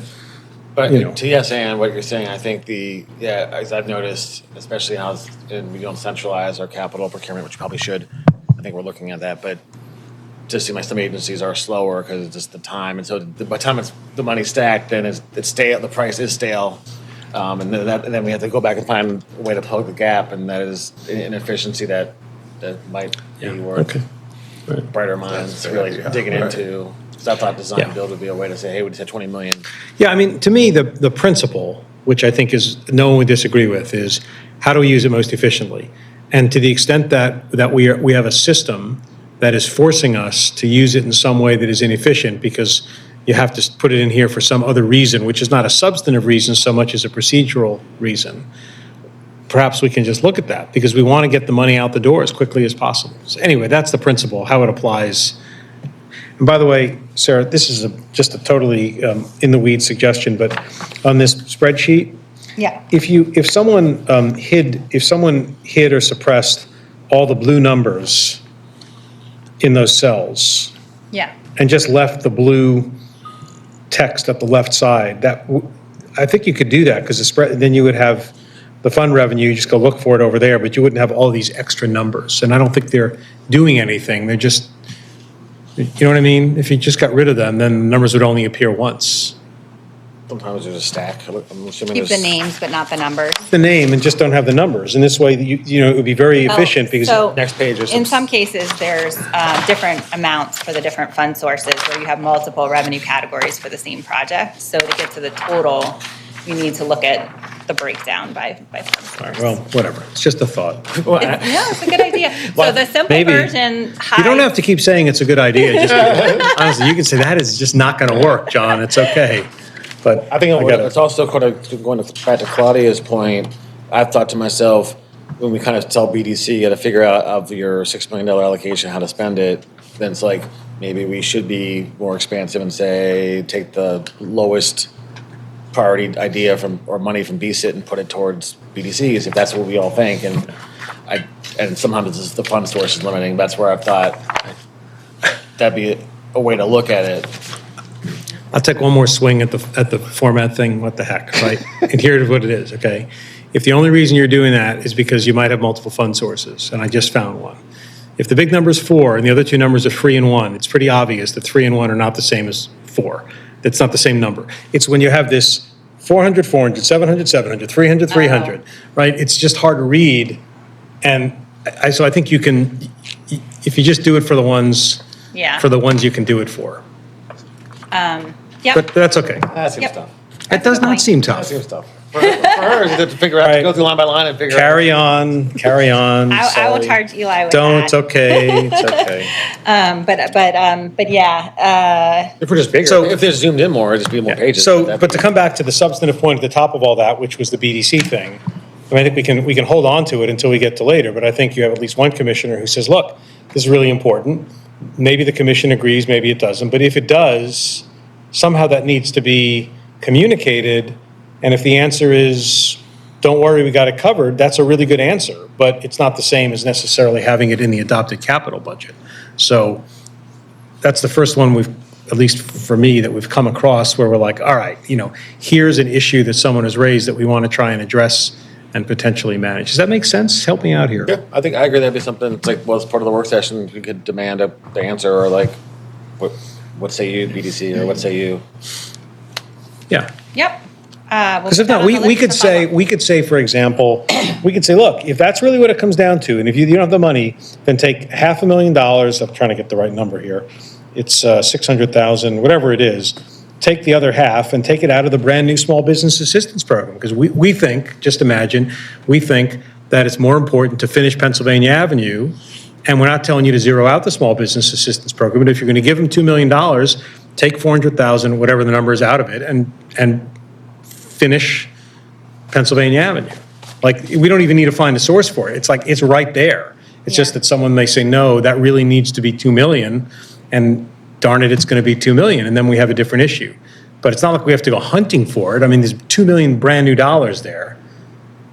So. Yep, we can get you an answer on that. Okay, thank you. Anything else on BDC? All right, the next one splits the page, but we're moving into Department of General Services. And so we've organized the projects for Department of General Services based on the client agency, if you will. So the first set of recommendations are for properties that were previously or currently, I'm not sure the status, managed by BOPA. So we have the Bromo Arts Tower and a couple of improvements for School 33. No changes to those. In the spirit of the work session, I don't know how to articulate it, and I don't know where this responsibility should lie, not with planning staff, but that the Bromo one is, for example, where BOPA's job was to take it on and make it be self-sustaining, and they haven't. So it's like, well, what's going to happen? Like, are we taking it, like, take it back or find a subsequent owner who would take it on and make it self-sustaining or not? Because the half measure is not great.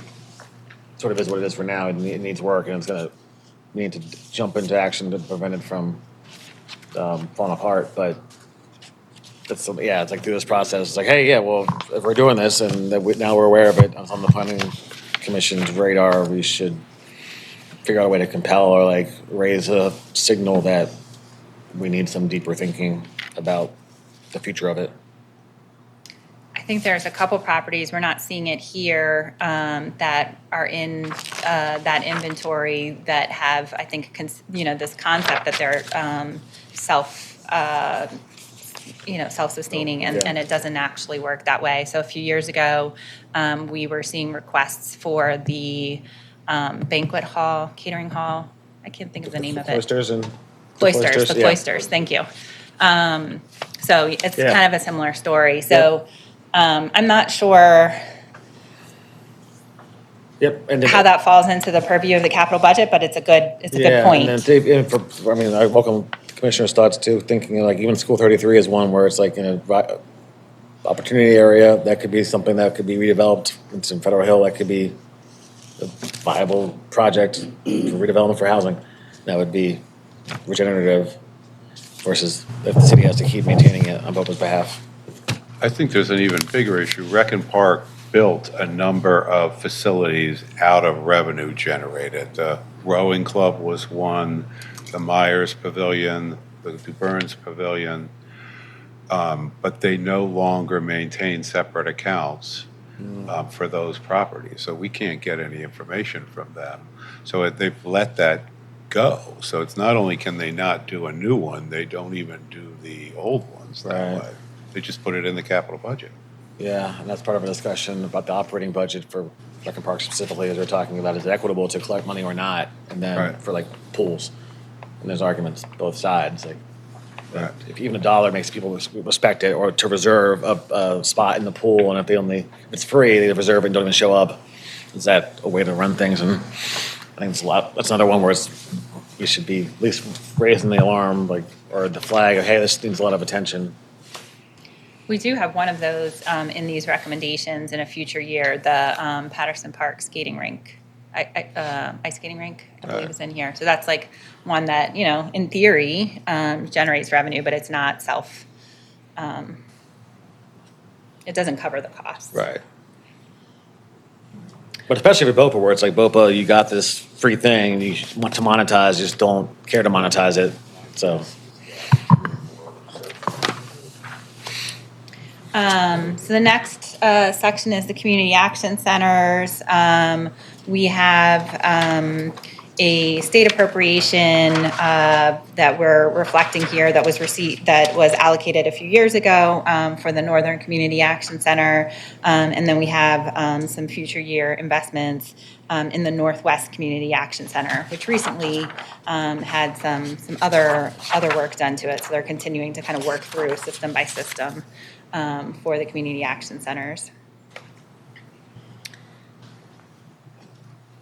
I'm just going to keep going and stop me if I'm going too fast. The convention center is the next set of requests.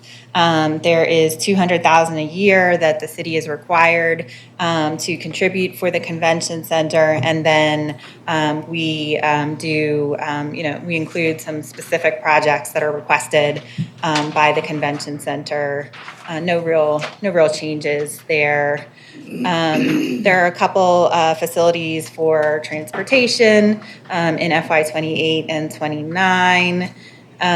For downtown, I mentioned that we are, really taking a look at the downtown campus and thinking strategically about where do we want to reinvest in properties, where do we want to explore kind of other solutions for downtown properties. So some of these may change, but you can see the projects that are currently included. A couple of them I already highlighted, the Clarence Mitchell Courthouse HVAC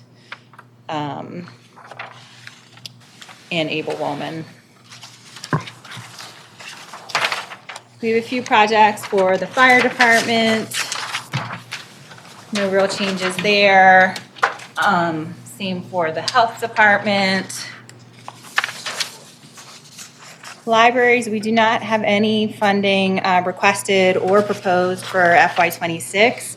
There was a lot of funding for libraries in FY 25, including the Park Heights Library, which is currently moving forward. For Mayor's Office of Employment Development, we have a few projects that are in the outer years of the 6-year program. And then we have very significant requests and recommendations for the police department. Before you go to that one, I guess something for the Millwood one. Yeah. Where is, I should know this, the Baltimore Regional Training Center? That's 4910 Park Heights Avenue. So that is at the corner of C.C. Jackson Park. Yeah. I just recently looked that up. That's how I know. And then I guess for completeness, and then the Millwood building, Say that one more time. the next project under the Millwood. That one I would need to look up, but I think that is 24th or 25th, but I would need to look it up. Yeah, probably. I guess I don't want we might, well, it's only a little bit of money, so not worth going too crazy about, but maybe that one. Oh, nope, Lafayette Avenue, 1510 Lafayette Avenue. I was wrong. I can't picture that. West Baltimore. The Yo Center? 1510 Lafayette. Well, I guess the suggestion might be to look at it for if the headquarters is built on Madison Square or Reservoir Square, then maybe if Millwood's there, I mean, I recognize like if it's like the Park Heights one, there's a lot of people in there, but if it's just Millwood, then maybe there's an opportunity to not do the work because they'll be out of there. But Yeah, and that's one I'm assuming that's the DGS thought of that too, but. way in the future. Yeah. So if that's the direction, we'll have time to adjust. But that's, yeah, I've written that one down. Thank you. Yep. All right, so for the police department, we have $8 million of recommended funding in FY '26. And then we have the large project of the Northeast Police District Station in FY '27. This is $32 million in addition to funding that the agency already has, both state and local, for that project. And then you'll see a bunch of systemic improvements at the other police stations, basically like improving, the HVAC systems and the locker rooms and the gym and breakout rooms, cell block conversion kind of across the different district stations. Sarah, when the second item, the Eastern District HVAC. Yeah. So when you have an item, I mean, I can't remember exactly what they requested, but I'm assuming that if the recommendation is 3.3 and the change is 3.3, that was not something they requested. It was something that sort of arrived later from somewhere? We just moved it forward, so they requested it in 27. Oh, I see it. Okay. And we're recommending funding it in 26. Got it. Okay, that makes sense.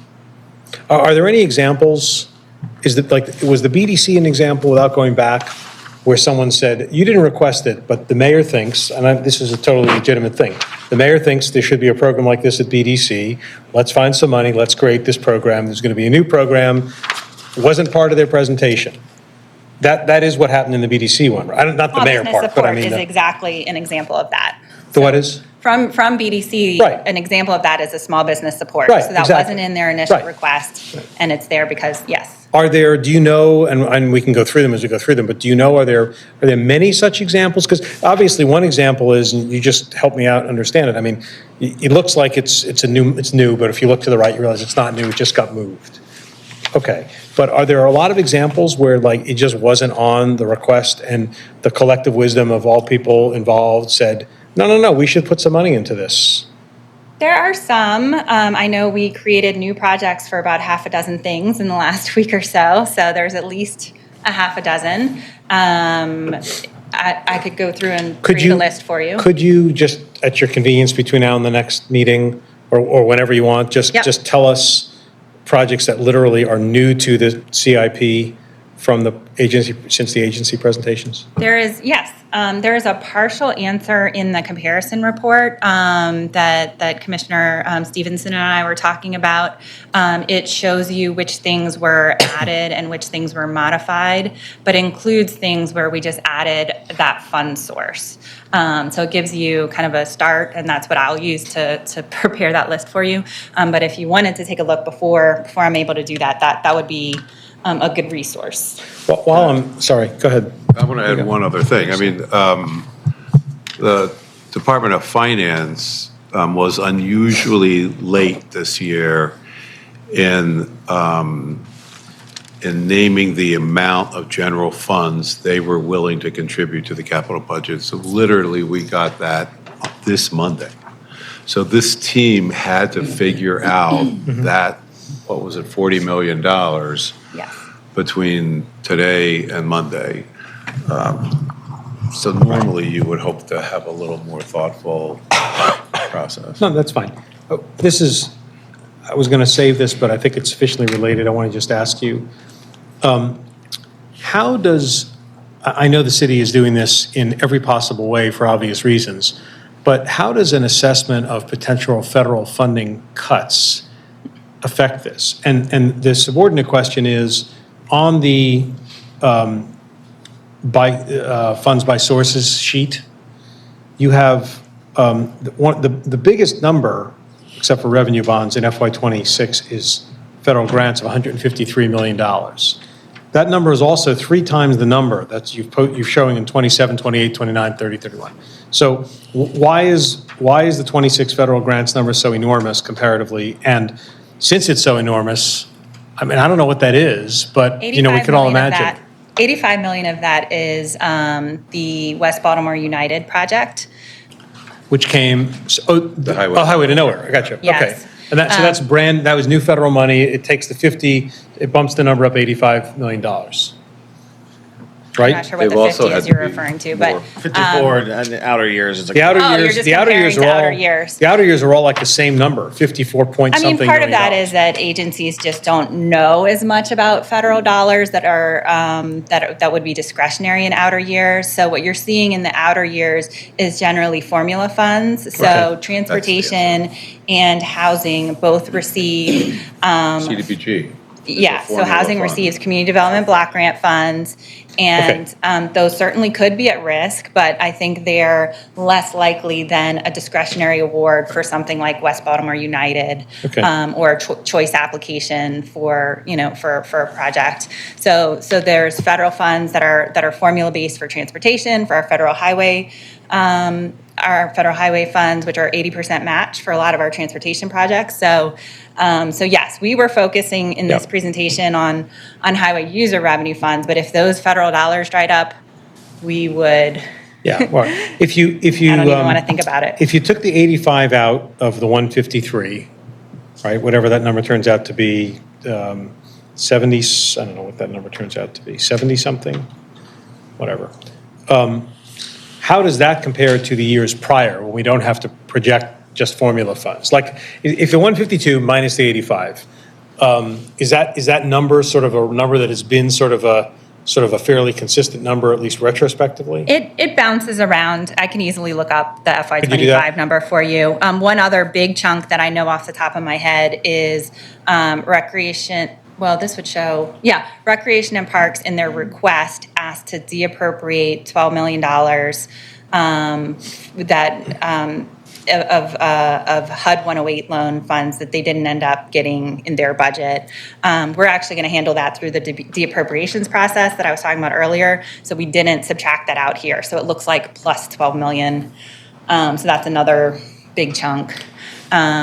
So, not to distract an any. administrative Yeah, item, not to really. distract any further, but if you could, I think the quick list would be, could you compare the 152 to prior years to the extent that it's not consistent, and it won't be for at least the 85 and maybe the 12 you just mentioned, but can we understand if there's a difference and why-ish, right? And then, I mean, I don't know if there's a question to be asked here, but the risk, I mean, everybody's assessing this risk, right, of what could happen. I mean, you'd have to go through everything that's funded with federal funds in this enormous spreadsheet and start wondering what would happen if you got zero of it, or half of it, or a third of it, right? The majority of them are formula funds, though. Okay, so- with the exception of West Baltimore United and that Parks project. Well- They're not all, but a majority of them So are. I guess then, so this is fertile, right? Can you help just help us explore and understand a little bit more all of those issues? Yeah. I think it would be useful for us to understand what the sort of, to the extent in just everything you said, which is, well, all right, that could be an issue, but these are formula funds. And then I guess the question I would ask follow up with that is, what makes us think that we're going to get formula funds for the next 5 years? That's the question. Certainly a There's question. a small team in finance and MOID that are in touch with our federal delegation that are trying to figure this out. Look, I know that we're the tail on that dog. Like, I'm not suggesting, I know there are people doing this like every minute, everywhere in the country. So I'm not trying to get too, but I think it would be useful for us because we're looking at this massive capital budget of which, the second biggest number on the page is federal grants. So some understanding of what of what that number means, what's the sensitive, what portions of it are most sensitive and why, what's least sensitive and why? Yeah, I don't know, yep. that kind of stuff. Definitely. Thank you. That's not too Sorry, that was a digression, but I'll get it out there. We probably will not get the highway to nowhere money, because we don't have it. Right. But. We have the planning. But presumably, and I don't know where it is in here, but presumably, there's a line that says, what's the proper name of it? Forgive me, I forget. West Baltimore United. West Baltimore, right. Oh, yeah, maybe it is. It's in the CIP as West Baltimore United. I don't know if that's the right name or not. But that's pretty simple. I mean, it's horrible, but it's pretty simple, because if that money doesn't come in, that budget line goes away, right? It's a straight line between them. Yes. So like, we all have to accept that could happen, I guess. But, to the extent that it's more generalized than that, it would be good to have some idea. Yeah, okay, Yep, certainly. thank you. Yeah, because I think that would be a tough choice, like CDBG funds. And then, like I said, I don't know if we capture it in the capital budget, like what goes to health and all this operating. MOID has a huge. And all of MOHS federal, and. What department is that in? That's all operating. Highway to nowhere? It's in transportation. That makes sense. Okay, thank you. All right. Anything else on DGS, or do you guys want to move to housing?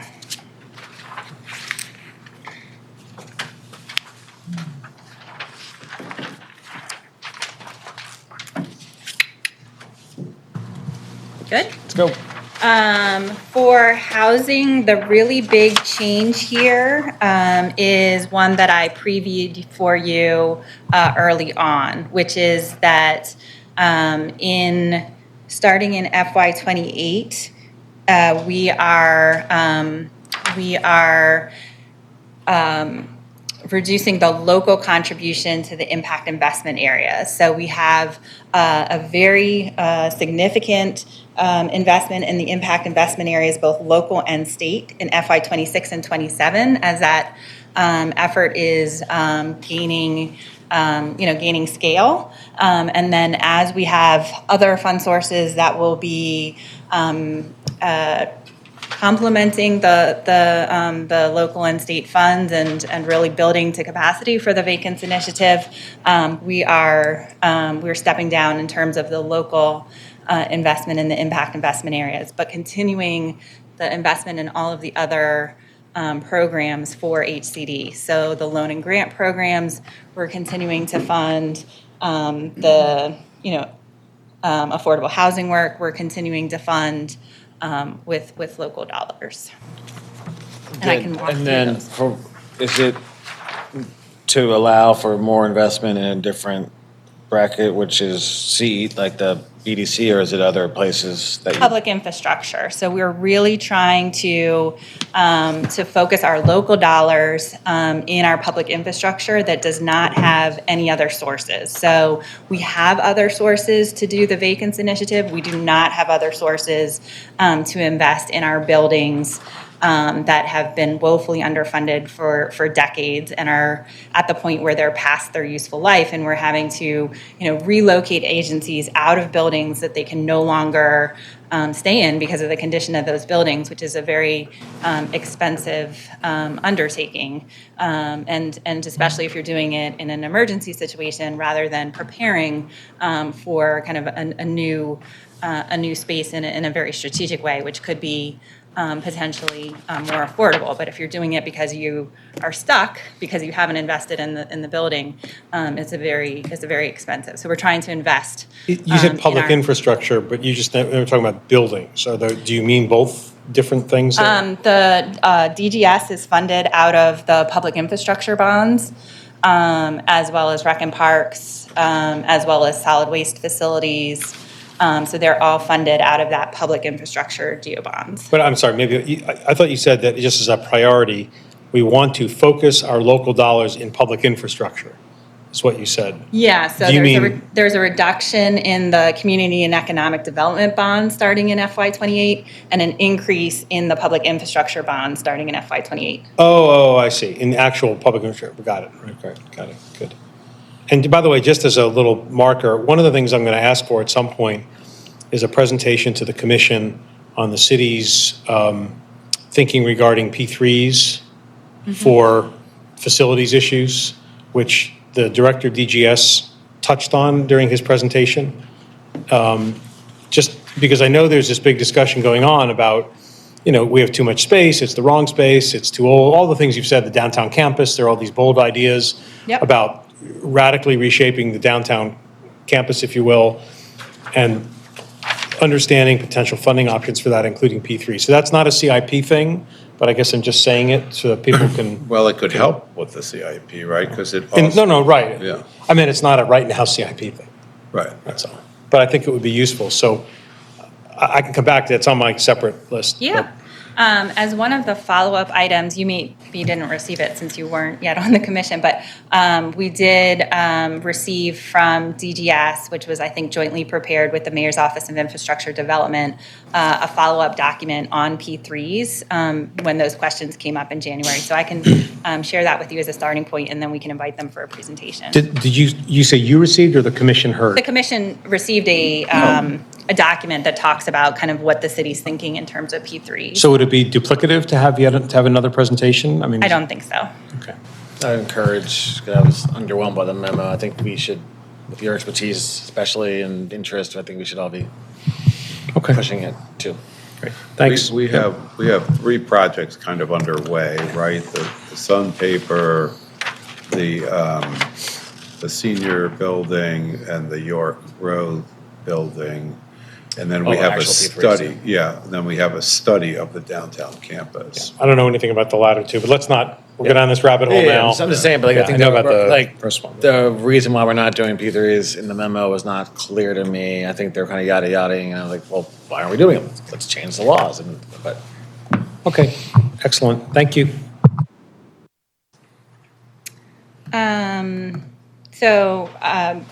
Mentioned for HCD, really keeping intact the loan and grant programs that HCD administers, the home improvement incentives program. We're adding additional dollars in FY26.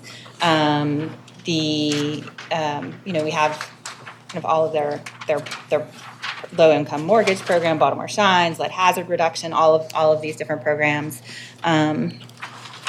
And then they have some specific redevelopment projects that are recommended for funding as well. do you happen to know the details at the top of your head about the Gompers building? Are we just helping to fund incentive, or are we stabilizing or something? I believe that is to be able to offer it with a little bit of funding to to make that more likely to happen. I'm not sure this is enough, but this is what they requested. That's what I was going to say, yeah. So there's a HUD restriction on the use of it for housing that they have to lift before they can. That's one barrier. That's one barrier, but I think the money, even if, because I thought, we could lift the barrier, it's doable, but then it's like the amount of work. Does that eventually expire, though? That's from It's a good point. I think ages ago. there was something, because it used to be housing, and I think the community didn't want it to return to housing when it was underfunded public housing. Right. The next section is the Department of Planning, and you will see here the reallocations for the Green Network Trail that you were asking about earlier, as well as $300,000 for the Northern Community Action Center. This is one of the P3s that the director just mentioned, and then some funding for us to be able to administer the capital improvement program. I have a follow-up question here. Yes. It's one of my 4 questions. Director Ryer. So. You only got 4? I only have 4. We might generate some more as we go through this. The Green Network Plan, Smithson Park. So Sarah already explained that these are old projects that are being reallocated for the Greenway Trail. And I understand that. Smithson, I'm intimately familiar with. My question/comment is that the Smithson project was canceled because there wasn't funding for it. But this seems to imply that we're taking $722,000 of funding that was set aside and now spending it on something else that happens to be in East Baltimore. So I'm just wondering if I'm understanding that correctly. So my understanding is that the Housing and Community Development found money for the acquisition, which this was originally intended for. Then it shifted to development of a park, and Recreation and Park did not want to do that. Chris, your mic is not on. So the money for acquisition will go forward with either, another source of money, not public, I guess, or not Rec and Park for the development of the space, or it could be developed or community managed or what have you.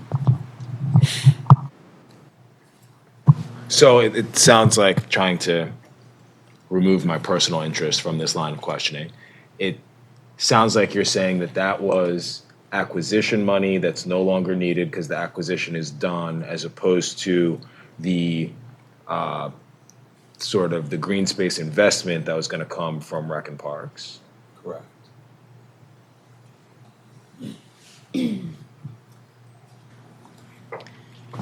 I guess I can elaborate a little That's more. all right. Okay.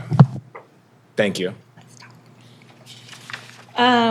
Okay, Department of, Wait, before you move, yeah, I understand everything you just said about the projects that you have, I don't know what the word is when you have this sort of zero, minus thing, but are there more like that? are there, Yeah, are there more like that? You just found $2.2 million oh yeah, that's of what we're gonna do. projects that are And that's the like, whole So point she of spoke to this when she was talking about the accounting cleanup with the Yeah. circles and Yeah. the colors and Yeah. stuff. Yes. And what I suspect she might tell us is that the only reason we have these numbers is because this is Department of Planning. 'Cause there are It's numbers. Within, Right. because there are numbers. Yeah. Right. Every other agency, I suspect, has many, many more of these. right, it So seems inevitable. there's two answers. One, it's our own agency, so yes. And two, these are only funded with a single revenue category. So we can tell what the balances are because there's only one revenue category in them. When you have multiple revenue categories mixed up, we can't tell, what spending was for what, and thus we're doing the funding source rules. Gotcha. So, but yes, Yeah. there will be more, and that's what we'll do this Yeah, summer. I'm really looking forward to next year's CIP. It will be prior to next year's CIP, although we may do it again when we get to next year's CIP. So, all right, Recreation and Parks.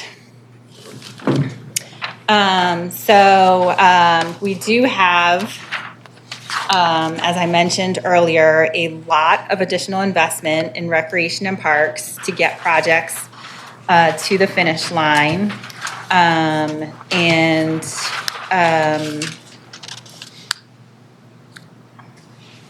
that's kind of the theme here. We're really not starting a lot of new things in Recreation and Parks. The design for Lillian Jones is kind of one exception there. We are recommending funding for all of the things that Recreation and Parks requested, with one exception, which is Bentlow Recreation Center. Recreation and Parks requested design funds only, and no funds in outer years. Chairman, to your question earlier about do the outer years matter, no funds in the outer years for construction. And it doesn't make sense to start a project and do design when we're not thinking about how are we going to fit in construction for that project.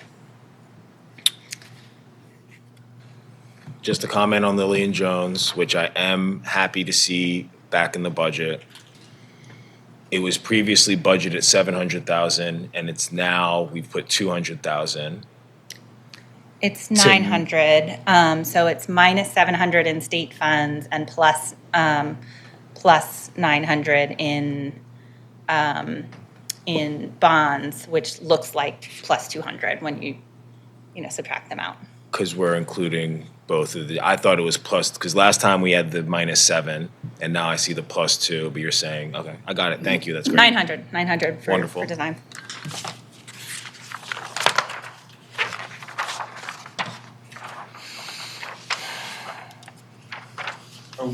Where are we? Recreation and Parks, Were you moving beyond rec and parks? if there's no questions, we can move. Yeah, my question is, where is the Greenway Trail, which I know we'll get to in a bit, and we've talked about a little, entirely DOT, or is there a rec and parks piece of it? And more broadly, well, go ahead, I'll answer the first question and then we'll come back. Yes, it is a combination of DOT and Rec and Park.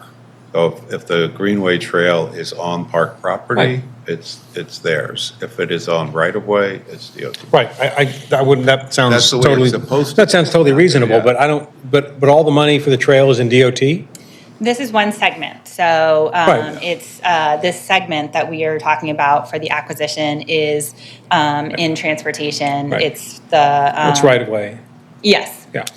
But, so does that mean there is no need at BCRP related to the Greenway Trail or trails in general? Or just no money? I don't see anything in here on that, in that bucket at all. And I guess I'm just wondering, like, why that is. So for the last 5 years, DOT has said it's not right-of-way, and Rec and Park has said it's not park. Right. And we were in the middle. Right. So now we've gotten through that with DOT on the right-of-way. Rec and Parks will still say that they don't have capacity to manage the trails that they have. They have 2 people evidently in maintenance. And that is on their operating side, not on their capital side. Right. So they're not building capital because they can't maintain what they have.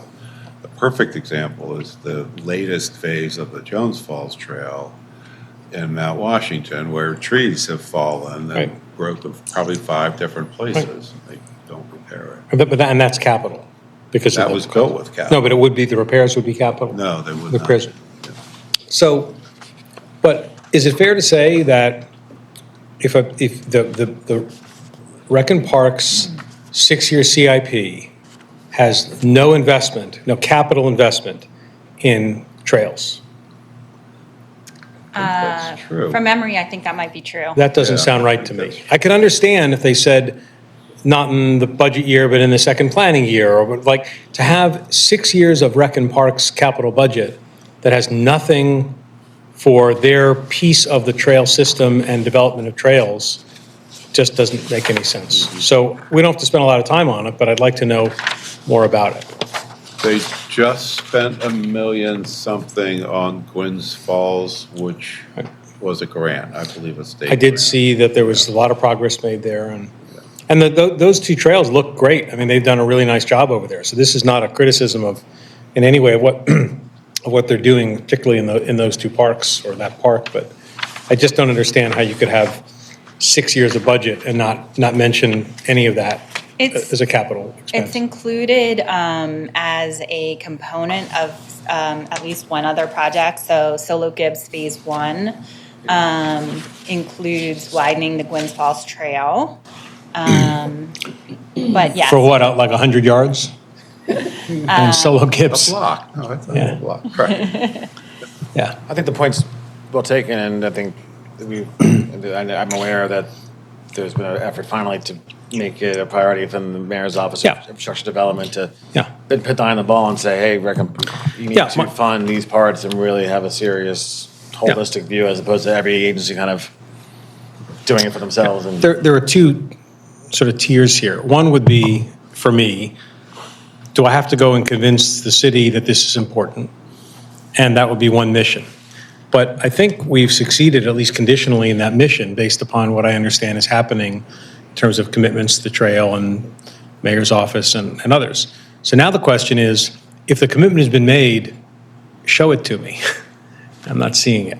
So, and like I said, if someone said, hey, look, I can't, next year, like that, we had a lot going on, we can't, but 6 years, I don't get it. I will say that I think there's an effort now to look at the entire trail and think about the different segments and prioritizing those.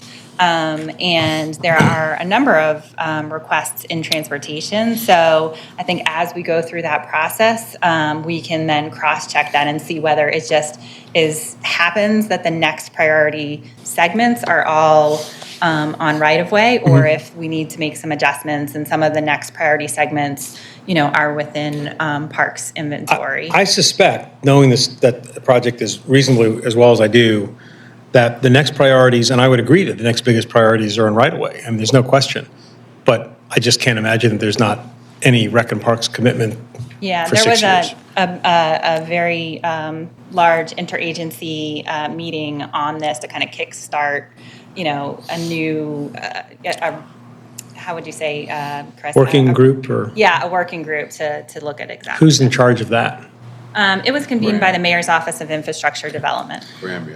So just. I think the point's well taken. I mean, I fall on the sword and I think. No, don't be silly. You make the great point that it should show and, unfortunately, effort to read. Yeah, I mean, it's after this was right. submitted, but. It's the trite, don't tell me about your priorities, show me your budget, right? So here's the budget for an entire department that has nothing in it for 6 years except one block of Sola Gibbs Park, which is a nice park. But I'll also put a marker down that another presentation that I would like to have at the commission, and you'll have to tell me between the mayor's office and planning, whenever the right time is, so it's not too soon, so it is the Greenway Trail and related matters. It's not just the loop, but it's the sort of the loop and all that stuff. Yeah, this makes me think of the Middle Branch where we're doing part of it on private through negotiations with private property owner, but there's still a right-of-way and a park component. Yeah. Okay, great, thanks. Next. Anything else on Rec and Parks? All right, transportation. Through the process of the limited power this planning commission has of compelling sort of an answer, I want to defer to you all because you asked before about the lack of focus on the revenue generating assets that Rec and Parks has. If you think it's worth the commission making a request, or it seems like they aren't ready to do the accounting, but they should be doing the accounting. They should be building towards doing the accounting, in my mind. But I know it's not something we can probably expect in 2 weeks. But something we should expect movement on. This is, can Rec and Parks generate revenue from its facilities question, or? Side of that they do from some facilities, to the director's point, I think they don't track it well or at all. Yeah. And so that just makes it harder to do the decision-making and the capital planning, because in theory, maybe we should look at some different model, maybe we're third-party privatization or P3 to let someone who really takes the highest rank to another level and make more money. Concession of some kind. Yeah. Okay. All right. Department of Transportation? Yes? All right, I already previewed that we have, a significant increase in our investment for pedestrian infrastructure. You'll see, alleys and footways with almost $40 million in FY26. This does include both sidewalk reconstruction as well as the ADA consent decree and other ADA-related projects. And just the theme here, as you look at all of these, you'll see increased investment in 26 and 27, and then you will see these investments drop off in 28, 29, 30, and 31. The reason that you're not seeing that drop off for the alleys and footways quite as severely in 28 is because we're funding the ADA partial consent decree out of general obligation bonds rather than highway user revenue, because there's such limited highway user revenue. that we're not able to do that. The next section. You're not recommending, there are no changes there, that's just a restatement of the requests, right? Yes, just to highlight for you. Got it. The next section is the bridges. And this is, I mentioned there were a couple exceptions to where we're able to fully fund construction in a single fiscal year, and the bridges are an example of that. So it's my understanding that not only are we not able to fully fund construction in a single year, but we're not programming the total funds needed for these bridges in the 6-year program.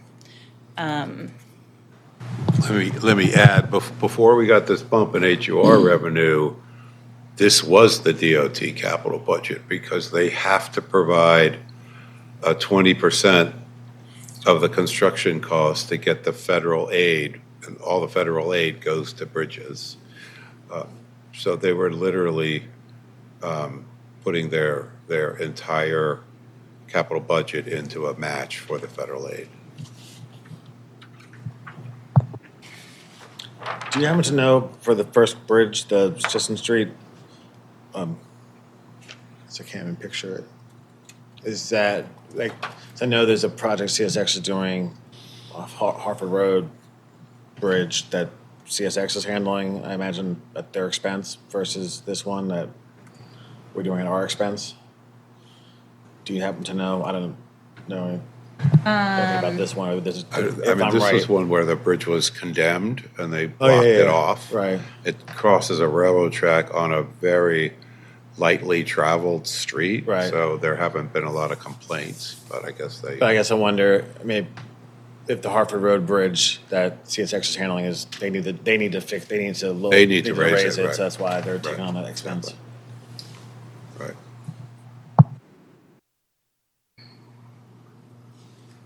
Do you want more information on that one, or you're good? No, I'm good, thank you. Okay. All right. Included in the summary for transportation is the parking authority. It's really separate, but. I'm sorry. Oh, yeah. Sorry, if you're going to keep going. So let's come back to the Greenway Trail. So the request was for 5 million 5 plus 13.5 in the second year, and that number is just being recommended to be sustained, right? So that's not a change. Yeah, that's a different segment than I was talking about previously. I know. Yeah, okay. Well, just be clear for everybody. What is that segment? That's a northern segment. That's 33rd Street, or do you know? Yes, I believe it is essentially the northeast part of the loop from Wyman Park to Clifton Park or Lake Monticello. It says Gwynns Falls, Leakin Park to Herring Run Park. Oh, that's Gwynns Falls, Leakin to Herring Run. That's not what Chris and I were just saying. Yeah. Okay. That's what it says on the. They may be looking, I know they have been looking at alternative alignments in the northwest. Well, okay. And then the 4696 is brand new money coming in part from the fact that we moved money from those planning lines. That was 2-point-something million. So I guess another 2-point-something million came from somewhere else to make up this 4.696. The 2.5 million in federal grants was in the wrong project, and so we're putting it here in the project where it belongs. Are there any more of those? I'm just asking. We will uncover them as we do the accounting. I know. So my sort of broad question, which I would like to understand before we sign off on our version of this the next time, is what is, and I know we're going to have a broader presentation, and maybe we can do the lesser presentation, but does this mean that there is no? It's hard to know what these lines mean, but this would imply that the remaining commitment for the next 6 years to the Greenway Trail involves the Trails North, the two items, right? The first item, the one we just talked about on Gwynns Falls, or on, I guess it's on Gwynns Falls, the Highlandtown Greektown connection, and there are two of those. I don't know. I don't know why that repeats, I'm sorry. Yeah, that's okay. So we should find it out. And so I guess I would ask sort of, it's just a slightly different version of the question asked about rec and parks, which is it DOT's intention that all we're doing on the Greenway trails for the next 6 years is we're going to spend this much money in '26, this much money in '27, and then either we're all done or we're just not planning to spend any more money? I mean, I need someone to interpret that 6-year CIP for me regarding the trail. I think I can do that. I think the answer is DOT is, DOT has, as do we have a number of grant applications out for the trail. I know we have 2 and they probably have 3 or 4. All of them, I believe, are for design. So they are all attempting to get at the cost of a segment of the trail. So maybe you would see the construction show up in this in future years, but we don't have that information right now. Well, okay. There are a couple others that that weren't properly categorized as being part of them, as being trail projects. There's Jones Falls Gateway grant. That's in DOT somewhere? That's in DOT under the planning section. Okay.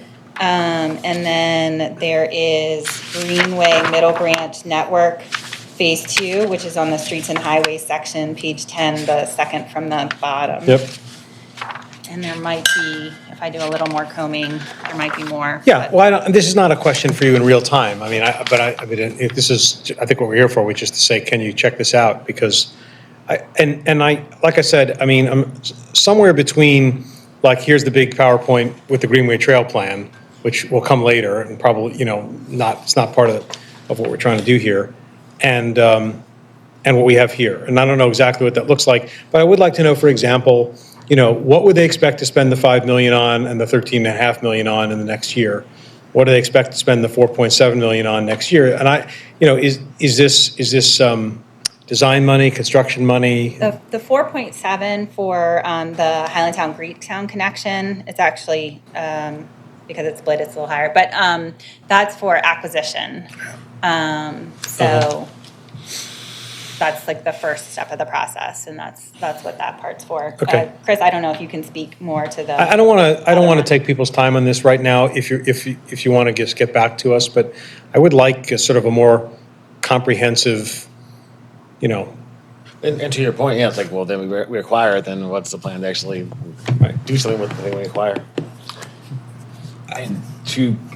I think it's a very good question. I think part of the answer, or at least the answer that I've received in the past, has to do with the fact that despite huge improvements this year and the last couple years, this isn't truly a 6-year budget. Most of the agencies are budgeting 1 year at a time.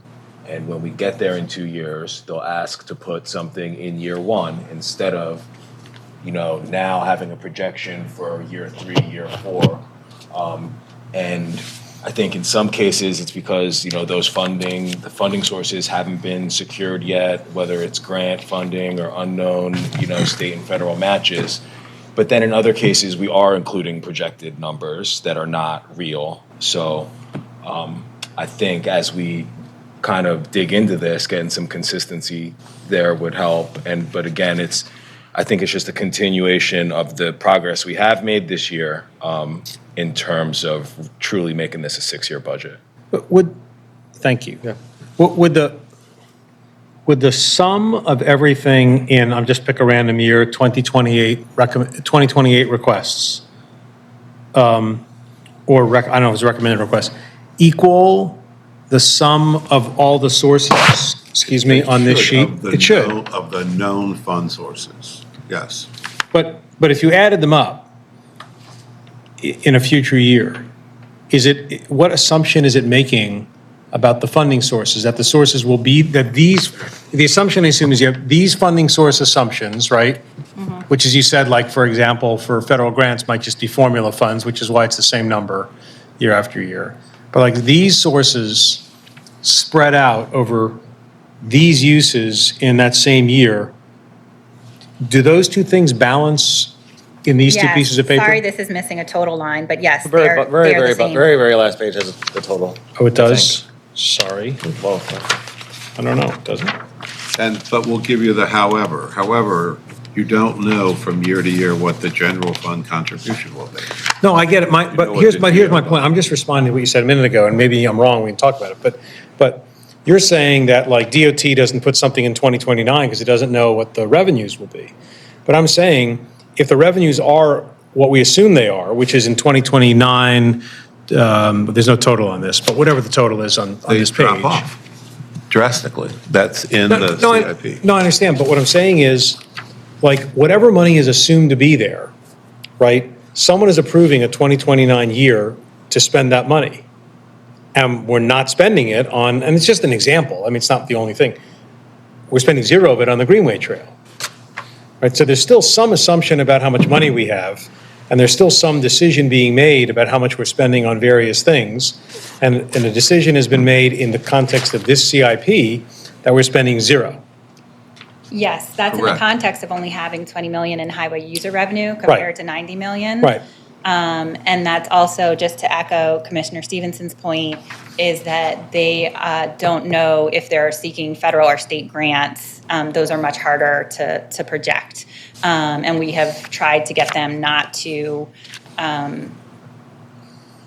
to just throw numbers in here Yeah. for federal and state Okay. sources that aren't somewhat grounded in reality. Okay, well, we can move on, but if you can try and get, some insight from, and I know planning has a big part of it too, but it is DOT's capital budget, so. Yeah, I mean, I think on this one, part of the answer is that, this multi-agency working group is convening after these requests were made. And so we'll probably have like a better set of requests as that work group makes progress. I mean, I think it's tell us what you can tell us. Yeah, absolutely. But, I can't speak for the local commission because we haven't voted and I'm the only one yammering on about the Greenway Trail. Well, Justin's helping out a little bit, but, and I guess the vice chair too. So no, that's three of us. We're doing okay. But I think the point is, like I said, it'd be one thing if everybody said, no one cares about this but you, and you keep telling us we should care about it, but we don't. We've finally crossed over into people seem to care about it. So now I'm now in the phase of, okay, if you care about it, show us how. And if it's just a timing issue, such that this was prepared before before the working group was going, then a report that says, look, we hear you, we know the CIP is lagging, but let's hear that, from the people who are involved. And limited defense, like if there's only 20 million in HUR and FY '29, then like they have to make tough choices and show what they need to show to match for other priorities. Yeah. Right, they're being, I think, realistic. If they don't get the HUR revenue restored, they won't be building a lot of trails. Plus, it's grant funded. Not going to be building a lot of anything. Yes. Okay. Thank you again. So, just to continue looking at transportation, street resurfacing, and just to reinforce that point, if you look at the street resurfacing, the difference between if you just pick the first sector, the southeast sector, $9 million in FY '26 and only $1 million in FY '29. So they're cutting basic services to the bone in those years when the HUR is so limited. And so this is why we're not seeing things like trails in the program, is because things like resurfacing aren't even able to fit in the program. Yep. All right, so here in the next section, the first line, streets and highways, is we've already talked a couple times about West Baltimore United, and so there's that $85 million in federal appropriations for that project. Obviously, we'll keep an eye on this project and adjust as we get more and better information, but we want to make sure that we are meeting kind of the city's obligation in terms of putting in the local match. So what was included in the application had $700,000 of local match in FY26, and so you'll see that that's included in the recommendations, and then 12 million a year for the next 2 years and 7.5 for the 2 years that follow. And obviously, as we get better information, we'll make adjustments as needed. On the 85 million West Baltimore United, which I'm a little bit familiar with, but even assuming that we get that money, we don't have the capacity to spend that money in 1 year. This is just the appropriations to be able to have the permission to spend them. So we can spend it over multiple years. This is making sure that we have permission, in the budget, the appropriations for federal money, so that we can receive it and spend it as needed. Okay. I was not able to get a schedule that would show because they've had trouble meeting with the U.S. Department of Transportation, as you may imagine. So I wasn't able to get a more detailed schedule of when the federal appropriations needed to be included in the budget. So to be safe, I've put them all in the first year. This section is home to 2 more of my questions, if I may. Yes, absolutely. Neighborhood traffic calming project 2526. Mm-hmm. How do we track geographically where that money gets spent? In the past, that's been, very important to our equity analysis. That is a good question. We get, for some of the ongoing programmatic items in transportation's budget, I know they provide us with a prospective map of where they think they're going to spend the funds, for example, for resurfacing. I am not sure whether we get such a map for traffic calming, so I need to find out for you if we do. And then the other side of it would be to then follow up and see, where funds were actually spent once they've been spent, because they project, where they plan to spend the funds. But then, for example, for the sidewalks, once you go out and do the inspections, you realize that this one, doesn't need to be done, this other one does, whatever, it changes. And so it does vary a little bit from what they give us prospectively. Yeah, that would be great. Thank you. But I can ask. I'm not sure that we get a map for that Yeah, one. we should but- flag, if not, tell them or strongly suggest we get the mayor's office of performance and innovation to assist, because I know there's a big push on the backlog for traffic calming and that they're helping with, so they should have the bandwidth to map or To track it that. or map. Good idea, okay. That'd be great, yeah. Yeah. And then on the last line in this section, it looks like we took away 6 million for Druid Park Lake Drive complete streets reconstruction. Is there a story behind that? This was appropriated in a prior year, and I think they got their signals crossed and asked for it again, not realizing it was already appropriated. So that's an administrative correction, no change to Yes. the Druid Park And I Lake will Drive. reconfirm that for you, but that is my understanding. Okay, thank you. Can I follow up on your earlier question? So there's an unusually large number of bulk accounts in the DOT budget this year, whether it be ADA, resurfacing, sidewalks, or traffic calming. So maybe there's a larger request to OPI or whoever for DOT's bulk accounts and an equity analysis. Especially in light of the equity analysis. Yeah, I think that's a pretty important thing to try to do. Thank you. I have one other DOT question. It requires us to go back a section, and I'm sorry if I missed this, but in the street resurfacing section, there's a substantial amount of additional changes from requests, this 1.25 million, which I think you've added in each of the 4 resurfacing buckets. Yeah. Is there a story behind that? This was an administration priority. Yeah. Due to the state of the state of the roads.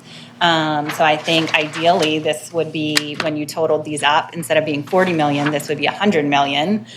We can't quite get there yet, but we're, trying to make some progress on the state of the roads. Okay, so it just was a collective priority. Yes. And in the review, someone said, we really should add some money to this, so you did. Okay. Got it. And you will see the same thing. There's additional money for slab repair as well. So resurfacing is if it's asphalt, but then some of our roads are concrete, and they're very expensive. And they last longer, but they're very expensive. And so there's additional funds in here beyond what the agency requested for that as well. Did we hit all of your questions for this section? For that section, I only have one left. Okay. I didn't interrupt you, I'm sorry. No.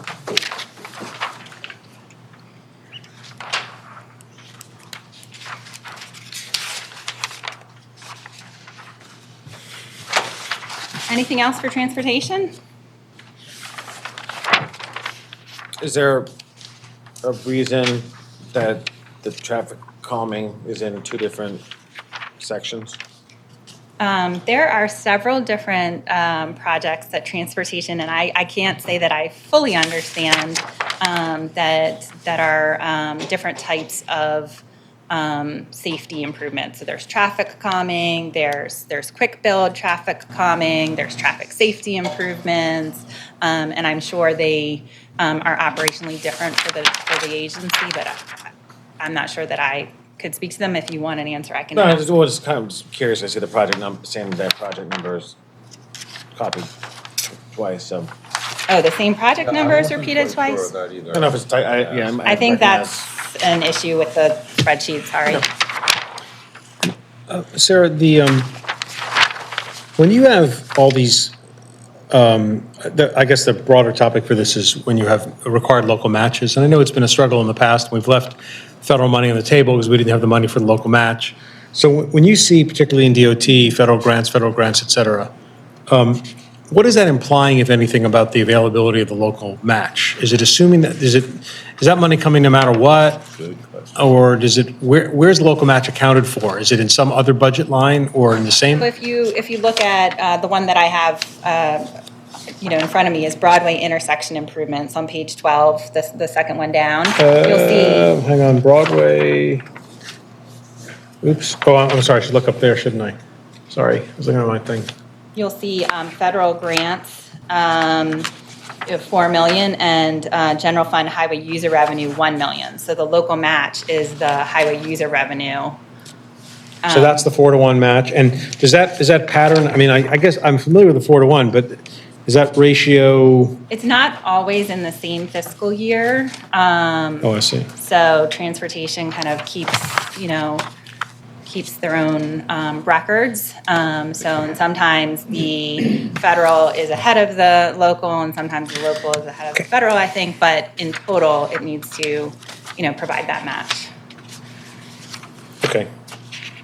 It would be good, I mean, again, placeholder or something, and maybe it's not part of this CIP cycle, but I think getting some sort of a report on the extent to which we have left the now forever unavailable federal funds. I mean, I don't know if there'll be federal funds anymore, but if there are federal funds coming, or if we've had them in the past, do we know how many dollars we have left behind for failure to budget and a proper local match? I don't. I would think they would hide and deny that. So I would say they would probably say none. And they do play a lot of accounting games to make the match. And I do think they approach every project first from the viewpoint of, is it federally eligible? Right, because it's very efficient, effective. Right. Could you just ask, maybe the question is, have you? I think it may be challenging to get a straightforward answer. That's okay. I've gotten non-straightforward answers. Can you just ask? Yes. Have you been in a situation where failure to have local funds available has deprived you of a federal funds. And we can also, in that, as like part 2 of that question, ask them what that would look like if HUR isn't restored in the future years. Yeah, sure. I mean, there's going to be, so just so we're talking about it, HUR goes away in the year after next, I think it is. There's a bill in the General Assembly, right, there's a bill in the General Assembly to extend it. No one thinks it's going to pass, but no one thought it was going to pass when it was introduced because the cliff is not sufficiently imminent. But the hope is that it's getting everybody accustomed to the idea that this has to get extended and that next year there will be a real effort to extend it. Lots of people want to get it extended. No one knows what the state's budget situation is going to be this year or next year. But I mean, there are a lot of people focused on avoiding the HUR cliff, but no one knows where the budget's going to be next year. But it's not like people are not, That's good to hear. Keeps me up at night. All right. I guess on the topic of HR and the state piece, and I don't know how much leverage it would actually bring out, but thinking about the Keith Avenue Bridge over Burning Highway is one. Like I've been, like a long-standing gripe has been that the port is a great generator for the economy, but not for the city's coffers. And so this is one like we're taking on it's only $5 million, but $5 million in some of its grants, but like putting money towards this project, which is for the port industry, which doesn't come back to the city's coffers very cleanly. And so that's one where it's like, hey, if you want us to do this project. So how do we initiate that discussion? This is where that's why I don't know how much leverage it generates, but that's what I'm thinking of. Like, I don't know how we can threaten hardball, but this is like, okay, port, we're not getting tax revenue. We keep the entire. Did we cut it? Did we cut Keith Avenue? No. Well, should we because of that? Just one, I don't know what we put it towards in 2030, but that's an example of one. No, I'm not saying we should, but that's like an example of something where. I'm just wondering where to start. Yeah. Right. Yeah. I was just going to refer back to the chair's question. I don't know if it was rhetorical or real, but about giving roads back to the state. And this comes up, frequently. And one of the suggestions that's come up is rather, or maybe a compromise is not giving back all of the roads, but giving back certain roads, and the ones around the port, might be priorities for that because. They have a regional and state benefit. Maybe some of the highways would be kind of another tier. So the state already does the 95s, but they don't do 83. And so, there's 295. There's maybe a way to think about this rather than an all or nothing proposition. If you modeled it on the railroad, for example, the city paid, I think, a relatively small amount towards the CSX project. The state paid 90% of that or something like that. And CSX. Right.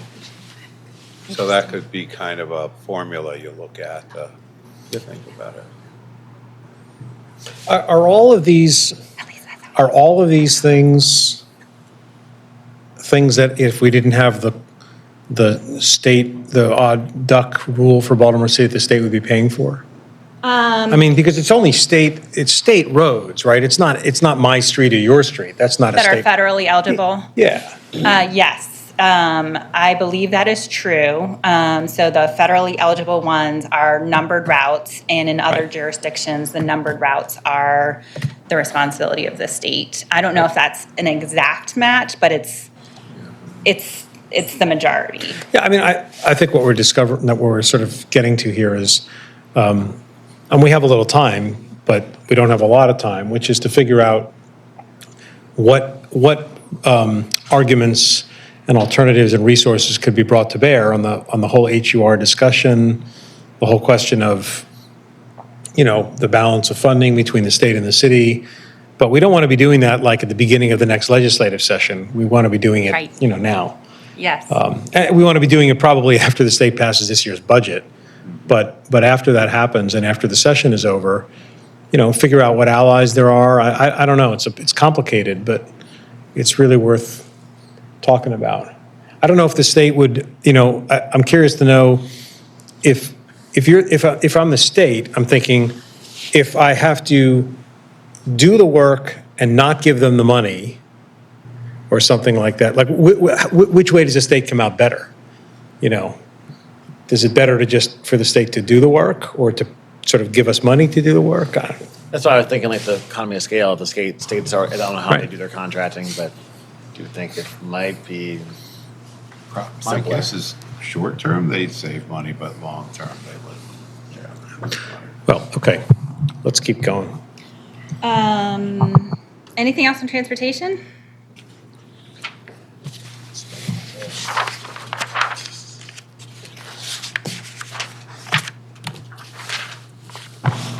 If not, the next section is. Are we, I'm sorry, are we generally, I don't know how to raise this topic, are we generally satisfied with the traffic engineering stuff?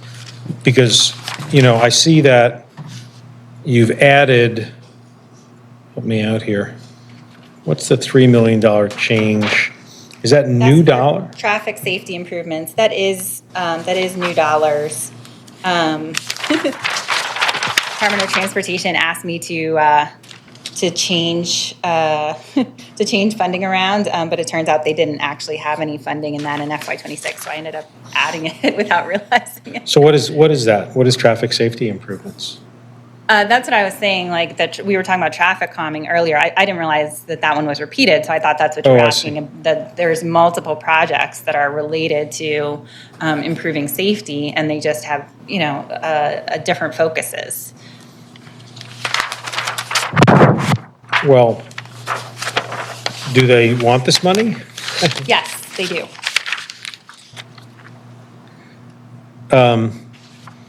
They were ready to cut back other things in order to have that funding. Okay. And then And then- the third to last DOT item is, or fourth to last, Northern Community Action Center, is that a typo from, or is that, should that be in Yeah, DOT's that's in budget? the wrong place. Sorry. It's fine. Thank you. I'm making sure.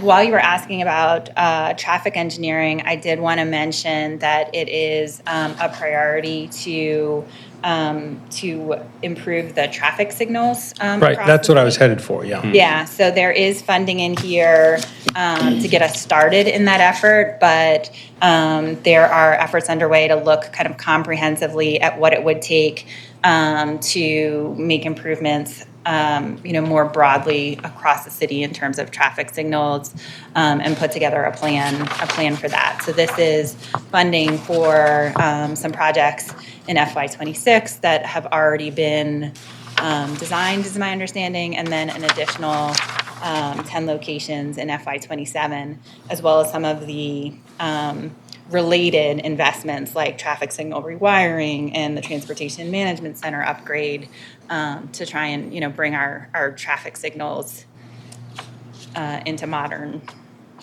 standards. Well, there's a lot to talk about there, but let's just keep going. For me, anyway. Of course, others may have questions. Just keep in mind, every commission, you have a briefing session. So it's if you want to follow up on these things, we can do that. Yeah, understood. All right. If you think of anything else in transportation, we can go back to it, but I'll move on to what we call mayoralty. We have within mayoralty funding for cultural spaces, capital support. The planning department leads an effort to provide funding for facility improvements for museums and theaters and those types of venues across the city. In many cases, we're providing funding that helps those organizations get private funding and state funding, and so they are able to show, you know, city investment. And for some of the smaller organizations, we're providing, you know, much needed capital that they might not otherwise have access to. And we just kicked off the application a week or two ago and have an information session next week. I will say, so we make a big effort to get to the smaller organizations, but all the larger ones will say, when they go for state money, the state asks what the city is contributing. So we're kind of get it at both ends. One's repeated too. I don't know why things are repeating. I'm sorry. The next section is Mayor's Office of Homeless Services. I mentioned in the highlights that we have funding programmed for the acquisition or renovation of facilities for homeless services. You'll see that there were requests for specific shelters in specific years, but we are at this point kind of generally funding homeless service facilities. And then in the other section there, we have the funding for the surplus schools. This funding can be used for demolition. In a lot of cases, the building itself is a liability. And so if we're able to demolish the building, then it sets the stage for redevelopment. In many cases, the buildings were in poor shape when we got them from the school system, and then they've been vandalized to the point where they're just not good candidates for reuse. But this funding is flexible and could be used as a subsidy for redevelopment or for renovating them if that's appropriate for certain sites. Is there a plan for the repurposing of those school campuses? Not the buildings so much, but like, these schools they're usually in great locations, in the middle of communities, with buildings that can't be, if they can be repurposed, it's one thing, but a lot of them can't be. And, the mayor wants to bring residents to a neighborhood where there are already residents, so I just wonder, I don't know how many of those there are. Yeah. But I wonder, has anybody looked carefully at opportunities that school surplusing is giving us for overall? And again, we don't have to do it today if it's not relevant, but these are things that come up, so. So Live Baltimore has looked at it. And we're preparing a memo for the CA. Essentially, you are correct. The land is now worth more than the buildings. The buildings every one of them been terribly vandalized.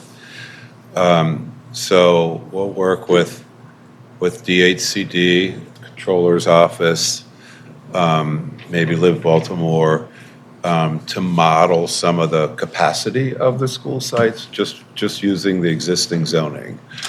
They are in distressed neighborhoods, losing population. So there's a market issue there, but Live Baltimore has documented a market for new construction, essentially in every neighborhood in the city, that we can use. So the remaining issue, the councilman's gone, but the remaining issue is the time it takes to get a sales ordinance. So we end up in these 2-year processes between when the community planner first goes out to a neighborhood and says, we want to do an RFP for this school, and actually selling it to a developer is an extraordinarily long period of time. So we've been talking to the law department about a preemptive ordinance for all the surplus schools that we don't want to keep. And then we'll be able to speed up the disposition process. I guess I'll look at the deputy mayor, because, I've done, like 100 sales ordinances in my career, and they can take a long time unless someone doesn't want them to take a long time, and then they don't take a long time. So I don't understand what the issue is. The council likes to have control over the outcome in a way that's different than my similar experience in normal projects is like the. You're saying that because it's something big is going to land in their district, they use the sales ordinance as a means of controlling the outcome? Every step of the RFP process, and has been, in my couple of experiences. Yeah. Why does an individual district council person have that prerogative? It's councilmatic courtesy. They hold the ordinance up and then. Well, that's a conversation that should be had. That's what we have to, right.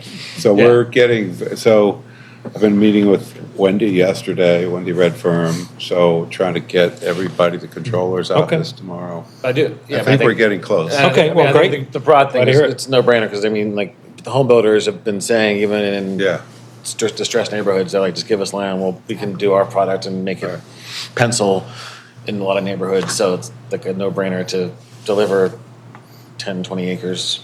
Right. So this demolition money is a sort of a down payment. We will need assistance from the state, but we're putting something in there to attract that assistance. All right. The next item after surplus schools is economic development support. This is another new project to be able to support economic development projects and fill gaps to make those projects a reality. We have funding for Rash Field for Phase 2. Rash Field has been funded, both Phase 1 and Phase 2, as a multi, the city's contributed, the state has contributed, private has contributed. This is part of the city's contribution. And then the last item in this section is for public art. So previously, when we have legislation for % for art, and it identifies eligible projects, and then there's a whole process of reviewing, the construction and designating 1%, and that process just really hasn't been working and hasn't resulted in a lot of public art. And so there was an effort to kind of rethink that, and so this is the approach that we're pursuing is putting in a dedicated line item for public art. Appreciate all the work. I know there's been a lot of meetings and discussion to get it even to this point, so I appreciate all that thinking and work. Any questions on mayoralty? I guess we'll flag. We should. I don't even know the Public Art Commission if it's still So, in VOPA. We should. Yeah, I've been talking to Tanya. So the department will have a representative on the new public art because of this. There's some advocates are upset. The purists are upset because they want the public art integrated into the capital project. Right. And we have found over the last 20 years that that's just impossible to do. Yeah. The money gets spent somewhere else. Yep. Lexington Market did it. I know it's exceptional. A good P3? It's not impossible. It's just not happening consistently across all projects. Right. But I think some agencies are better at it than others. Some projects lend themselves to it more than others. Yeah. There's a variety of reasons. But yes, no, it's not to say that it hasn't worked anywhere. It just hasn't worked consistently enough. And so we're trying another approach. Well, that one's even funny because we got calls. Well, I guess it's more the mural that's inside. They got calls. It's like people are angry. People hate it. Yeah. Controversial. No one Art ever is agrees on anything. controversial. Yeah. No one agrees on That's anything. the whole idea, is to stimulate discussion. Right. No, but there's some things in the middle of Dundalk Avenue you kind of wonder about sometimes. I know the man-woman statue got a lot of hate, but I liked it. But Actually, I don't know who did that. Is that us or is that Amtrak did that when they did things? I don't know. I don't know. Anything else on mayoralty? We're reaching the finish line. I know it looks like you have a lot more pages in your packet, but all we have left is schools and DPW. And schools, this commission has already seen. So these recommendations came before you last fall and were included in the school system submittal to the state. And so these are, pretty much set because they've already been submitted to the state. I've gone through Planning Commission and Board of Finance and Board of Estimates review. The Healthy Schools, FY24 and FY25. Oh, we thought you'd know them all. Why are we spending? Was that intended to be a multi-year project, or is there a reason that those are being spent in 26 instead of 24 and 25? So it's a little bit confusing of a title. So this is using general obligation bonds of the cities to fill gaps in projects that were funded with healthy schools funding, which I believe was federal. So they identified, the projects that they were going to do with that federal money, and then they needed more funding to be able to complete that list of projects. And so they're using general obligation bonds to complete those projects. Gotcha.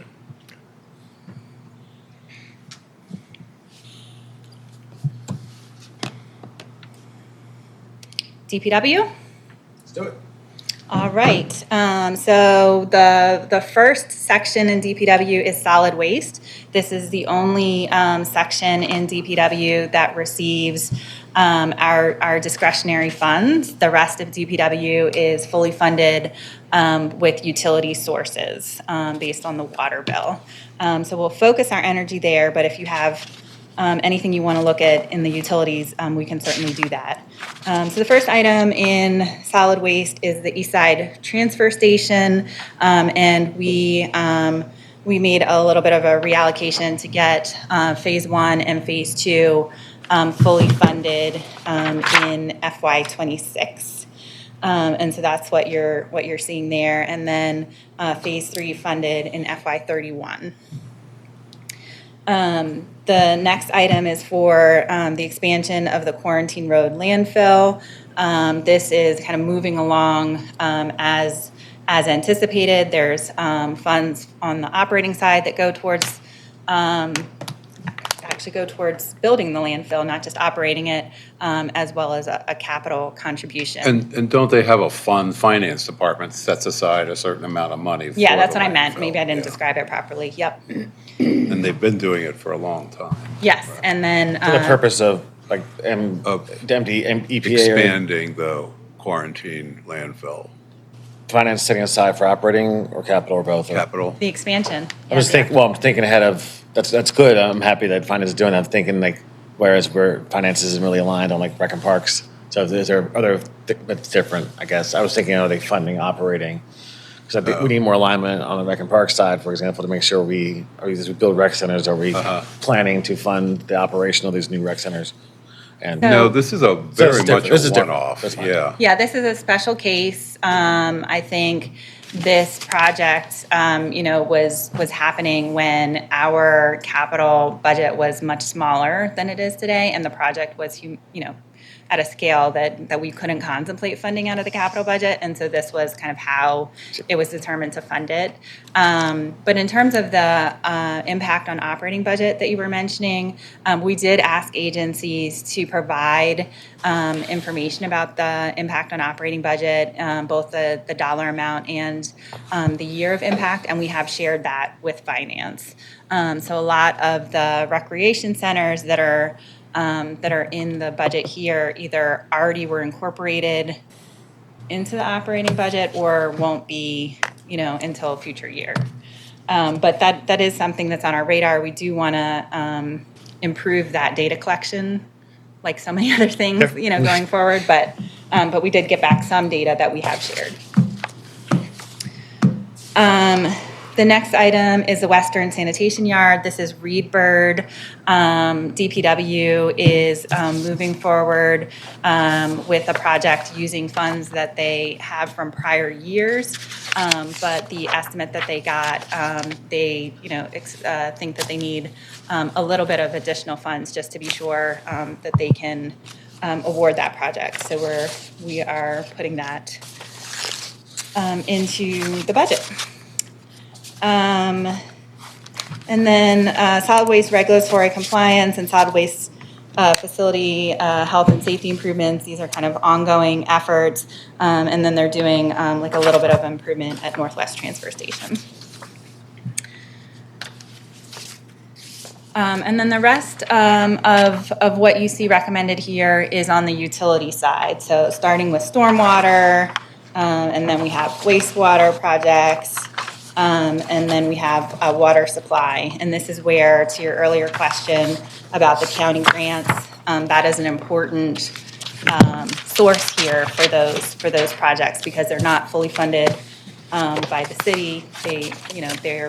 There's a contribution from the other jurisdictions. Do you know if those are like contractual or statutory or formula or? Very complicated process. Yeah, it's all right. I was just curious. I haven't gotten into the weeds on it, but we can certainly have DPW explain it. There's, I think, governing language that kind of talks about how it should be done, and then I think there is a process, project by project, of figuring out. It's not just an 80-20 match. like with the federal, because it's like this project benefits the county in these ways, and this project benefits the city in these ways, and they go through a whole negotiation. And there was that sort of aborted discussion about a water authority. There was a task force chaired by the comptroller, as I remember, but it didn't really go anywhere, right? I think they're doing another round of meetings, like maybe you were. Regional Water Task Yeah. Force? Yeah, it's, there should be another group starting up, fourth group, state. The state passed legislation Got to, it. at the recommendation from the Regional Water Task Force, the original task force recommended that the state pass legislation to create another group and be on like a 3-year plan, because it really is, the topic, there's no way that we could have solved the issues that needed to be solved in the amount of time given in the initial group. There were huge financial issues No, I know, came up yeah, at the right. end. I remember, yeah. Pensions and the assets of the city and all that. Right. So as far as I know, the new group hasn't started meeting yet, and they should. There's legislation that was passed last year. So. In the same vein as the HUR, it's like a longer project, but thinking about the regional and how we get screwed as a city, I suspect stormwater is one where the fresh eyes, we get the region's stormwater dumped on us, and the flooding is because the county is not doing their job upstream. And also, our costs, our mitigation costs are much higher because we're already developed. Right. You got to tear something top of up that, to be able to build something. And they're fabulously expensive. Right. Yeah. So Yeah, thinking about it's, Elgin I City, can't believe we agreed to it. Years ago, we agreed to a really bad deal. Yeah, we did. Yeah. It's not the only one. Okay? Sorry. Any questions? And you on haven't any of made it? any, I don't see any recommendations for changes for pages and pages, so they're all. We tend not to make recommendations for changes to the utilities. We defer to the expertise of DPW Yeah. on their projects. They're very technical in nature. And also, they are not competing with other agencies for those discretionary funds. So kind of for those two reasons, we tend not to make a lot of recommendations. We have more so for like facility items, but it's generally pretty limited. Recognizing your capacity as a team, although maybe because you're staffed up, but like might be worth leaning in on some of the things like especially wastewater and water capacity, where like if we're building in our impact investment areas or in Southeast, where I've heard about the sewer capacity has been a thing for 10 years. And I'm not sure if there's anything we could do on a one-off thing, but that's like, hey, making sure we are focusing our efforts where we're going to see growth. Well, theoretically, that's what the CIP is supposed to do, right? Yeah, I agree, We would have but somebody- especially, man, I probably have suspect, a I team recognize, of people. but like, I recognize like that they're like, hey, you're the experts in this. Yeah. And we sort of try to give us Sure. some attention. They're the experts, but they're the experts on executing the projects, but they play into a larger strategy that, to your point, Director, I think we are well positioned to oversee. Right. And have the conversations with the counties and all of that. There might be a type on this one. I see a homeless services facility in the wastewater. 1, 2, 3, 4, 5, 6. FYI. 6 I one think the down. ones that I entered more recently somehow are showing up in the wrong agency. I will get you a revised version. Just making sure. Well, for Doesn't change the total, does it? we found more money. Does it free up money? Yeah. Hey, we just paid for the so. shelter. I've run it in multiple ways, so I think the total's the same. It's just, Okay, so what else? Anything else? that is the end of my presentation. I've taken notes. Our team has taken notes. So we owe you answers on some things, but if there's anything else now that you've looked at everything that you want to recommend that we explore in terms of changes or other comments or questions. I make this is all on the record, right? So why don't we, to the extent that we can at the next meeting, answer the questions at the meeting? So typically what we do is we provide you written answers for the questions, and then we can go over them. But that's how we've typically done it in the past. Okay? Is that Yeah. All right. Okay. Does anybody have anything else? Sarah, thank you all very much for doing this. Baptism by fire. Baptism by fire, 7th hour, wherever we're at here. Don't worry, they're all this long. Latoya said they never go past 5 o'clock. Well, this is, I mean, look, I've seen enough of these meetings, even not as a commissioner, but that first bill was just. I think you have to make a motion to adjourn and then I turn know, off we the- will. Oh, okay. Yeah, I haven't given up yet. Okay, if there's nothing else, is there a motion to adjourn? So moved. Is there a second? All those in favor, say aye. Aye. Aye. We're adjourned.